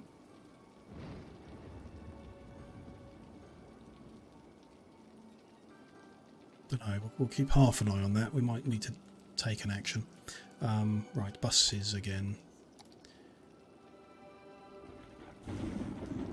So from this residential zone to a commercial zone, which will go low density to low density, and back, and then another route that goes from this residential zone to a commercial zone and back. Bus line 1 is southwest low density residential 1 to commercial 1. Bus line 2 is southwest low density residential 2 to commercial 1. Low density commercial 1. Let's be specific about that and change their colours. Red one and a yellow one. It's a big thunderstorm. Now that is a funny route.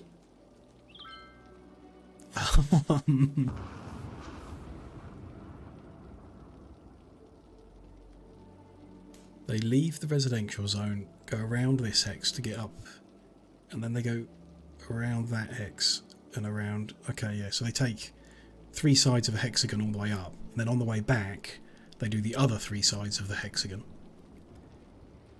Wow. Yeah, storms in the game, yeah. Heavy rain and lightning strikes, which has never happened before. It's new for me. Don't know if it's part of a DLC or just part of the night or something. It's cool. It's atmospheric. It's nice to have some feeling of the game.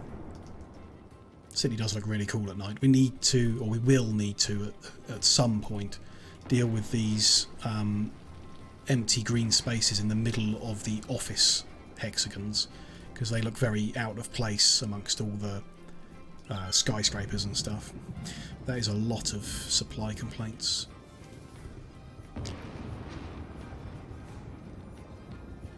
Can't think of anything that would cause a supply issue other than a shortage of cargo truck capacity, so even though it says it's clear now, we're going to upgrade our small garbage service point into a large mixed capacity, so 15 extra cargo trucks will come in that one. Hopefully that's enough.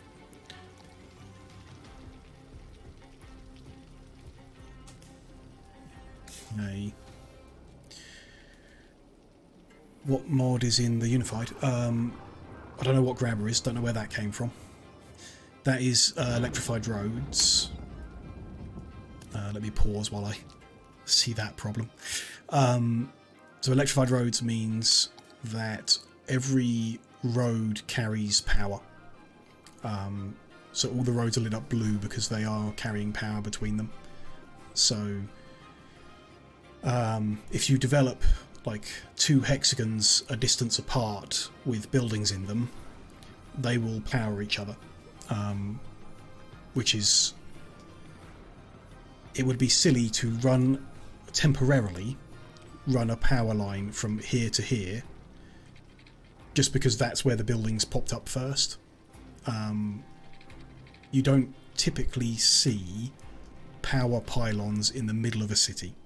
Power normally runs under the roads. So that mod for me was just like, not only is it really helpful, that's kind of how things work anyway. Typically power is under the roads. So that was like an absolute, yeah, that simplifies a bunch of stuff in a big city, like especially in the sandbox environment where you're not necessarily developing from one side towards the other. You could be, well, I could be like zoning in things that are miles apart. So yeah, absolutely. And then intersection marking to prettify the intersections that we make, and the node controller to, you know, where that's necessary to align things. So we use those to like on these junctions on the highway to make nice ones there. But yeah, the electric road's probably the one that, yeah, that you wouldn't necessarily know. We have a sewerage problem, which is because the production has shot up to way beyond what we can handle. Something's not right there. We're not getting power. Well, isn't that interesting? Did I somehow, like, randomly accidentally delete a power pylon that connected that to there? I may have. What other mods have we got? Good question. I mean, move it obviously is like necessary when you're building stuff. The anarchy mods in general I've not really used anarchy. I don't often think it's necessary, but I've got them installed just in case. And that's about it really. Not too much. It's kind of like basic, or not basic, but common things for networks and anarchy. This map is a mod. God, what's it called? Great Plan, I think it's called. And it's just it's a big, wide, flat map. You know, make it easy to do that kind of building on. We've reconnected. We should safely unpause, I hope. Yeah, draining capacity is all good now. Need to get the R. Yeah, I think it just makes sense. I know if I was building something a bit more rural, I would probably put the power lines in.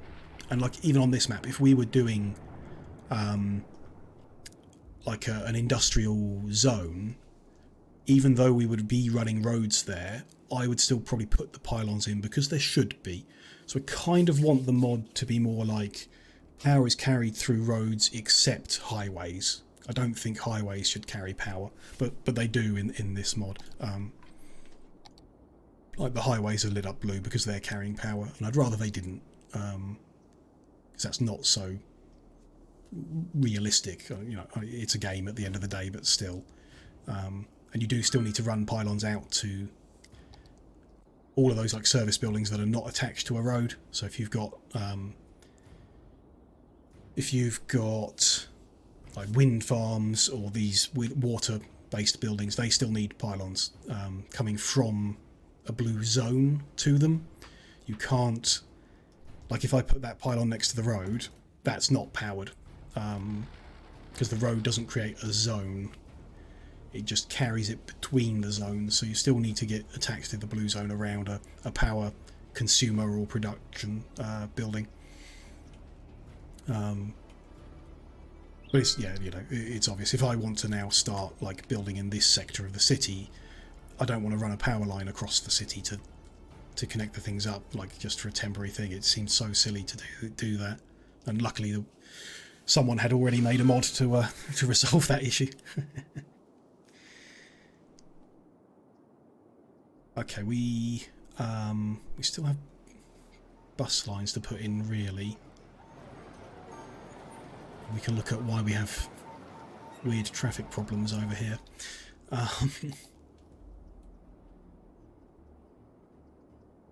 So we've connected those guys to commercial, and those guys are connected by metro to commercial, so that's all good. Everyone's connected to the university, so that's fine. And everyone should be able to walk to their closest like service buildings, like hospital, elder care, childcare, education. Could have a look and do some Valorant. Yeah, no problem. No problem, Maurice. Thanks for stopping by and chatting about the plans and everything. Really appreciate. Greetings. Hope you have a good time in Valorant. Hope you have some good games and chill out after your day. And thank you very much for the follow. Really appreciate that. Look, are we going to put in? So we put in a route, stop in the residential zone, and then come out to the high school and come back. Seems so unnecessary. Well, what we do is we do it and then see if people use it. Just move that to save a loop. So we'll put that loop in, and if people use it, they can keep it. So this is southwest, low density residential 2 to school. And if it sees use, we'll do it in the other zones as well. Then getting to the office is the other thing. So, you know, I would generally assume that in a game situation, people will work in the closest office to where they live. That's probably not the case. So if we've got offices over here, do we need a public transport route that gets from residential zone 1 all the way over here to these offices? Perhaps. Perhaps we do. Maybe that's a metro loop that goes residential to residential to residential, so they can get closer to them. Or, yeah, that's not a bad idea. If we do a bus route from residential to the nearest chunk of offices, and then a metro route that just goes between the residentials, that could be good. So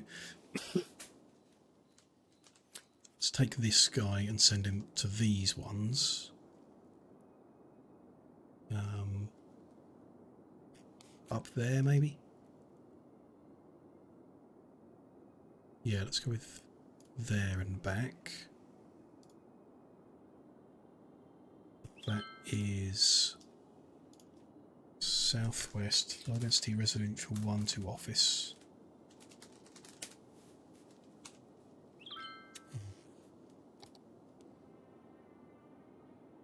Then we'll do, so from this one to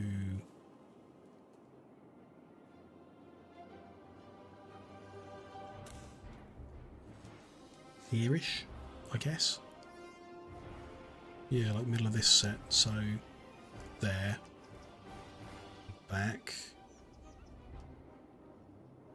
That is southwest, low density. Oh no, that's a commercial zone, we don't need that. That's commercial, this is the residential. From here, there aren't many nearby offices for that one, so that's probably not worth doing. You can't do like that, need to, there we go. No, I shouldn't think so. The people who live there are going to take the metro to somewhere else and from there take the bus to the nearest offices. That's fine. So it's this residential. We want to go out to like these offices. Yeah, about there. And back. That is southwest high density 2, high density residential 2 to office. And then I want to go from this residential zone to these offices. I think we're going to move a couple of these.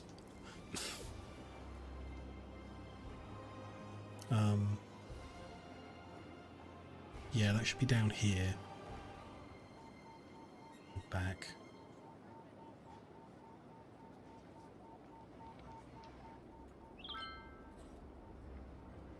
Maybe. Let's have a look at them. Why does the residential 1 to office?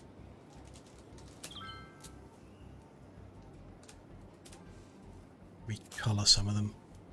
Never really get enough colours to make me happy, but try a few different ones.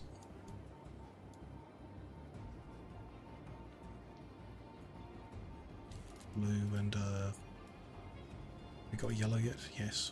Green then. That'll do. So if that one's there, that one's there. We probably just want to move this one down a block.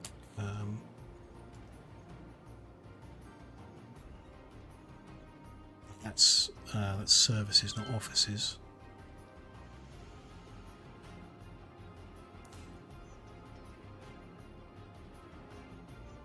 These are offices.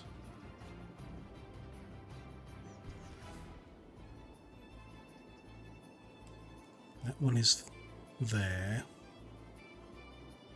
That one's there. It's the same deal on both sides at least. And that one's there, which is, yeah, central to that arc of offices. I think that's probably best we're going to get. So that's fine. Just want to add a metro line.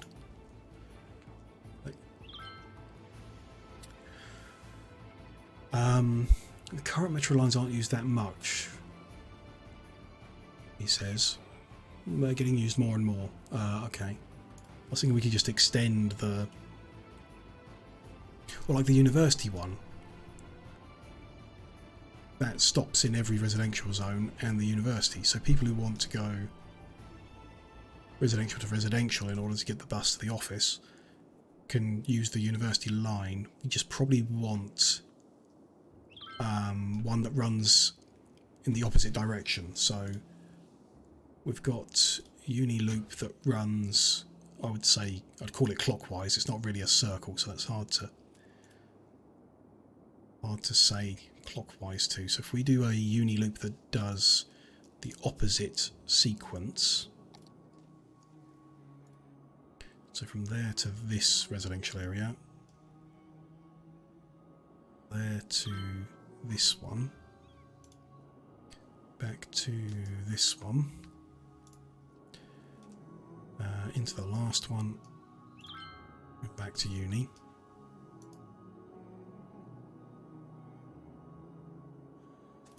The existing one clockwise. We'll call the new one Southwest Uni Loop counterclockwise.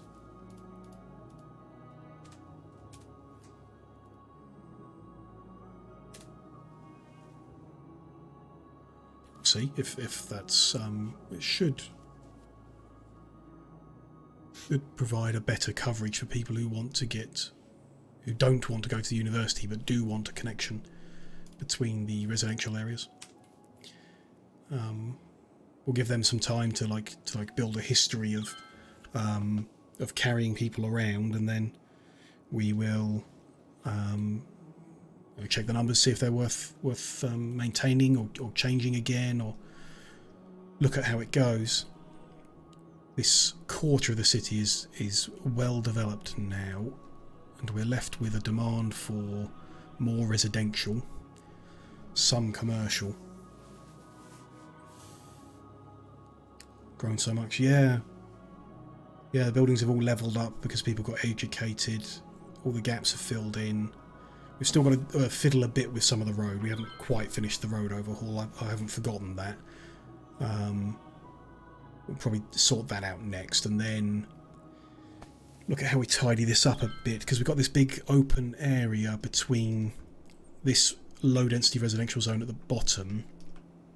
All the other areas have got offices between them, so I would generally want to build some offices in this gap around here, but there's no demand for offices, so if we zone them in, no one's going to build any there, or if they do, they're going to go out of business and collapse. So we may need a new plan. We may move some of the offices around, like the ones that surround the high density residential. We could move them out to this zone and put more high density residential in their place instead, just around the edges of those zones. So we've got a bit of fiddling and tidying up to do around them until I'm happy with the layout in total, and then when we are like completely happy with the layout and arrangement, we'll put it into the other quarters of the city, which unfortunately there's no copy paste for that, so that'll be just gradual development, letting things grow out and stuff like that. I am going to take another 3-4 minute break to stretch my legs and refill the drink again, and rest my eyes just briefly, and the brain, of course. Then we'll come back, and first thing we'll be finishing off the road overhaul. So yeah, just 4 minutes or so, we'll be back and we'll carry on with the city. I will see you then.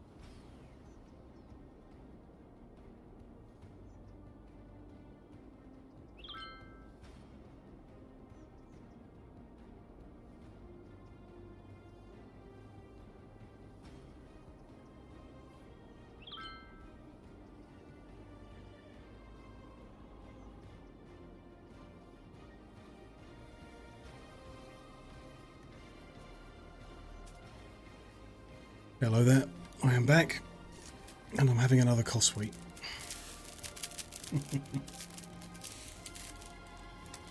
Keep a tally.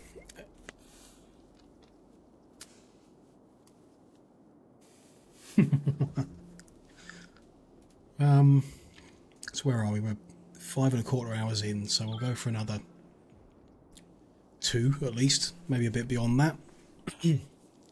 See how much we can achieve. I'd quite like to reach a point of being happy with this quarter today.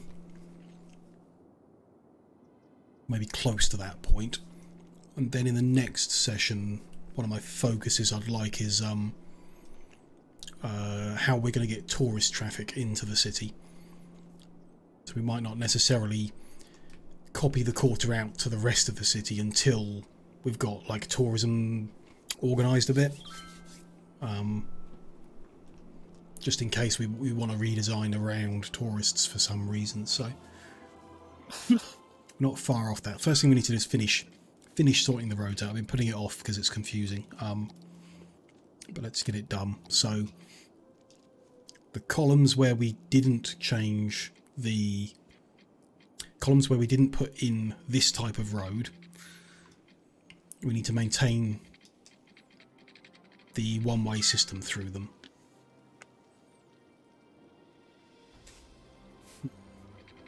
Just noticed at night that those lights are different colours.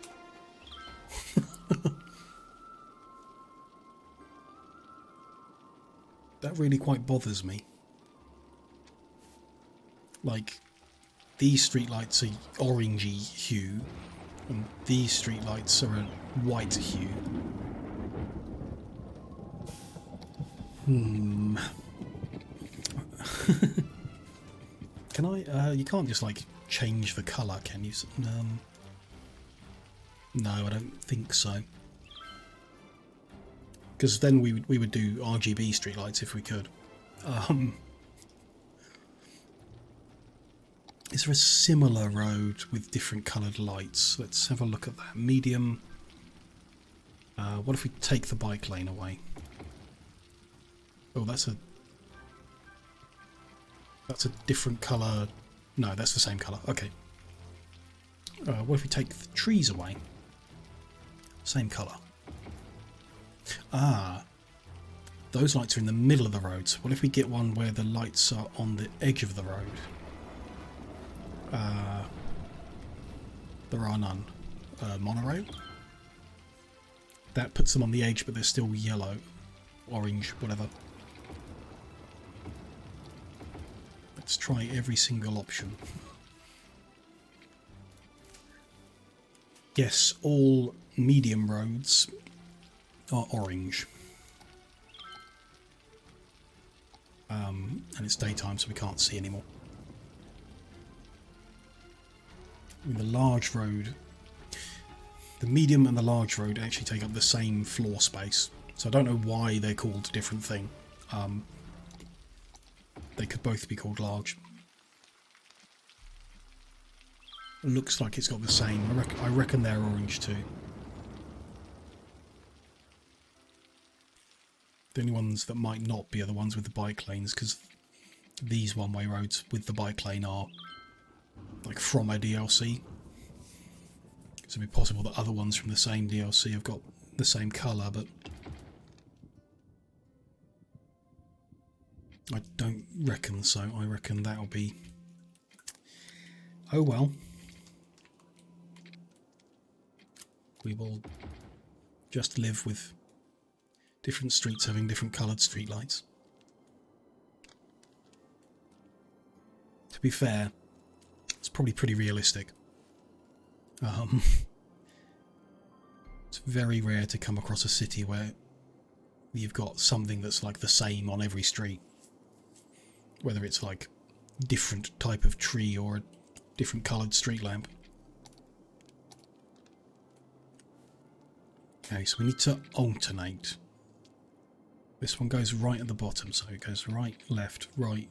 This one needs to go left, then right, left. This one needs to go right. That one needs to go left.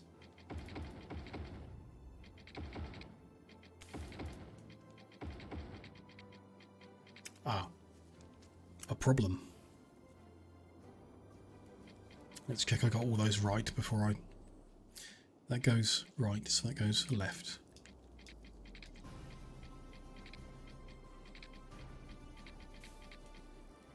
So, following the pattern, the top row needs to go right, but it can't because it's part of a cycle due to being on the edge.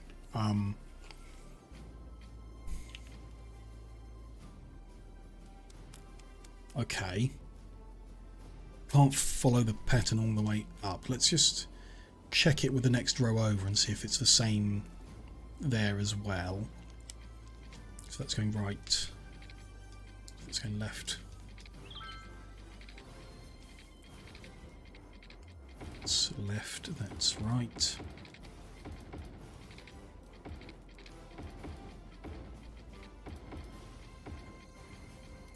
And yeah, it's the same. It's going to be the same on every column. Ooh, let me just quickly check. 6-lane trees and bicycles is a slightly dimmer orange, but definitely not white like the other ones, so fine. There's the answer. Okay. So if these other lanes can't follow the pattern,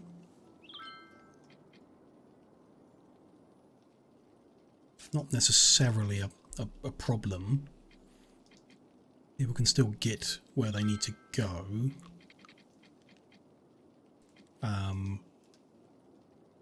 It's not going to be symmetrical. So the odd ones need to decide whether they're going to be at the top or the bottom of the city. Which doesn't really make a difference. They're at the top now, so that's where they'll be. It means someone within this hex trying to get within this hex has a different route compared to getting from here to here. And the route is significantly different, so you have to come down 2 hexes to get across.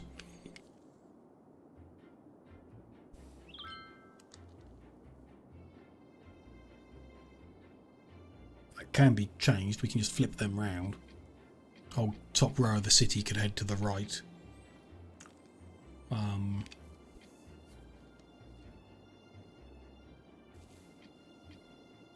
Which isn't bad. As in it is an option, like a genuine option. We could just send them all to the right. That changes...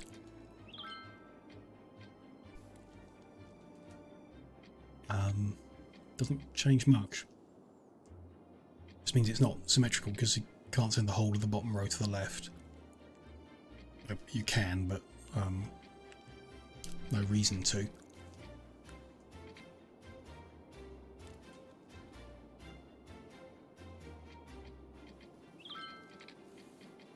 And if you did, then a person heading from here to here would have the same route. It's neither here nor there, really. Someone heading from that green dot to this blue dot is will take the same route as someone heading to that yellow dot instead of heading over the top. So if someone was down here and they wanted to get from that green dot to that blue dot, they drive directly there. No, they don't. Interesting. They do for that blue dot. Okay. So someone heading from that green dot to that blue dot can't take the route that someone heading from that green to that blue would take. They need to take the route that someone heading to there would, which is not a big difference. In that there are people who already need to go down 2 hexes in order to go over and back up again. And it's kind of like that's just part of living in Hex City. You sometimes you need to go an extra block over to get to where you're heading to. That keeps the traffic flowing better. So I think we just maintain the pattern as is, and yeah, the top row is irregular. I'm not entirely happy with that, but there's just no way around it really. The other option is to put these medium roads in and have those junctions where people are crossing over each other, which I do really want to avoid. So I think we stick with it like this. So this is going to be heading left.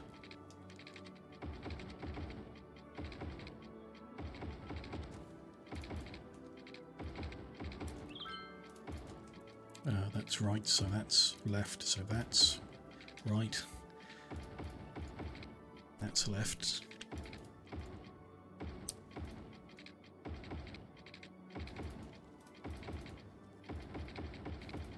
No, that's right, so that's left. That's right. I hope everyone watching is going just as crazy as I am. That's right, so that's going left.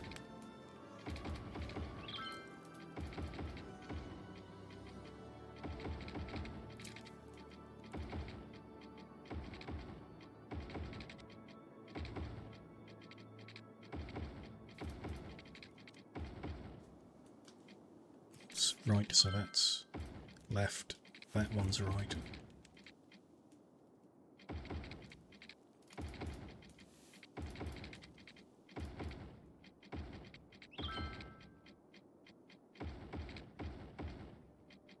Left, yeah, so that's left, yep, good. We're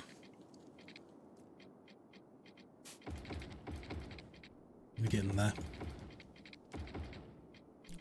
Left, right, left, right.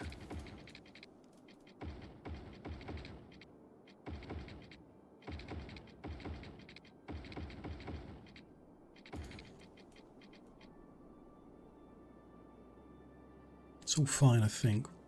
The way that it behaves around the junctions is just like we just concluded with the other issues. If people have to go down an extra block, then they have to go down an extra block. It's left, so that one is going right. Left, right, left, yeah, that's right. That's correct.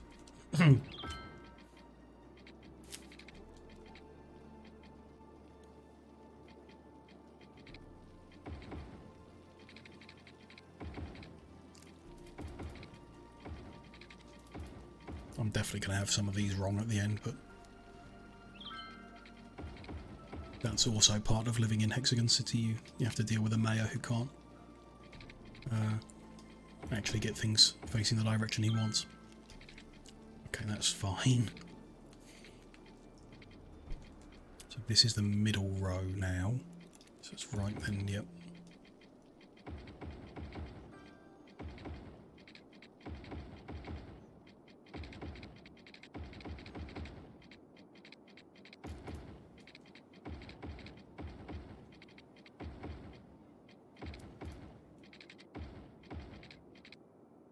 Ah, this is interesting. So this is a point where westbound traffic on the highway comes into the city. I'm about to make it harder for them.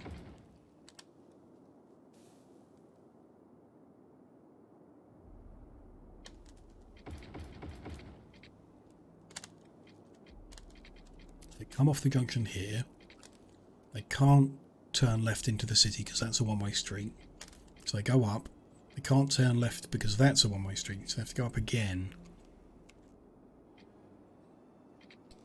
Why don't they turn right and go through the tunnel?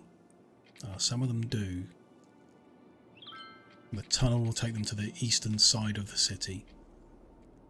Whereas what they're doing is heading further to the west and into the city here where this massive traffic pile-up is. Okay.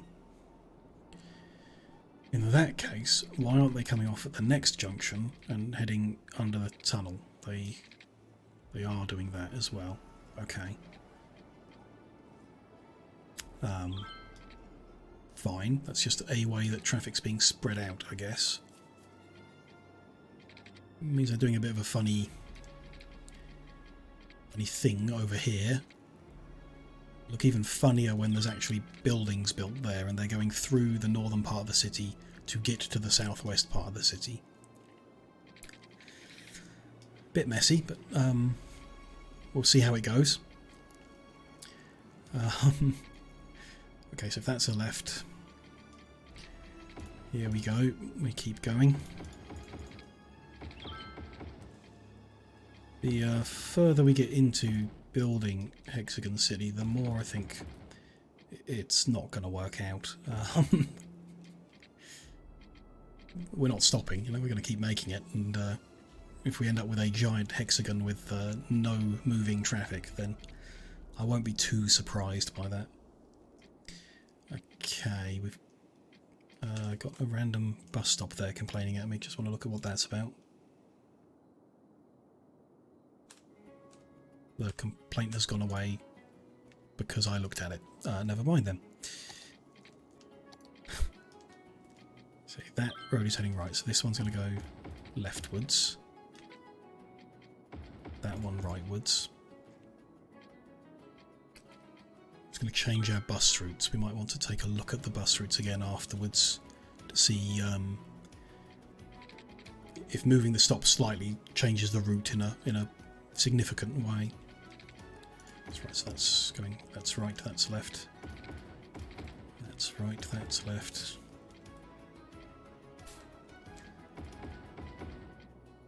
That's to the right, so that's to the left.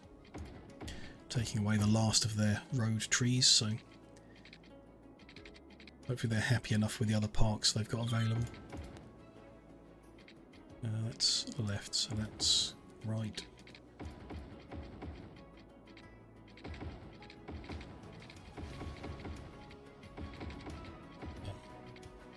Right, left and right.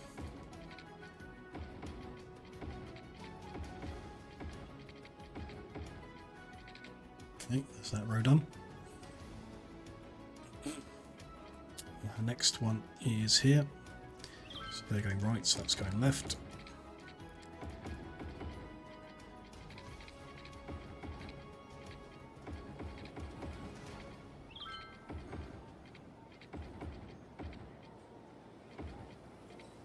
It's going left, so that's going right, that's fine. Yep, that warning's disappeared. Mecklin, welcome in. Nice to have you here. Addresses would be awesome. I'm not sure how you'd do it. I thought about it before. I don't, like what? Where's First Street and where's Second Street? I think it would be hell to be a delivery driver here. You could kind of do, yeah, that's a good idea. You get cities, there are a lot of cities like that, aren't there? Like, yeah, Unit 16 and Sector 63, and yeah, each hexagon has its own, like, yeah, sector reference or whatever. Where you end up, yeah, with some, like, constructed reference. So the first number is which hexagon you are, the second is which side you are, like 1, 2, 3, 4, 5 and 6, and then how high up, and I don't know, but how do you name, like, which is Sector 1? Is it the central one? Because that's how a lot of American cities are labelled up. The low numbers are in the centre. Don't know. Looks crazy at first glance, but it wouldn't be that bad. You get used to it, don't you? Whenever you, like, move to a new place, you get used to how things are named, but got that with postcodes, yeah, so lower numbers are nearer the centre of the city. In general, that's not always the case. Sometimes you get some high numbers in the middle of the city if they run out. But yes,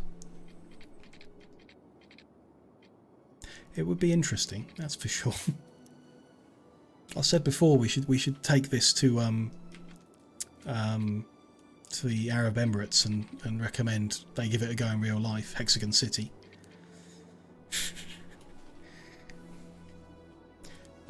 You're postcode number 3 and you're half an hour away. Yeah, that happens as well. Yeah. And then when I used to live in Nottingham, I was in number 7 and I was a 2-minute walk from the city centre, so it should have been a 1 or a 2 really. Where did we get to with the roads? It was in the middle here somewhere, wasn't it? There it is. So that one's going to the right, so this one needs to go to the left.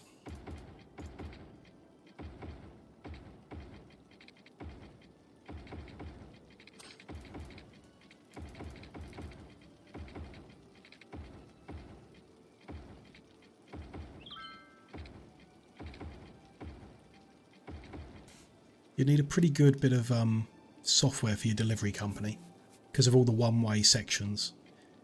Can you imagine having to like do a delivery that's like the next building over, but you have to drive all the way around 3 hexagons to get there?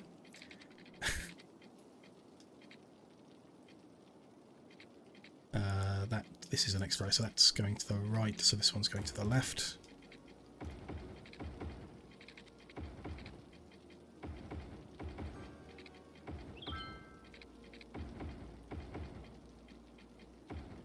It's to the left, this tunnel's to the right.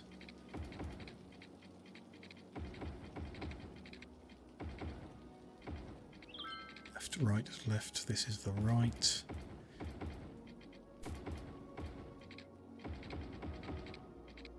There's that row, okay.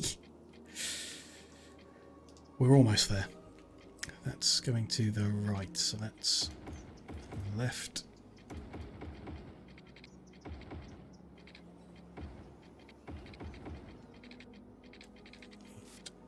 To the right, that warning should go away. Yes. That's a left, that's a right.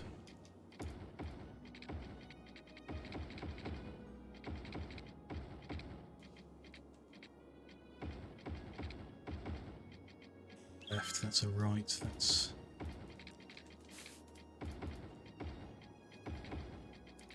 There's that row. Make an asset for them. Yeah.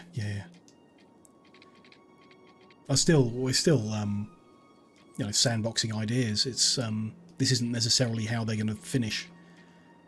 It just seemed better than how they were before, so we'll give it a go for a while, and then we may need to amend it again. I've got a an import through Move It I can do, which gives you the hexagons like outer points. Then you can change the road to whatever it needs to be, but even that was a pain to put this many together. Which, next city we build will not be this big and not be weirdly shaped. Well, it probably will be weirdly shaped. Maybe we'll try octagons next. Okay, that's right, so that's going to the left. This one, yeah, we need to come back here. Left, that should be right.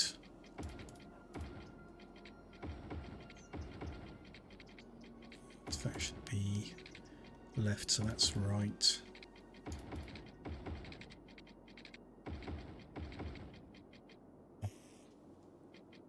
Yep, that's right, so that's going that way, and that's the last one going that way. I think we just follow the pattern, so that should be that road, and we'll do the same here. We'll move this solar farm at these incineration plants. temporarily. Upgrade that road to follow the pattern and then put them back. And even though that leaves that hexagon asymmetric, it at least fits the pattern and then has symmetry in that regard.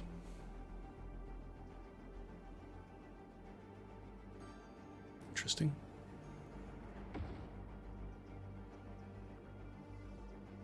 See, because it's shrink the space, it's lost the ability to be central. Fine, we'll be slightly off. We're done with the hexagons. Ban the vehicles. Yeah. Well, I did think we did consider having a fully pedestrianised quarter with a route around the edge and then up the centres. It's still doable, I suppose, but we've got continued cargo supply issues, which still, I guess I'm not confident with the pedestrianisation system because I'm new to that DLC. Do you have traffic problems? We do, I think. So this map view highlights traffic flow problems.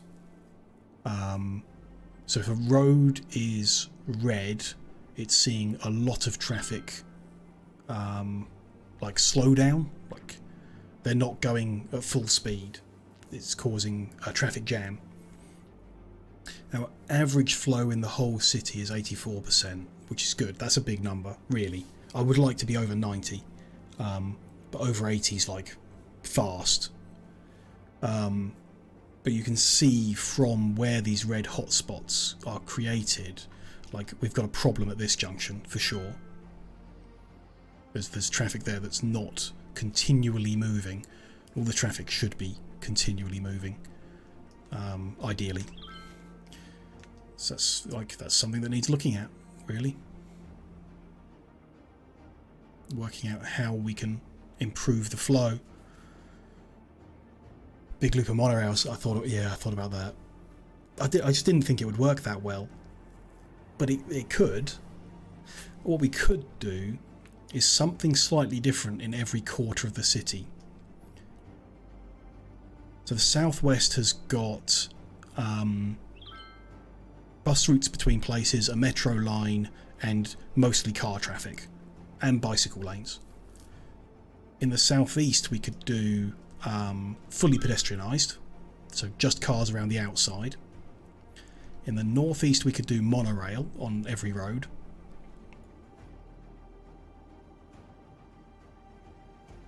There is a flying truck. I mean, that's a pretty good way to fix traffic problems. We could just have trucks that fly across the map.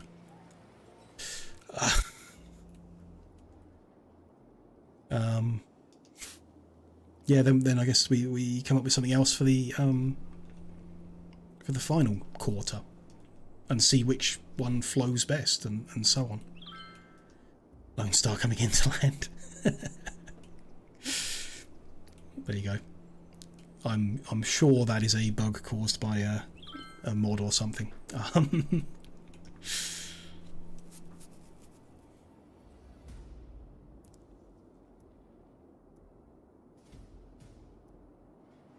So yeah, we don't have traffic problems in the residential areas or the service areas, which is a good sign that people are like using the public transport routes to get away from home, or that they can walk to where they're trying to get. But in both of our commercial zones we have like a lot of vehicles causing traffic problems.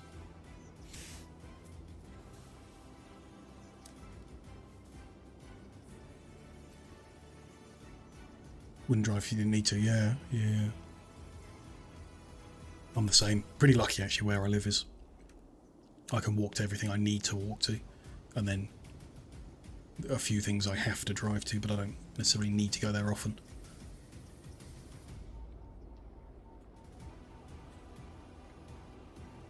So where are these guys stopping? Like here, for example. In theory, we can improve this junction by providing them with lane guidance. So we say, if you're approaching from that direction, you can go into those lanes. If you're approaching from this direction, you use these lanes. Nope, that's not good.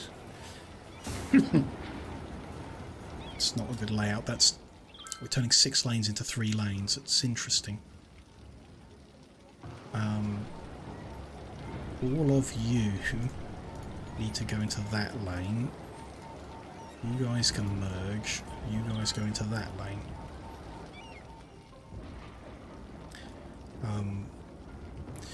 Problem with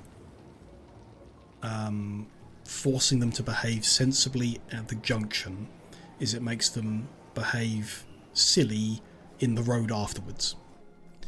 So by forbidding them from merging at the junction, we just take people like this red line, for example. They'll come around the corner and then they'll merge here in the middle of the street. They'll move over. You can see them doing it there. So we could go around like every junction in this city, making the junctions flow really nicely. All we'll end up with is a bunch of traffic jams in the middle of the road instead of the junction. So as much as that is freeing traffic up from this junction, it's just moving the problem somewhere else, I think. That's my experience with the game and the mods so far. If we can like manipulate the junctions to move the traffic issue back onto the highway, then usually that fixes it, because the highway moves so quickly. But I don't think we will be capable of achieving that. And there's too many junctions here to go through every single one trying to work out what's best.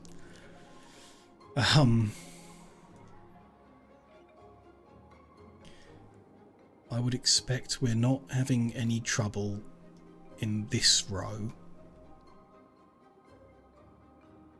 The trouble is where the one way, so it's where we're turning 6 into 3, is going to consistently be a problem.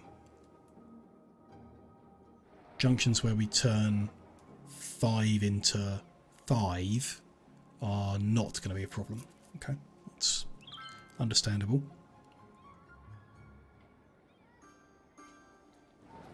And it's the same, like if we change this road into a 6-lane road so that we have 6 into 6, down here we're then turning 8 into 5, so you're just moving the problem down. What about asymmetrical? Yeah. There aren't many options for them in... I think there's only the 3-lane option in... without downloading more.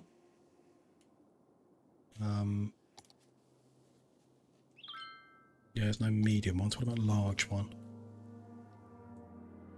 No, none there. We'd need to download a different one. Because that's...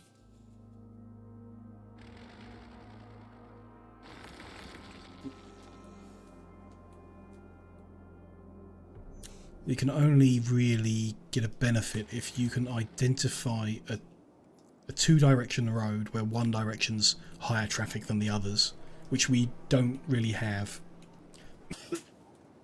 because most of what we've got is a one-way system. So we don't need traffic flowing in the opposite direction. The only place we've got 2-way roads is here, because the traffic can't cross itself here. So traffic heading east can only go south, and therefore doesn't go across another stream of traffic. Except they do, because these guys are going over to that lane. If you tell them they can only do that, and that's my own brain whirring away here. The only place we have a two-way road is where we turn 5 lanes into 5 lanes, and therefore there isn't an issue.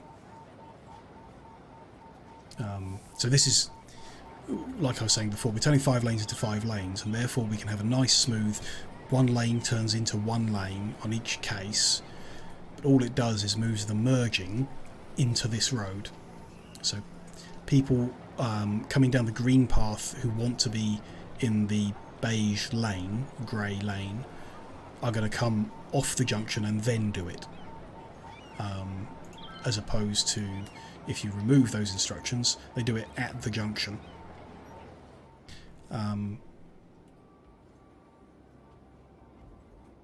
So that's like, yeah, very, very much my experience and understanding looking both at the last city we did and at this city. If you've got a traffic problem, using those mods to change behaviour of the junctions or the roads only moves your traffic problem.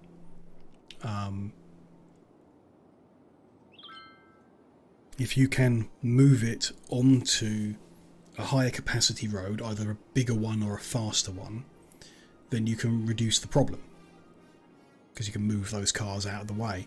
If you can't move it somewhere that you can deal with it, then it's pointless trying to change the junctions to encourage that behaviour. What you need to do is reduce the number of vehicles, which in this city, in this case, means getting fewer vehicles in the commercial zone, which, like we've clicked a few times, we've had a look at a bunch of people. I can't work out why they're here. This person is a tourist. That's an obvious one. We know about that. A tourist who's come from outside the city to visit our dog park. Which, okay, I mean, if that's something you want to do, then good for you. Another tourist. Another tourist. Okay, things may have changed. Here's a person. They live in Residential Zone 1. They work at the police headquarters down here. They're currently going shopping in this commercial zone. What's difficult to understand, or has been difficult, I want to reduce this specific traffic. He should be cycling or taking the metro, because both of those are viable. If you want to visit that building, then the metro here is the best way of doing that. Could perhaps be improved. It was mentioned before, if you put in pavements. Metro is free. Yep. That's a very good point. If you're charging for it, they're less likely to use it. So Metro is free, and the buses are as well. So, you know, I don't know why they wouldn't. We always, of course, have the real-world view of it. The reason they're driving to do their shopping is they're buying something they can't fit on the train, and that's fine. I just don't believe that that's been programmed into the game.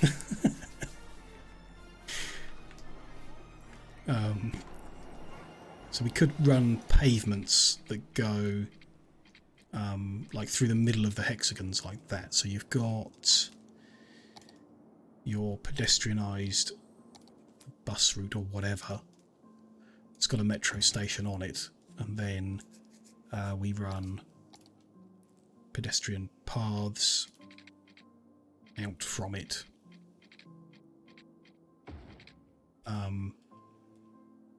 At reduced distance to where they're heading. I mean, it's lovely like that. Spread it more. Yeah, spread them out. so they're not like in this really tight cluster of hexagons. That's not it's not a bad idea at all. Like, the original idea was that the cluster of 7 would be a mixture, like 4 residential and 3 commercial. The problem we had with that was the noise pollution from the commercial buildings upset the residential ones, so you need a distance between them, and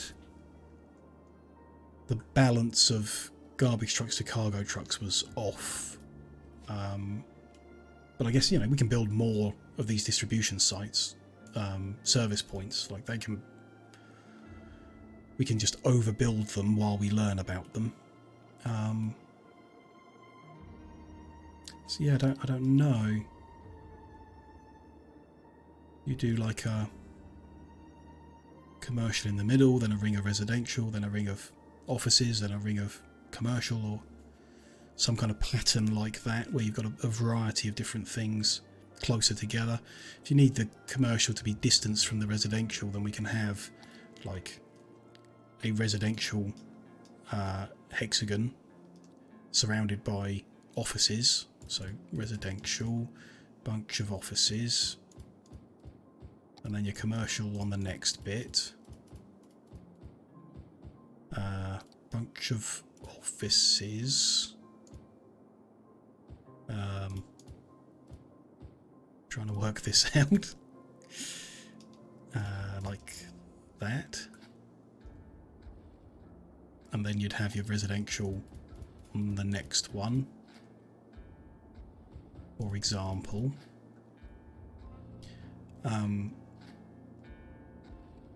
So that's commercial, that's office, and therefore that's residential. That's office, that's, yeah, no, maybe. And then these ones in between would have your service buildings, like your fire stations, your police and everything.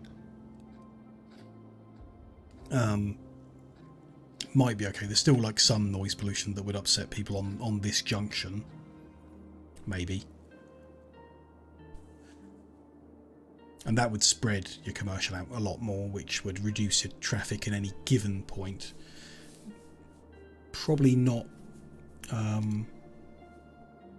maybe not by a significant amount, I don't know. What's noise like? I'll show you. Noise filter. No, that's crime. There's noise. Like it's loud, really loud, but it doesn't go very far.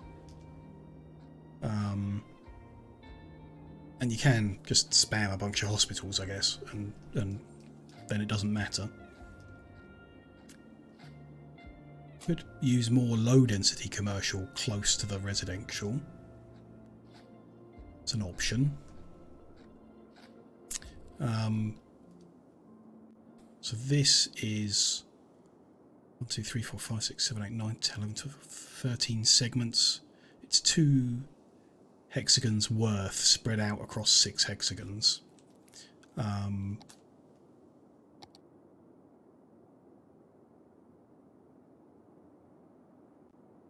mean, that could be significant for the traffic. Interesting. Organic commercial, yeah, don't have that DLC. I could buy that DLC and pay to win.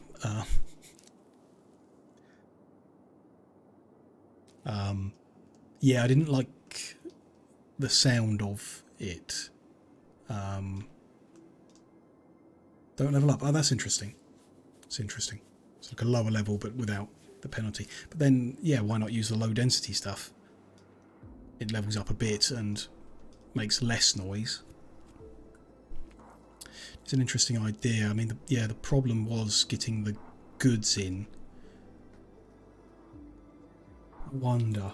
We might... I quite like the idea we had a moment ago about building each quarter different. So this will be the quarter where we have big clusters of the same thing, and we can see we've got traffic issues. in the next we'll do something different. I quite like the idea of like pedestrianising the whole thing. We'll have a huge number of service points all the way around the outside of it, and then perhaps that, you know, that mixed up zoning rather than everything being together. Don't know. This idea, encouraging pedestrian traffic by using more pavements, is it'd probably be quite effective, but you're cutting out buildings, and particularly you're cutting out the middle buildings, which is where we're getting the 4x4 grid, the big good buildings. So you'd be cutting it into even smaller grid pieces. You still get a couple of 4x4s. It's not appalling. If you've got a metro station there, then you lose out on them. If you take the parks away, you can fit a couple more in.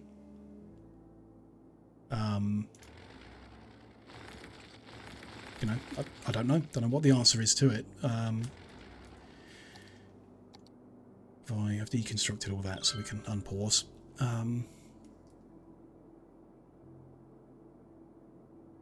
I would like to see what it gets like when we put the tourist... We remove the tourists from the equation by putting them onto public transport. Because at the moment, all the tourism coming into the city, which there's quite a lot coming from our developed commercial zones, that's coming in by car. With the 4-lane boulevards tunnelled into each other, you mean like 4-lane boulevard? Not literally. You mean literally like a tunnel, 6 unit, like so. Ooh. I mean, I wouldn't do it because it creates a junction here that is 4 roads coming together. So if you're going to do that, why not make a square grid? And it looks pretty cool, doesn't it? Like building over the top of that. Then again, if you can do that... delete the tunnel itself, yeah. You can send a pavement underground as well.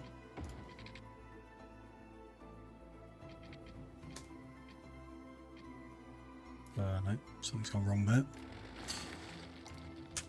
From the surface, 1 step under. 3 units.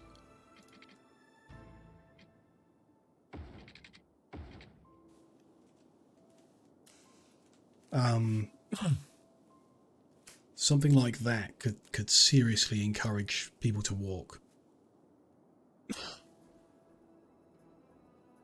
because it cuts the distance from this point to this point quite significantly. Instead of doing 3 sides of a hexagon, you walk under.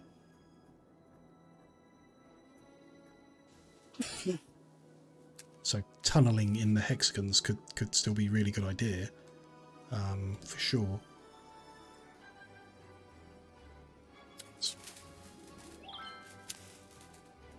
Another cough suite.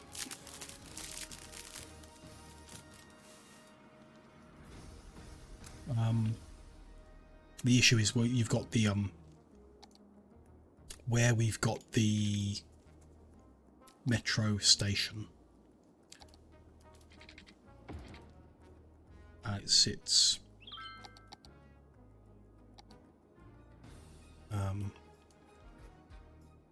there, yeah. So can't send the tunnel through it. Spitballing the idea. Yeah, absolutely. Yeah. That's what we're doing in this whole build. Spitballing ideas. It's like why we're in sandbox mode, and ideas are welcome. Yeah, absolutely. We'll play around with things and see how it goes, what we can learn about the game and the systems. That's, you know, what I'm interested in.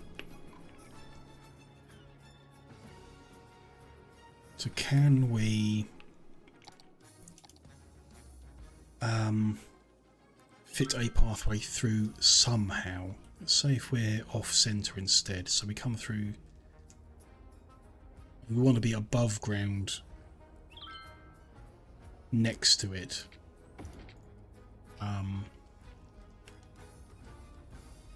It's kind of unavoidable.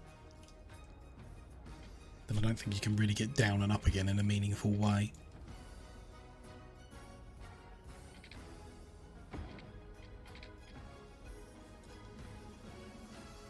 Could on this side then go under, and then you're not in the way of the line. So we'd just be the sides where we've got a metro station. We'd lose out on some buildings. I mean, there's messy bits down the edge here anyway on all of them, because it's not because it's at an angle. It's where the angles meet. So if you lose that one building there, it's no big deal. Or the one building there on the surface. This one's not even got a building there at all, so you can put that pavement round without any issue. If we run it through there, we just lose a couple of tiny little buildings. They're not a big deal.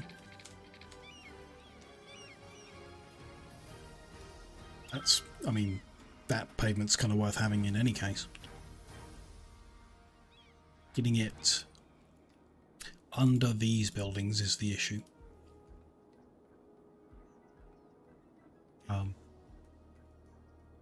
We don't want to lose those big, high-density, top-level buildings. I mean, you know, we can. We just really wanted to build a population that was quite big, which would need them to be developed.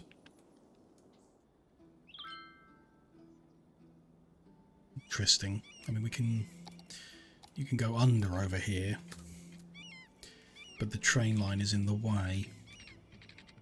You run into the train line.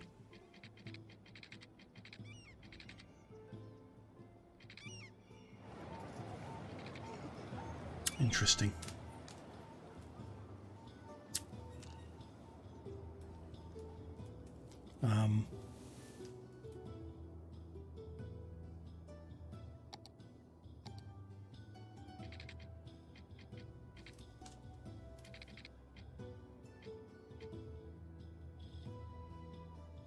It's weird how this sometimes snaps and sometimes doesn't. There we go, that's the road. Not road, but pavement we built on the other side, which I'd quite like to put into all of them. That's cool. Then go, yeah, down, but space already occupied.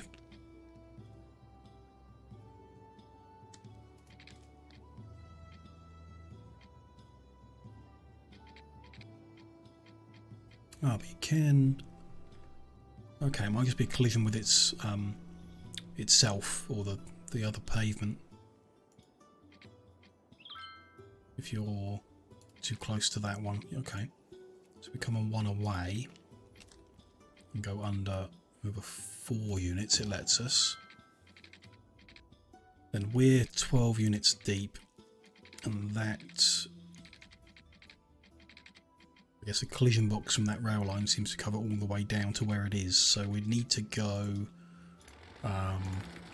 beneath it, which is it's at, can't remember. That one's at -16, so can we simply take the pavement down to -24? Say over 8 units. Ah. Then we're allowed across, yes. We want to get behind those buildings and back up again. And then over adjacent to the road. So other than it doing something really weird with the ground there for unknown reasons, we can do it.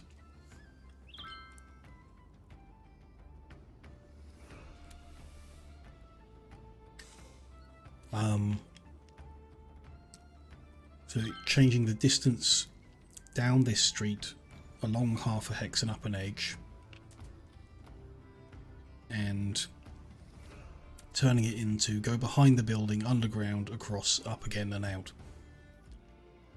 So I'm pretty sure that doesn't actually improve the route. Could still be faster if you're walking from one edge to the other, but it's not quite going to do what I imagined it might.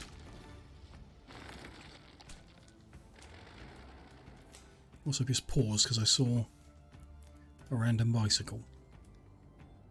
Oh, I see. It's building this out here has employed someone, so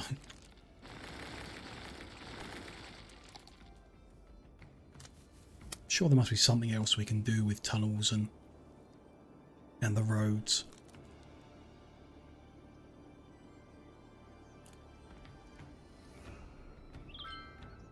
Sure. Tourism could be, sorting out tourism could be a big boost. We could look at that now. We've got time.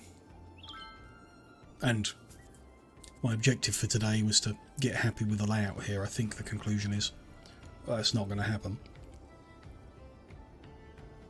And we're going to build the other zones in different in order to get other ideas before settling on something. So we could either start working on the next quarter or on tourism. Traffic isn't that bad. It's not as bad as I'm imagining. Lows at 84, 85 now. Let's look at these cluster of people who are causing trouble here, and we should look at the bus routes again.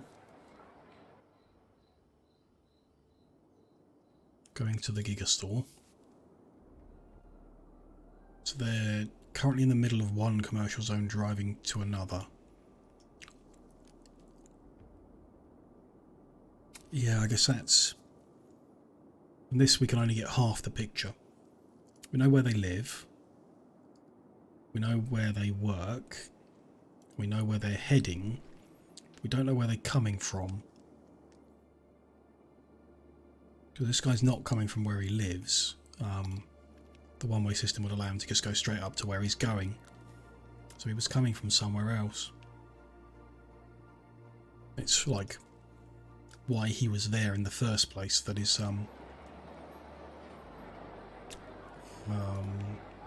the question I want an answer to.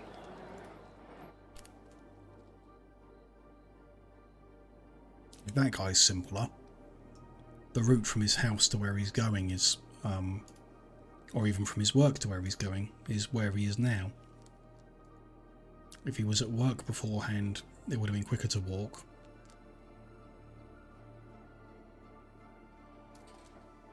And maybe we should put some more pavement routes in everywhere to make sure it's quicker to walk. If he was coming from home, he could have taken a bus. Interesting. Not much point in bashing my head against things that we're not going to get an answer to. So let's look at how we're going to get tourists into the city. We want them to connect to the sea route, the rail route, and an airport. Then bring them into town on the metro, and maybe a blimp. Probably buses. Don't think you need metro and buses, so probably focus on metro.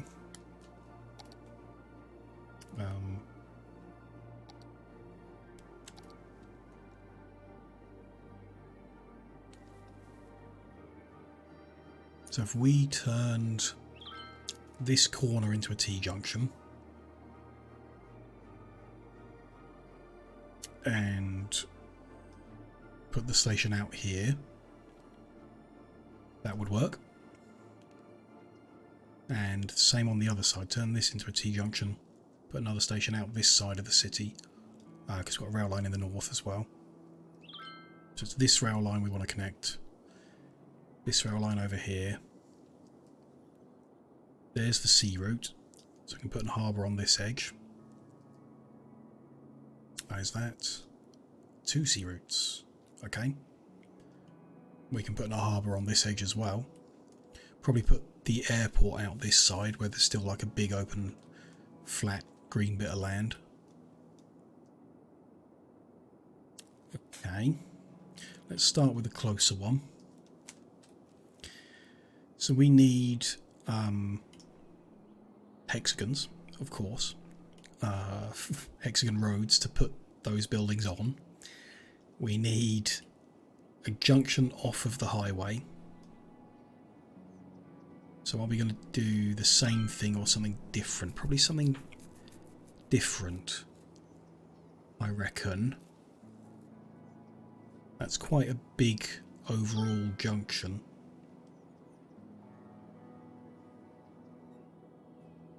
Fit. I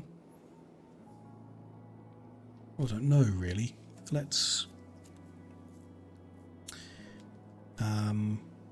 grab our this power line's going to get in my way, so I'm going to move that first. Let's send it into the sky here and over down to the ground and over this side.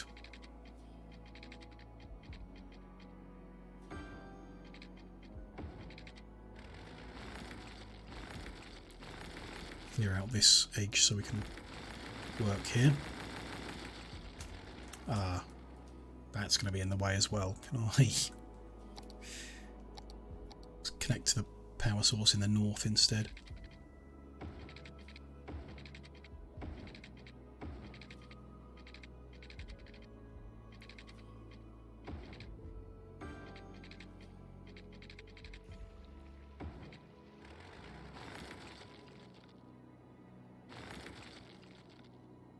And therefore that doesn't need to be in the sky. Okay, cut this line out of the way. Good. Okay, so we can import a hexagon. It's not the right roads, but it gives us the distances for what we're working with.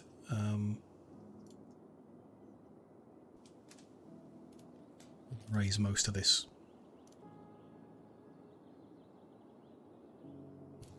Perhaps even all of it. So that I would kind of like to terraform that cliff over a little so that that one does fit in. We'll have like a cluster of them here. Okay, let's remove these a lot.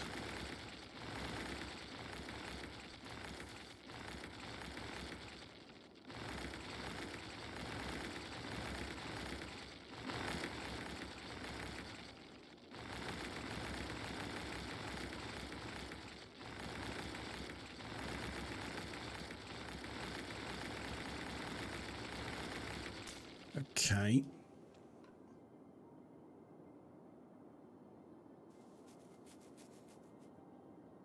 We don't need all of them, do we? I wouldn't imagine. We'll see. We'll see. That's good for like a spacing out where this little transport hub is going to sit. a harbour up against this road and then rail somewhere, passenger, what's it called? It's just called train station, okay. So yeah, it's the junction off of here that's... tell you what, we ought to have measured that out before I deleted them all. See if I can guess.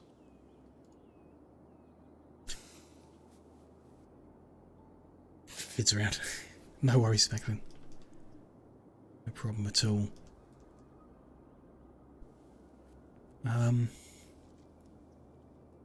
So what we've got between the junctions so far is 3. So if that was 1, I'm gonna have to click them back in, aren't I? 1, 2, 3. Then that junction takes up 5 hexes. So 1, 2, 3, 4, 5. Which fits just before the river, so we can do another junction exactly like that over here. It's a nice pretty junction. It's perhaps like overkill is my thought. Really all we need is like a T junction that then brings the highway to the ground into some kind of hexagonal shape. Because we still want to come like off the highway to be on local roads. Like the harbour's going to connect to a local road, it's not going to connect to the highway, for example. Interesting though. I think we do like the same junction again with the same distancing, and it's all nice and neat and even then all the way down the highway. So let's remove this lot again. 1, 2, 3. That's the gap. Rebuild those bits.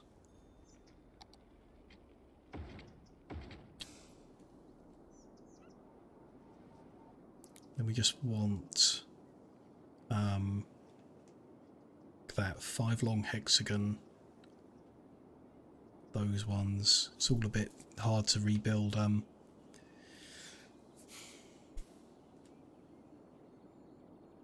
So we can paste in the hexagons, but we're going to have to like take them away and put them back anyway.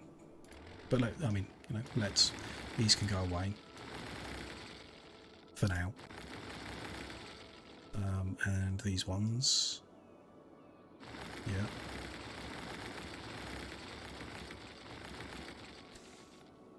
We want to copy. Let's tidy up what we've got, I guess. So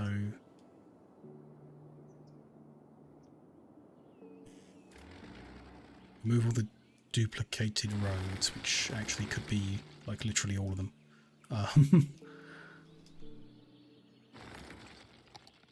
Just rejoin things as we go. Hard to tell what's got duplicated and what not. Can I box select just trees?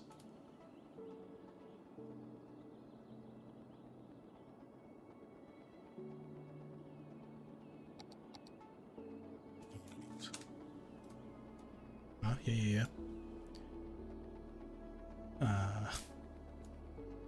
And delete them? No.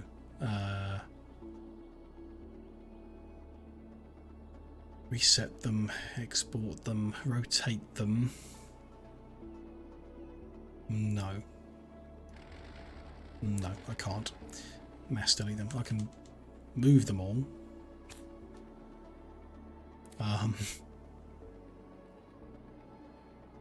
I guess. We'll just move them all down here somewhere.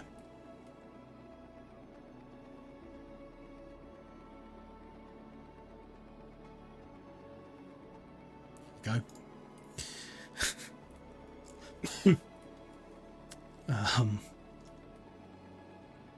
Move this lot as well, don't I?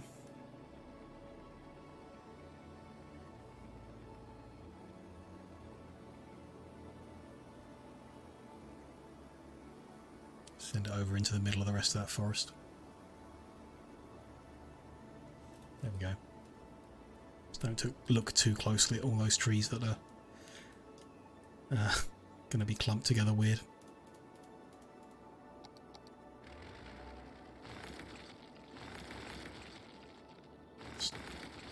Make that look a bit less silly, but still going to look weird whatever I do. Okay.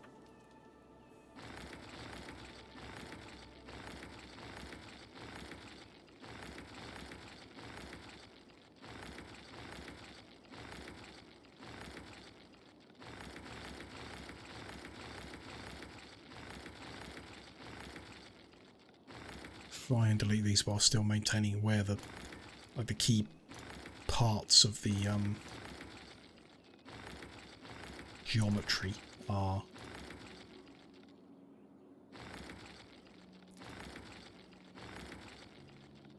That should all work. I can bring the road back. No.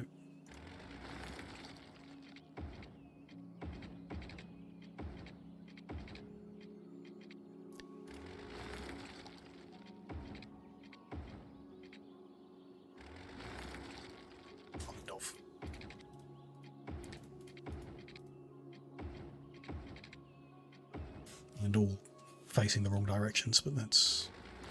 We'll get everything into place and then get them facing the right direction after.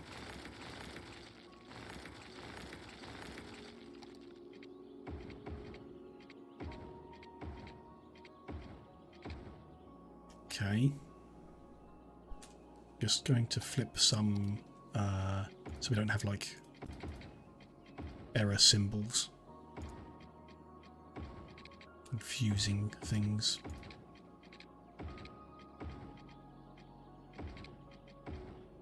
That's fine. Okay, now we can start.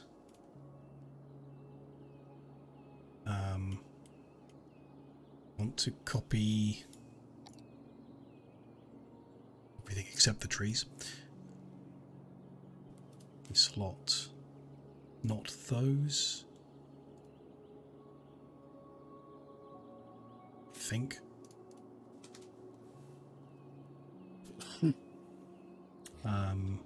Not that. That will help. Put that in there. We just need to rejoin what's pasted in.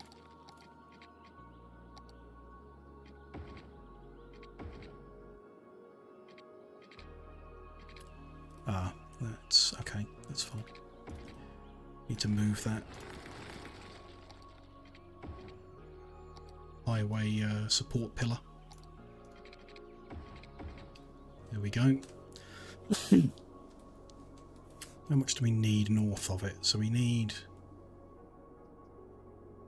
like those 3 hexagons. Some of it we'll be able to delete, I guess. No, those 3 you need, so let's go with those 5. Above it. Entirely sure how to do that. Let's even things up. Those power poles are still going to be in the way. If we leave things paused, that won't matter. Let's take them away, keep things paused until we're good to reconnect. Okay, so we need to grab a whole bunch. Fill those in, so let's... That's like this much. Reconnect them.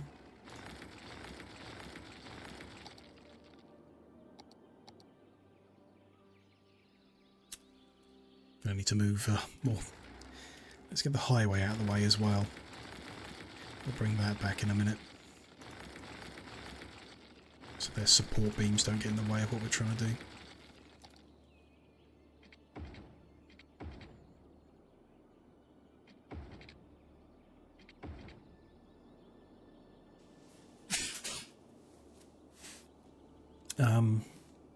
Okay. Then I want the next row up, so we need like that much. Take away these lot, I think.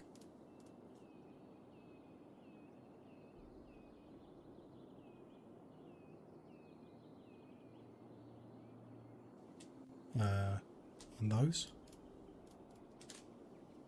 Yep, there we go.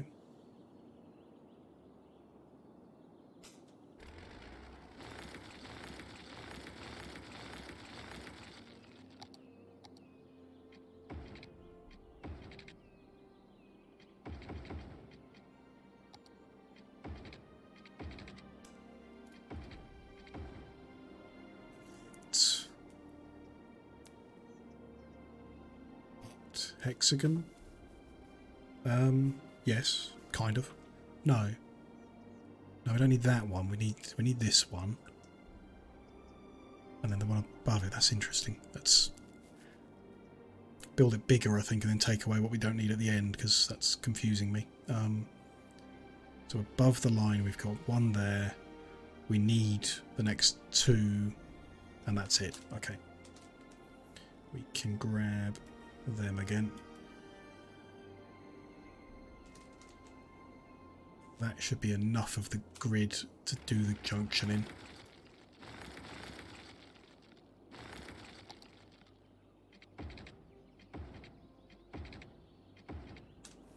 Okay. Let's sort out the tunnels. Get that like out of the way to start with. So that is the ones coming sideways off of the centre. I have measured wrong. Junction's 5 along, then you have a gap of 3, and it should centre around one that doesn't have a road cutting through it. So if there's a gap of 3 there and it's 5 along, the one in the middle shouldn't have a road running through it. Something is amiss.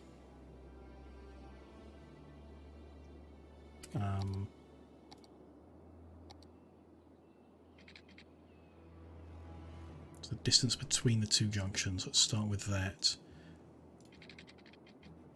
56 units across. This is 70 units. That is wrong.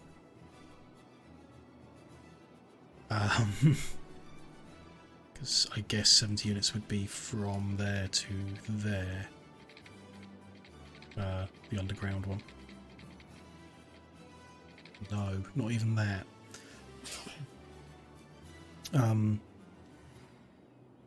Colour me confused. This should come, so like 14 units out.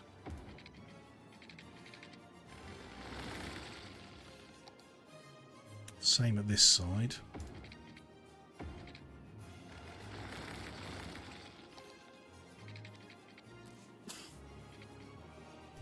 That down to there.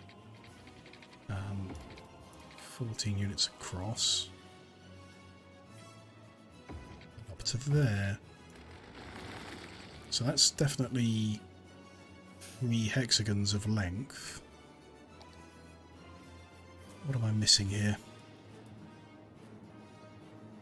Something very obvious, I'm sure. Oh, yeah, something very obvious. There's a hexagon right here, which is part of the 3 that I'm counting, so we're 1 too far to the left. This junction, which Yeah, I don't know if that leaves us too far from where the harbour's going to sit. Probably fine. Probably fine. So yeah, let's build the rest of this in.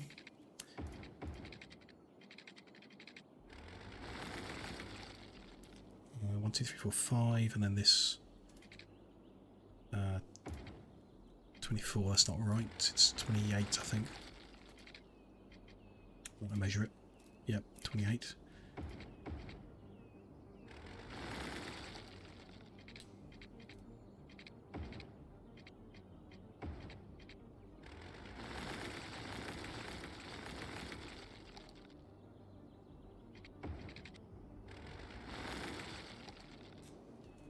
Up here.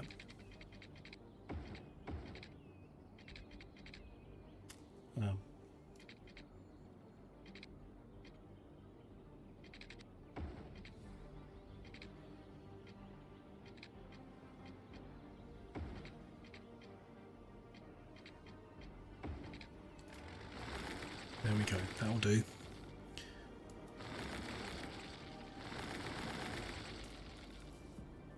Is that what we need? That's going to be the central one. We need that one. We need the next ones as well. Okay. We can do that. Somehow.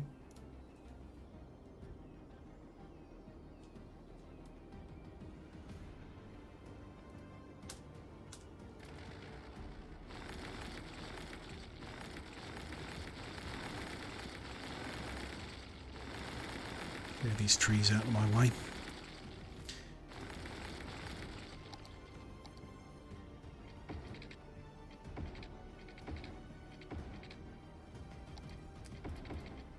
Some of these warnings so they don't bother me while we're working on stuff.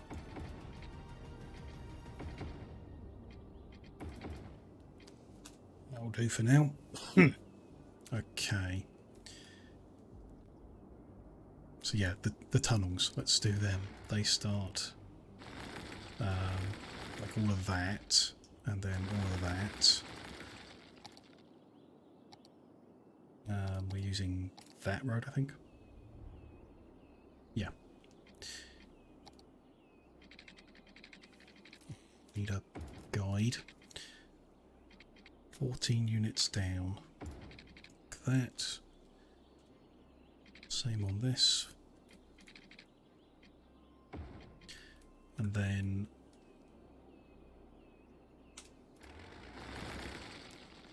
these roads go under as well.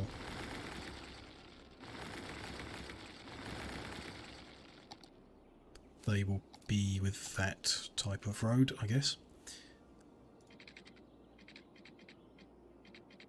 To make a guide to line up on this is always a bit messy.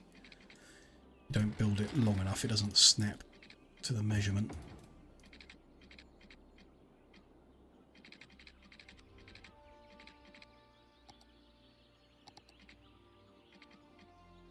There.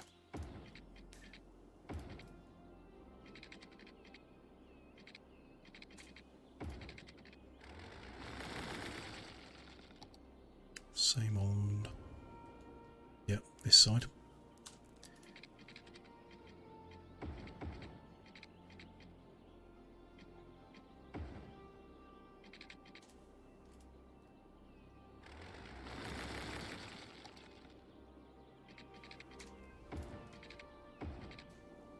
Yep, so that's that tunnel, but all the roads are pointing the wrong direction. We'll sort that out later. Just confusing me at the moment is all.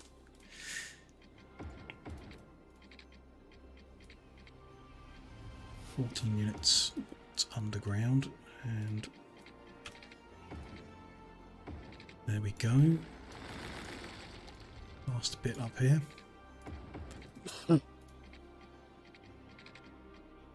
14, but underground, there we go.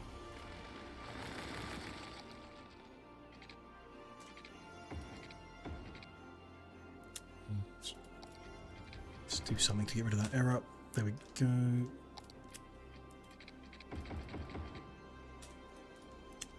Good.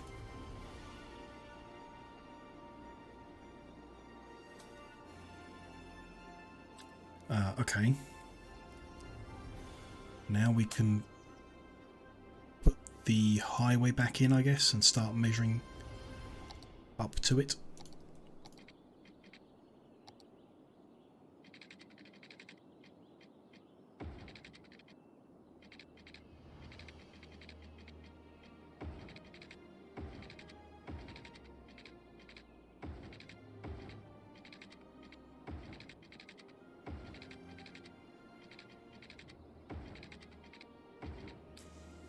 Okay, highway on-ramp.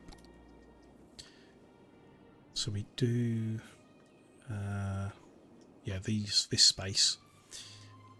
Split it in half.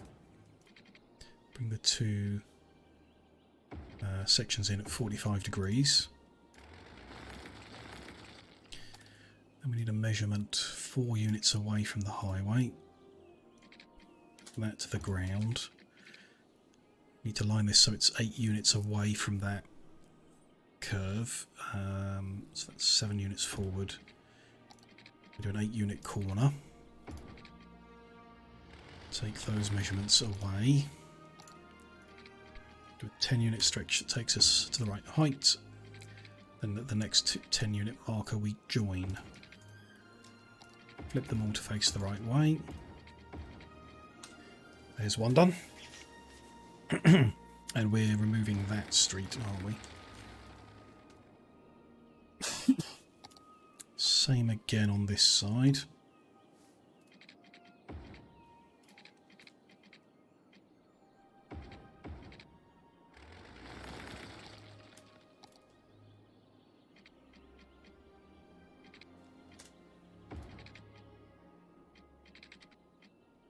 That looks like it's 13 away, so 6 forward, no. 5 forward. 8 units for the corner, yep, spot on. 10 unit ramp, and then there we're rejoining. Get all of them facing the right way as well. Good.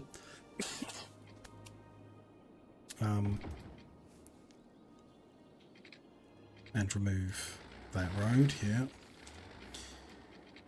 Do the same on the other side of the carriageway.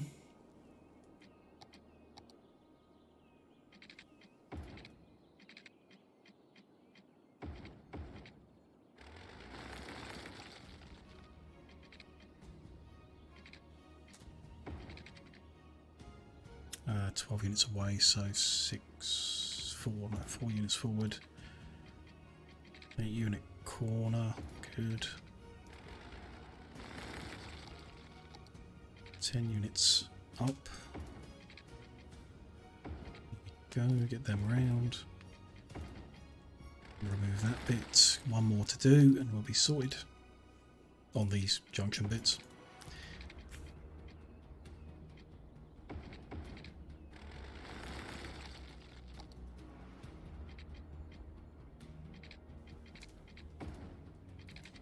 Yes, that.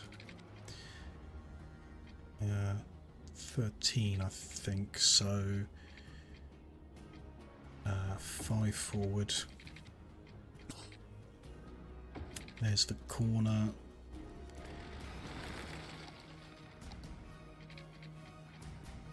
Units. And there we go. Good.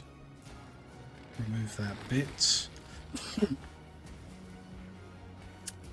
Face the right direction so I'm not getting myself lost. Good.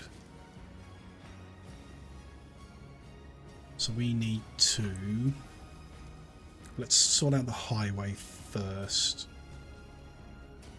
That goes to 4 lanes after the junction, like between the two. So that's going to be 4 lanes all the way along there.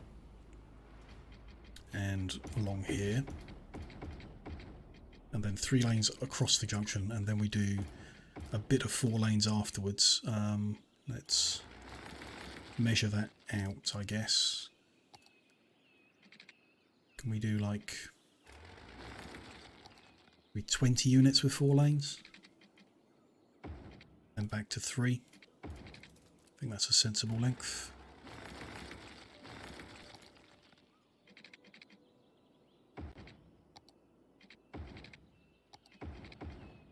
Here we go.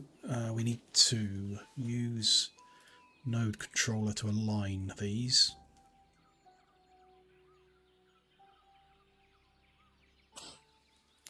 Shifting it so that the outside lane continues straight, and the inside lane will be shifted off to the side. Good, and we'll do that all 4 sides of the junction.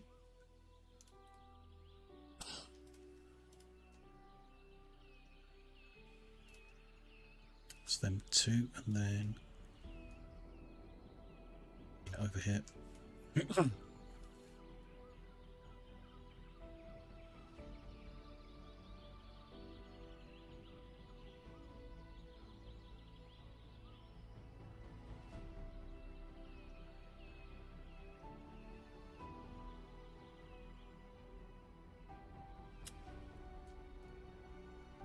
And that should be in like a straight line all the way, really. Yep, looks fine. Just got a little kink where the actual junction is, which is normal, I think.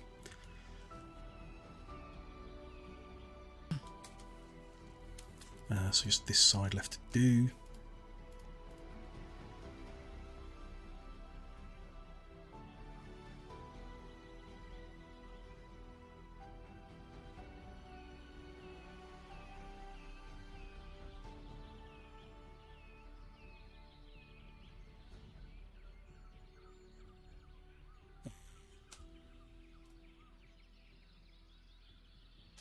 That onto that one.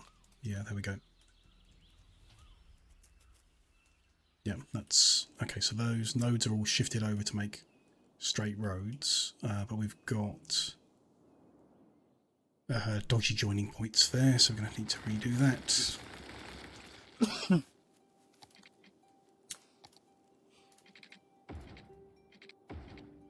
Go. Reshift these nodes.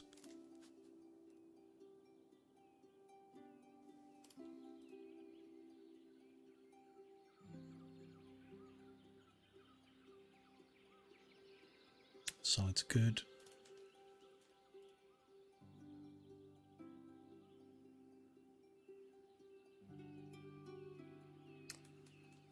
It's not happy. Be a line further back. Let's start the other end. Oh, it's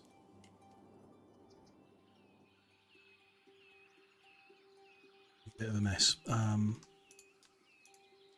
that one to that one.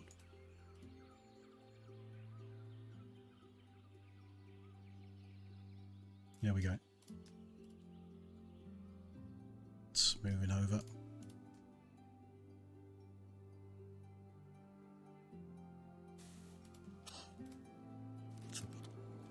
I think. Yeah, looks straight enough. Okay. So yeah, we just need to do some markings to prettify things. We'll copy these ones. They should paste in there nicely. And then they should paste in the opposite one if we rotate them. Good. And then the off-ramp sections, we'll copy that layout. Paste it in there. And paste it in here with a rotate, probably. 2 rotates. There we go. Okay, so we're just now missing... I've overwrote the junctions further down, didn't I? So we need to recreate the way this should look. Solid lines on the outside. Dashed lines between the lanes. And then that lane there terminates. So those arrows in lane 4 No. Let me change the arrows. Okay.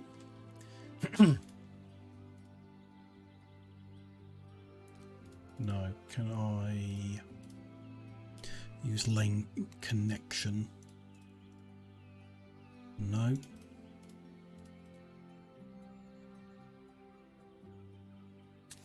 Sure then.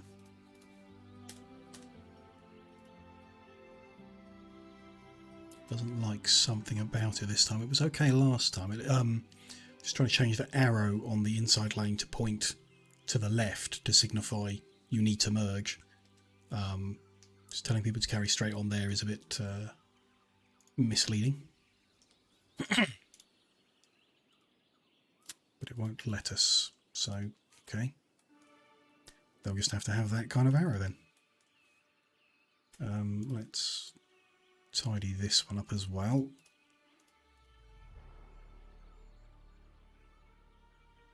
Which line's there, and then that one. Likewise, will it let us do the arrows this side? No. Wonder why not. Just doesn't want to. Fine, well, we'll leave the arrows looking slightly misleading. It's no big deal. At least the lines are looking how they should. All the way down the junction. Nodes are all lined up. So that's all good. We need to make the roads the way they're supposed to be. So we've got medium on alternate ones, including the tunnel. So the tunnel we already did like that. So those should be the same as should those. The rest is part of the one-way network. So from a avenue, the right side is going down, the left side is going up every time. Right side is going down, left side going up. So these are going down, that means that one's going up. So this side goes up all the way, and then down this side. Down there, down there, and down there. All good. So up here. No, up. There. That should be up, I guess. And then down there, yep. Go foresee a problem here. We shall find out in a minute. Up here.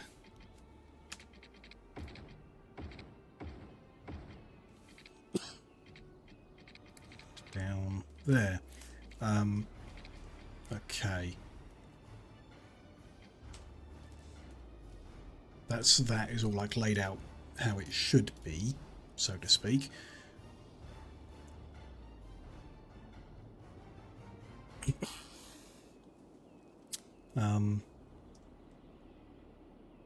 The issue is if you come off the junction here. Oh no, it's fine.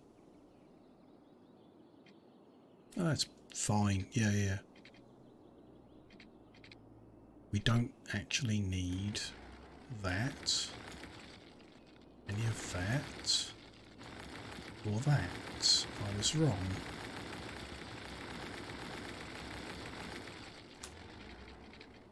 And yeah, we just need to flip a couple round, otherwise it's unnecessary. Oh, it's the same over here, I guess. Yeah, this egg should be going that edge is unnecessary. Does that mean this edge is unnecessary? Yes, because of the tunnel. Okay, which means this edge is unnecessary as well. Presumably that lot, because of the tunnel. if you're coming off driving westbound, you turn to the right, go under the tunnel, and you're down here. If you're coming off heading eastbound, you're already down here. You take this road. You get back on by taking that tunnel to head that direction, or here to head that. So when you come off, there's no reason to turn left unless you want to immediately get back on, because then you'd wiggle through here, go under the tunnel and go back on. So like that road is unnecessary. There, no one would ever make that journey. So go that way, and therefore the one on this side is probably unnecessary too, I guess. Because if you're trying to get back on, you'd take that tunnel instead. You wouldn't need to take that, which means the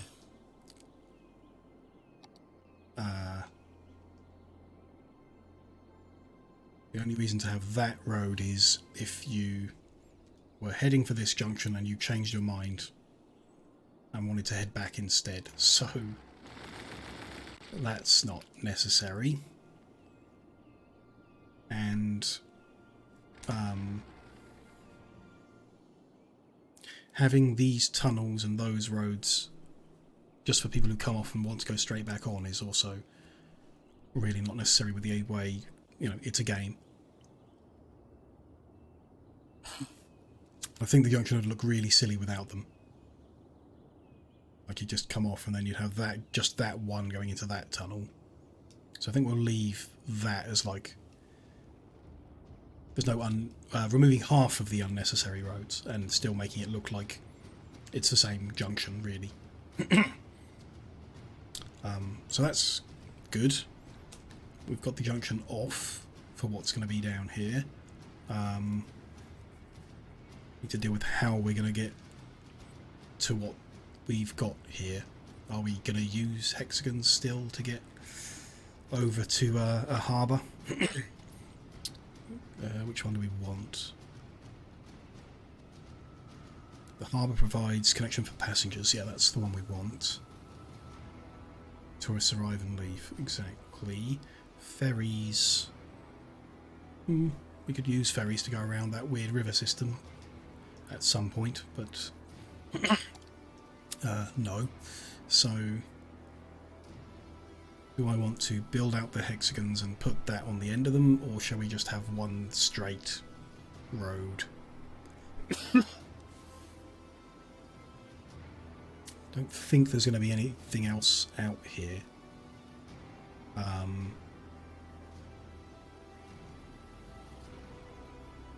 That we need to spread out. There's going to be like a bus station and a metro station, maybe. There'll be a metro station, but maybe a bus station. So probably we just do like one straight road. Don't overcomplicate it.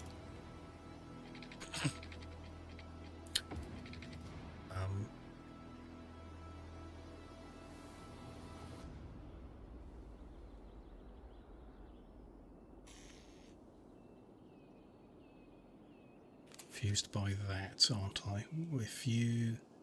We want the other half of that hexagon in, I think. I'm going to put the other half of that hexagon in, whether we want it or not. 24 down, 7 out, and that should be 120 degrees. Good. So if that's going... So people come off this way and they want to go into town, they go that way. Not into town, into the harbour, they go that way. If they want to get back on, they go that way. So this is if people have come off, they've gone under, they should be facing... going to the harbour. That's what that road is for. And that is... yeah. I think, I don't know. It doesn't make a lot of sense when you've got, like, your hexagon system and you just pull it off into a straight road. Nothing quite lines up in my head, I guess. There you go. It's another cough sweep. I can feel it building up.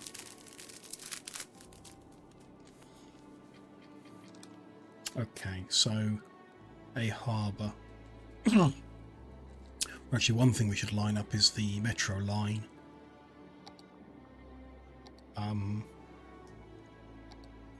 If it's going to come in like a straight line or whatever. So this section needs to be replaced with a T-junction like that one.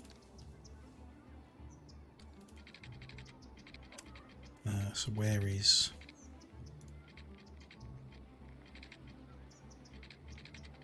This just carries on straight. This wants to end 10 units away, so 10 units forward. And then... Ooh, what was the angle? 135? So that side of it, I think.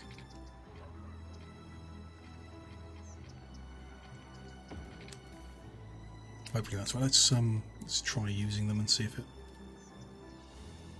Yeah. It'll go from there to there. No problem. Good. Let's carry that line on then.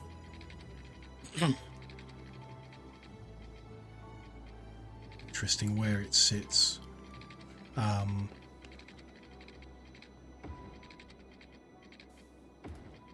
That distance from the road isn't where a metro line would sit. So what other options have we got? We can do elevated ones. Again, they don't align that far from the road, but we can pull a junction off the road to put it onto and whatever. What about the hybrid ones? Just a platform with a lot of rail lines.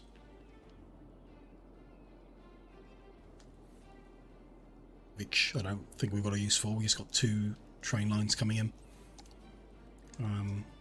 Another one just laid out sideways. Ferry and bus. That's better than just ferry, I suppose. It's the airport. Monorail and bus, but we're not currently using monorail. That's metro, monorail, train. What we really, I just want train and monorail. Can you... The default train station is just one line, so we kind of want like one of these, but just with 2 lines, rather than 6.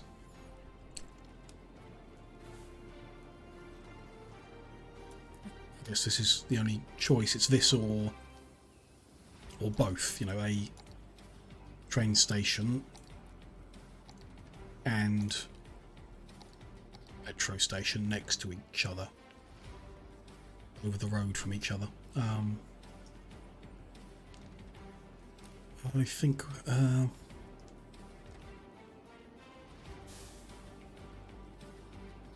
sure.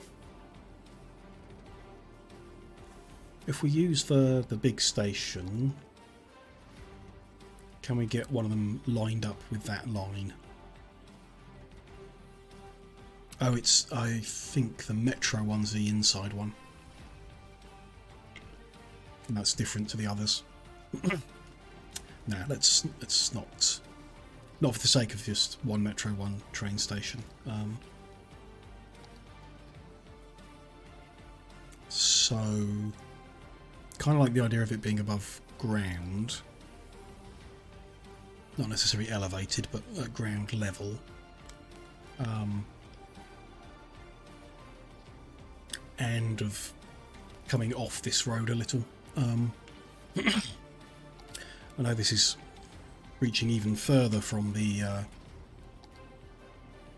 hexagonal pattern to put a 90-degree angle in, like here. Should this be allowed? I think it has to be in the same vein as these roads running down the middle of the hexagons. We could build a hexagon around it, I suppose. Let's at least align it with where it would be if it was running up the centre of a hexagon. So we would be 28 units from there. The end of that hexagon. And the next, so 7 units from there would be the middle of the next one over. If we can get to an angle where we can see the distance. Measurement? No. Apparently that's not allowed. So what is 7 plus 28? 35. So 35 from there. There would be the centre of a hexagon. Therefore an acceptable place to have a straight line.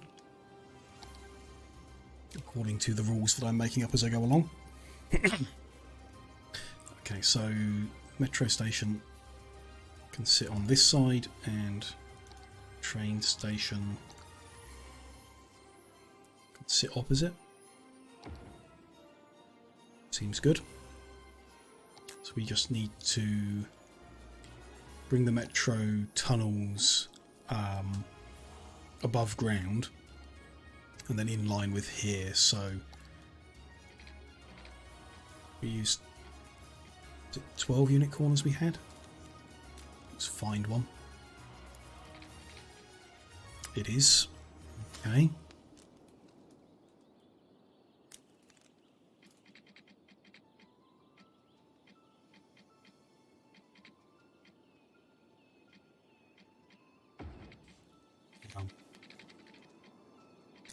That tunnel's going to be in the way, so turn the corner again and then go under. Not sure that's going to work. No. Road's in the way. Okay. Let's try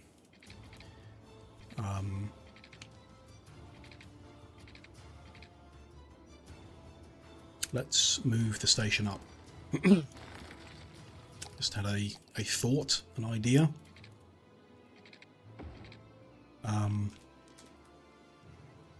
Start with the line that's underground. If we can get the distance better, bring it above ground.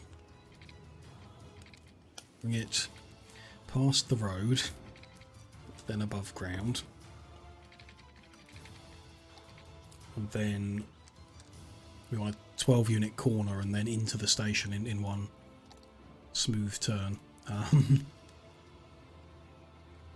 So we want that to be 12 units left of there.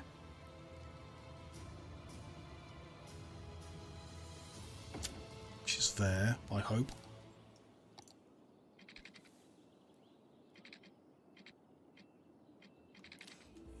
Gonna snap in the wrong place. Let's try again. There we go. Take that down, join it with that. That will do the job. Good. So the metro is at our tourist receiving hub. It's connected into the metro system. Still not sure how we get. I guess there's like a parking at the station. Okay, so tourists are going to come off, park there, take the metro into town. Hopefully. Let's move this station so it's opposite still. Good. Let's connect that actual like train line in.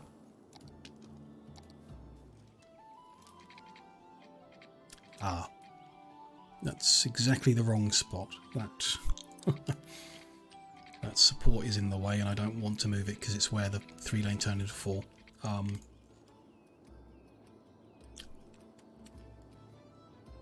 No choice. Okay, we're going to make that a bit longer then.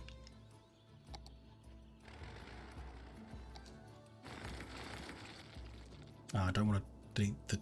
Don't want to delete the bridge. Oh well.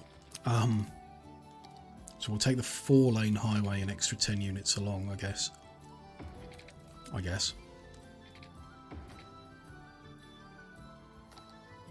And then join the 3-lane after that. Which means we need to do the node moving.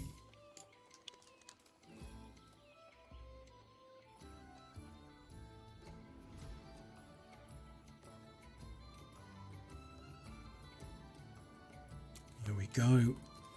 And the same again on this side of the road.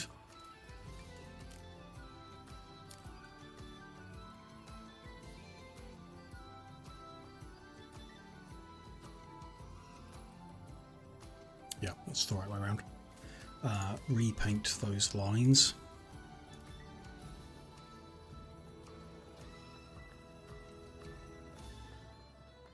So we can check if it will let us change the arrows now. Hopes aren't high.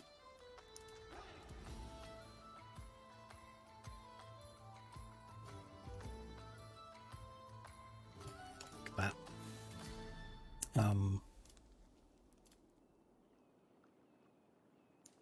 Nope.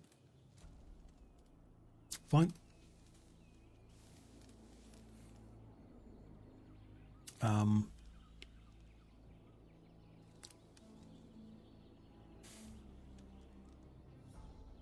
Forgotten whatever else was on my mind. Let's cut that. Damn. Okay. We need to remove that in order to. We'll have to redo that in a second. Didn't think of that. Put the train line in place and then sort the road out after. So they're 10 units apart, so we want to be. That'd be 11 units forward. Not the best. I'm sure the train would like a wider curve than that, but still.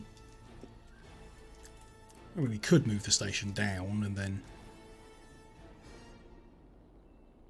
Nah, it's fine. Give some good distance away from the river as well to raise the bridge a little bit. Okay, so now let's put 4-lane highway back without its support being in the way. And nudge all of these nodes back over again.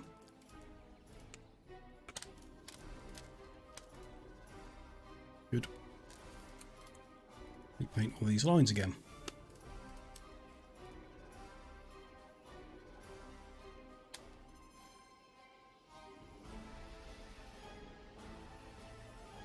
There we go. That is sorted and that's sorted. Good, good, good. Let's grab the rail track. Bring the one from this side over. That's going to be like a weird wiggly thing like the road was, so let's start this end. Ideally we want to go up a little bit to be at the same height as the road, which would be 12 units. It's not too bad of a climb. 12 over 10 unit distance. Yeah, that's fine. Let's bring it over to this side. Then back onto the ground, I guess, and try and wiggle through that gap in a vaguely neat manner.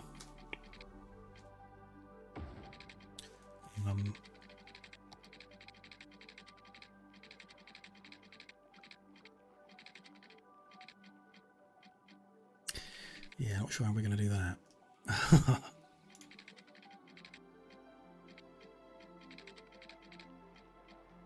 That's a nice curve. It just comes very close to the road on one side and not the other, which, you know, I don't like.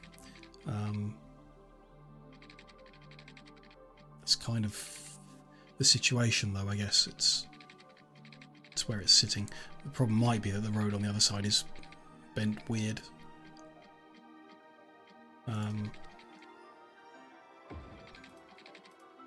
Because that's a nice curve, I think. These trees can leave.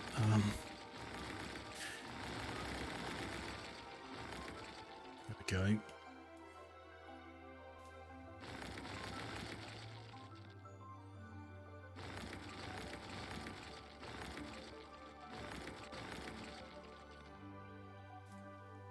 Yeah, I think we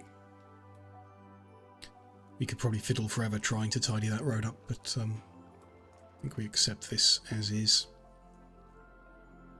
We don't really look over here much anyway, so that will be fine. A train line comes in here, a metro line joins up there, that's all very nice. Some transport for some tourists to come in.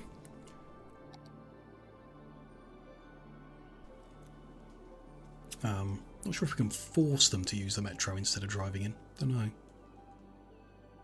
It'd be nice if we could.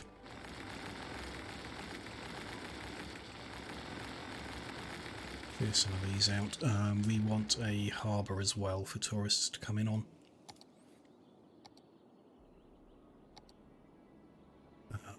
Which kind of want to like terraform that riverbank to get it square. Which seems like a silly thing to do, really, but yeah. No, let's do that. Let's line the end of the road that comes with the harbour up with the end of the road we've put in there. Then we can just join them together. That's pretty good. Like that. Can you change that road? You can't. Okay. It's fine.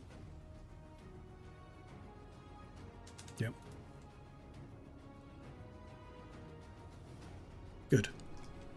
We've got a harbour, we've got a train station that bring tourists onto the map, and a metro station that will bring tourists into the city. Not sure if they're going to choose to use it. Not sure we could join that up with the other side somehow better.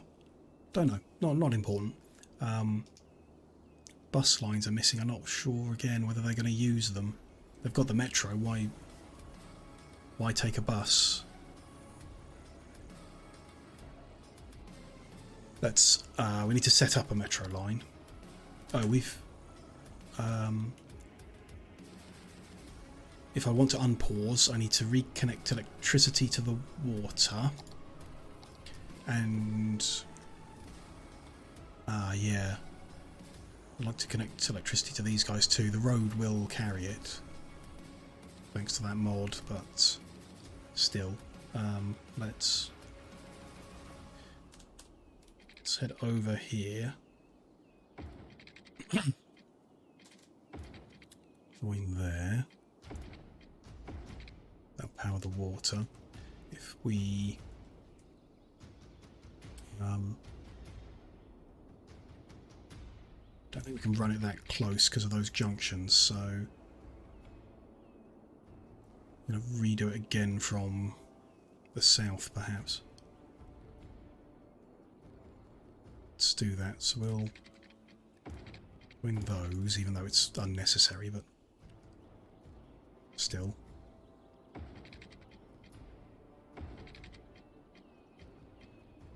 That over here, and then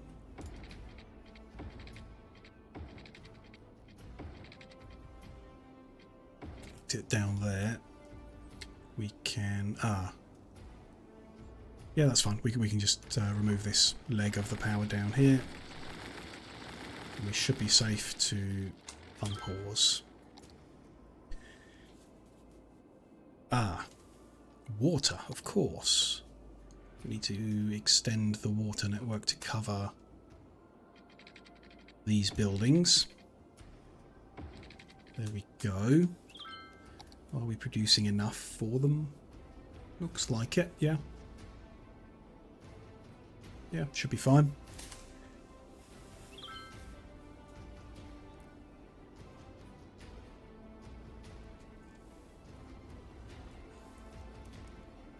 Good. We need to create the metro line, the actual instructions of stops. So tourists go from this station to the commercial zone.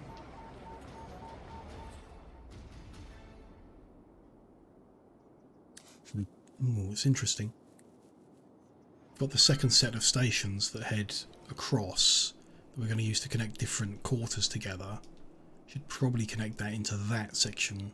We can move it and connect it in the future, but that's probably the network they should be involved in, the inter-quarter transport, I would say. Something that commercial, they might want to visit the other commercial for whatever reason, so let's add that as a stop.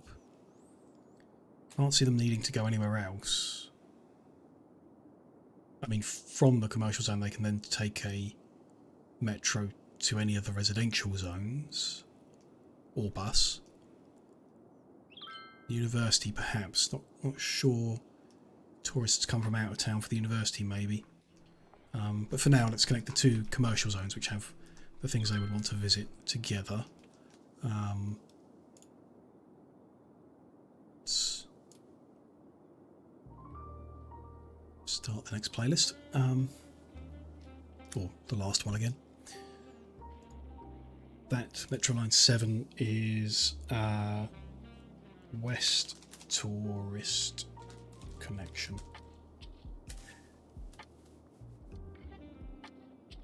We colour that. Have we used pink yet? No, there we go.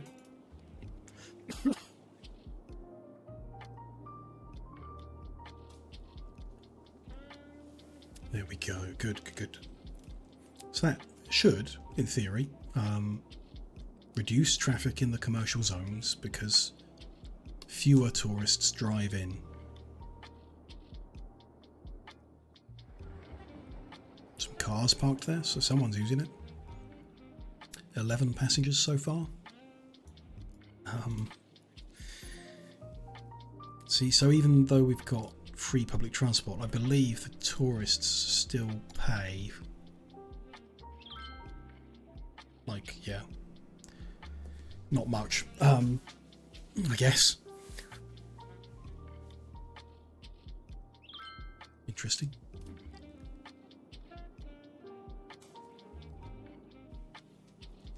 So we see the trains coming in and out as they come above ground.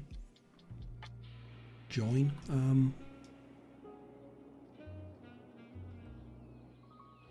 Seen a train from the other side come in yet. Allow intercity, definitely. That's how they're going to come in, I guess. Ah, there is one. There was one in the station. Nobody wanted to come and visit us. What about super fast ferries? No one wants to visit our city. One thing we should consider is these buildings are going to generate waste that needs to be collected by the incineration people. So I'm going to copy what we did in the last city and create a road that only they use. So just be a simple 2-lane with some trees, I guess.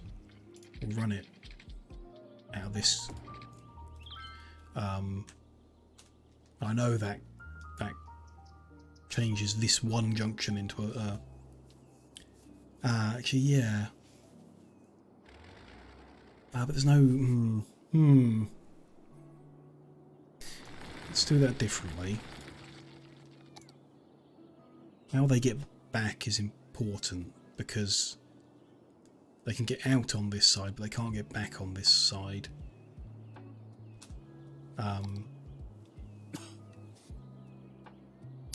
Oh, that is interesting, isn't it? if you're driving along this road, you can't get to the eastbound carriageway. You need to go under... You can only go westbound. Okay. That doesn't work. That does not work. If you come off from the eastbound, yeah, you head into town like that. So this road needs to go the other way so that people can head out of town. That means that road needs to turn around so that people coming under this tunnel can go in or over to the train station. Yeah, that's all a bit messy for me. Not sure I've got that correct, so to speak, but there we go. That's fine. So garbage trucks coming in and out can come off this road now because they can go in that way and out that way. So we just need to connect to the end of that road. It'll be fine.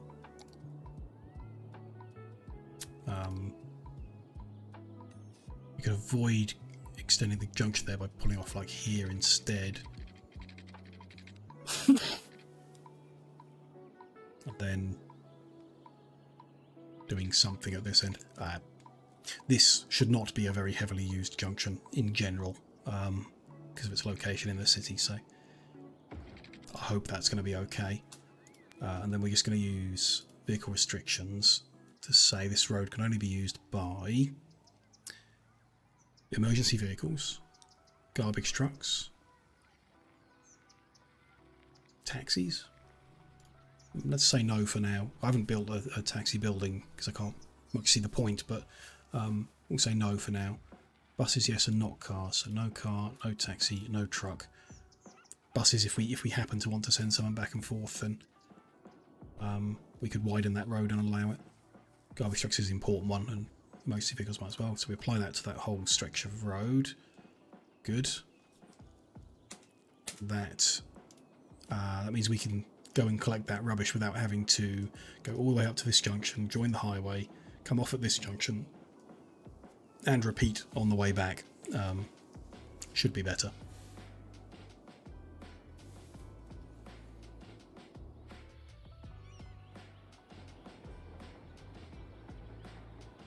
Little camper vans, yeah.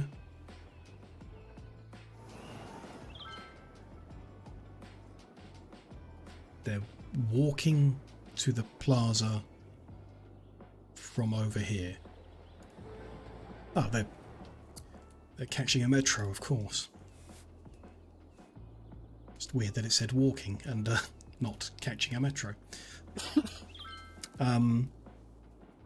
This distance might be too far. I guess people are walking it from the harbour to the metro. You just put a... It doesn't look that far, but we could put a bus route in that just goes from here to there. That seems unnecessary. Oh, you can see the big groups of people arriving and are walking to the metro station.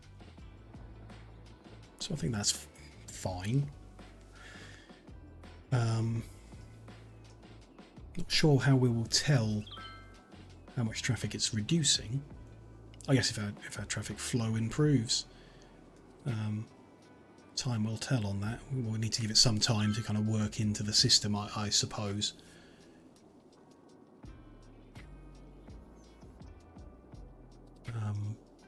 Good. It's also interesting that our income is slowly rising. We're still like overbuilt things that we wouldn't typically have done. So I'm not surprised it's negative still, but it's raised by like 10,000 or something. So it does seem like the city will be profitable once it's kind of properly developed. Seems like that.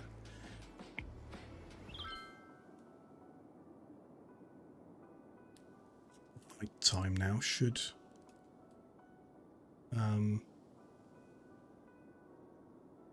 I think it's supposed to be different between the day and the night, but I can't It seems to just be busy all the time, really.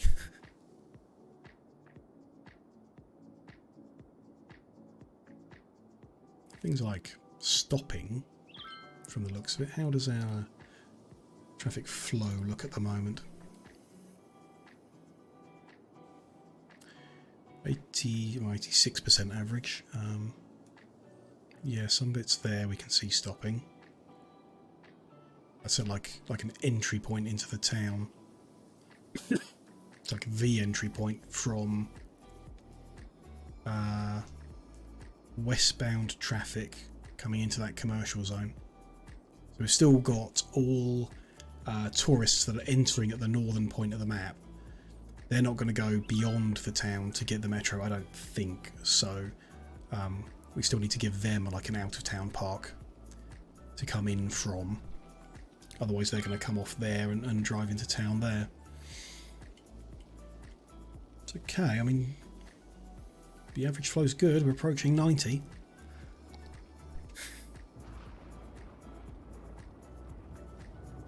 Very interesting. I'm glad that's all connected up too. We should check usage of that metro line, whether we need extra vehicles. No, we don't. They are just about collecting everyone. Yeah. Just about collecting everyone at the initial stop when the next train comes around. 3 trains looks good for at least the current number of tourists we got visiting. We should see increased tourist visits as we build the tourist-focused, unique buildings that they want to come and visit to see. I'm not sure how many of them we've even unlocked, but we'll have some. We can build a Statue of Wealth, if that interests tourists, I don't know. Transport Tower. Fountain of Life and Death. Bunkshire still to unlock. This is, yeah, these big ones, like if we build an opera house, that's definitely going to bring tourists in. Well, you know, should bring tourists in, we hope. So that's the kind of stuff that I want to place like in this top row of hexagons closest to the highway. They might need their own dedicated metro stops or something like that, or bus routes to bring people there specifically, perhaps. Okay, city looks good. It's developed out well over the course of today's session. Grown and levelled up, and interesting what we've seen today, what we've developed. Tourism hooked up, everything zoned in, perhaps some idea of where we're heading, perhaps, but at least some ideas of how to get there. Road system overhauled. I think it's an improvement. We see less stickiness around the junctions, still heavy flow of traffic, but less stopping, I guess. And then, yeah, next steps are to start developing the other quarters, as we kind of touched on. I'm interested in developing them like in a different way, to try a few different things out before deciding like how the city's going to be ultimately. I think we're 7.5 hours into the session.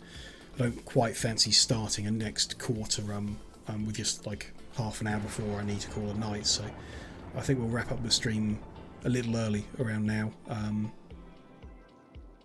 And then we'll revisit this city and continue developing and trying things out in the next time we're streaming. So yes, I think it's a good point to save the game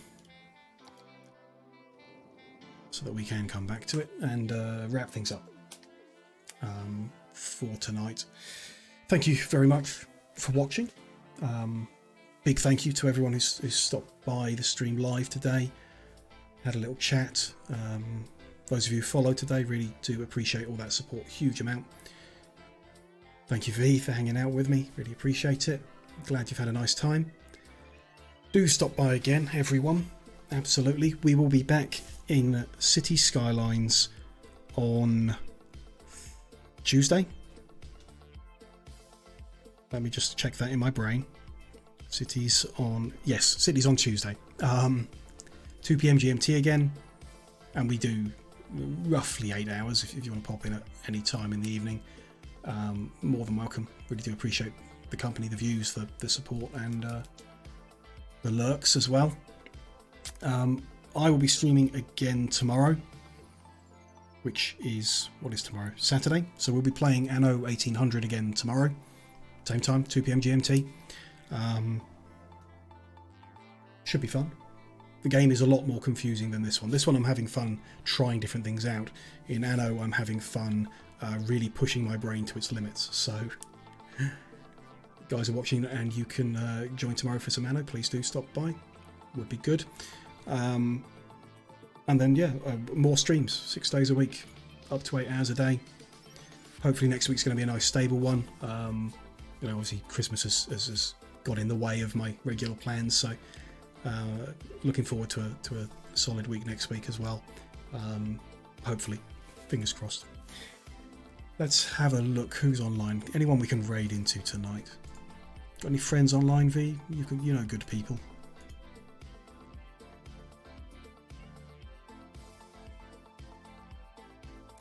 Well, a few people on actually. People are streaming late at night. Zirconix is on playing guitar. We like Zerk, don't we? Let's raid into Zerk. He's good people. You know he's good people because his cats love him. That's how you can tell.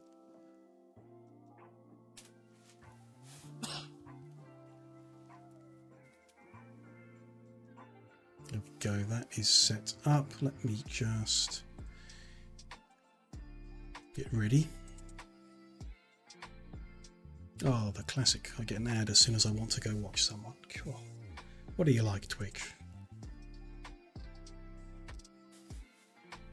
That's fine. We'll raid into Zerk now. One last thank you very much to everyone for watching. Hope to see you again soon. And enjoy the rest of your day. Goodbye.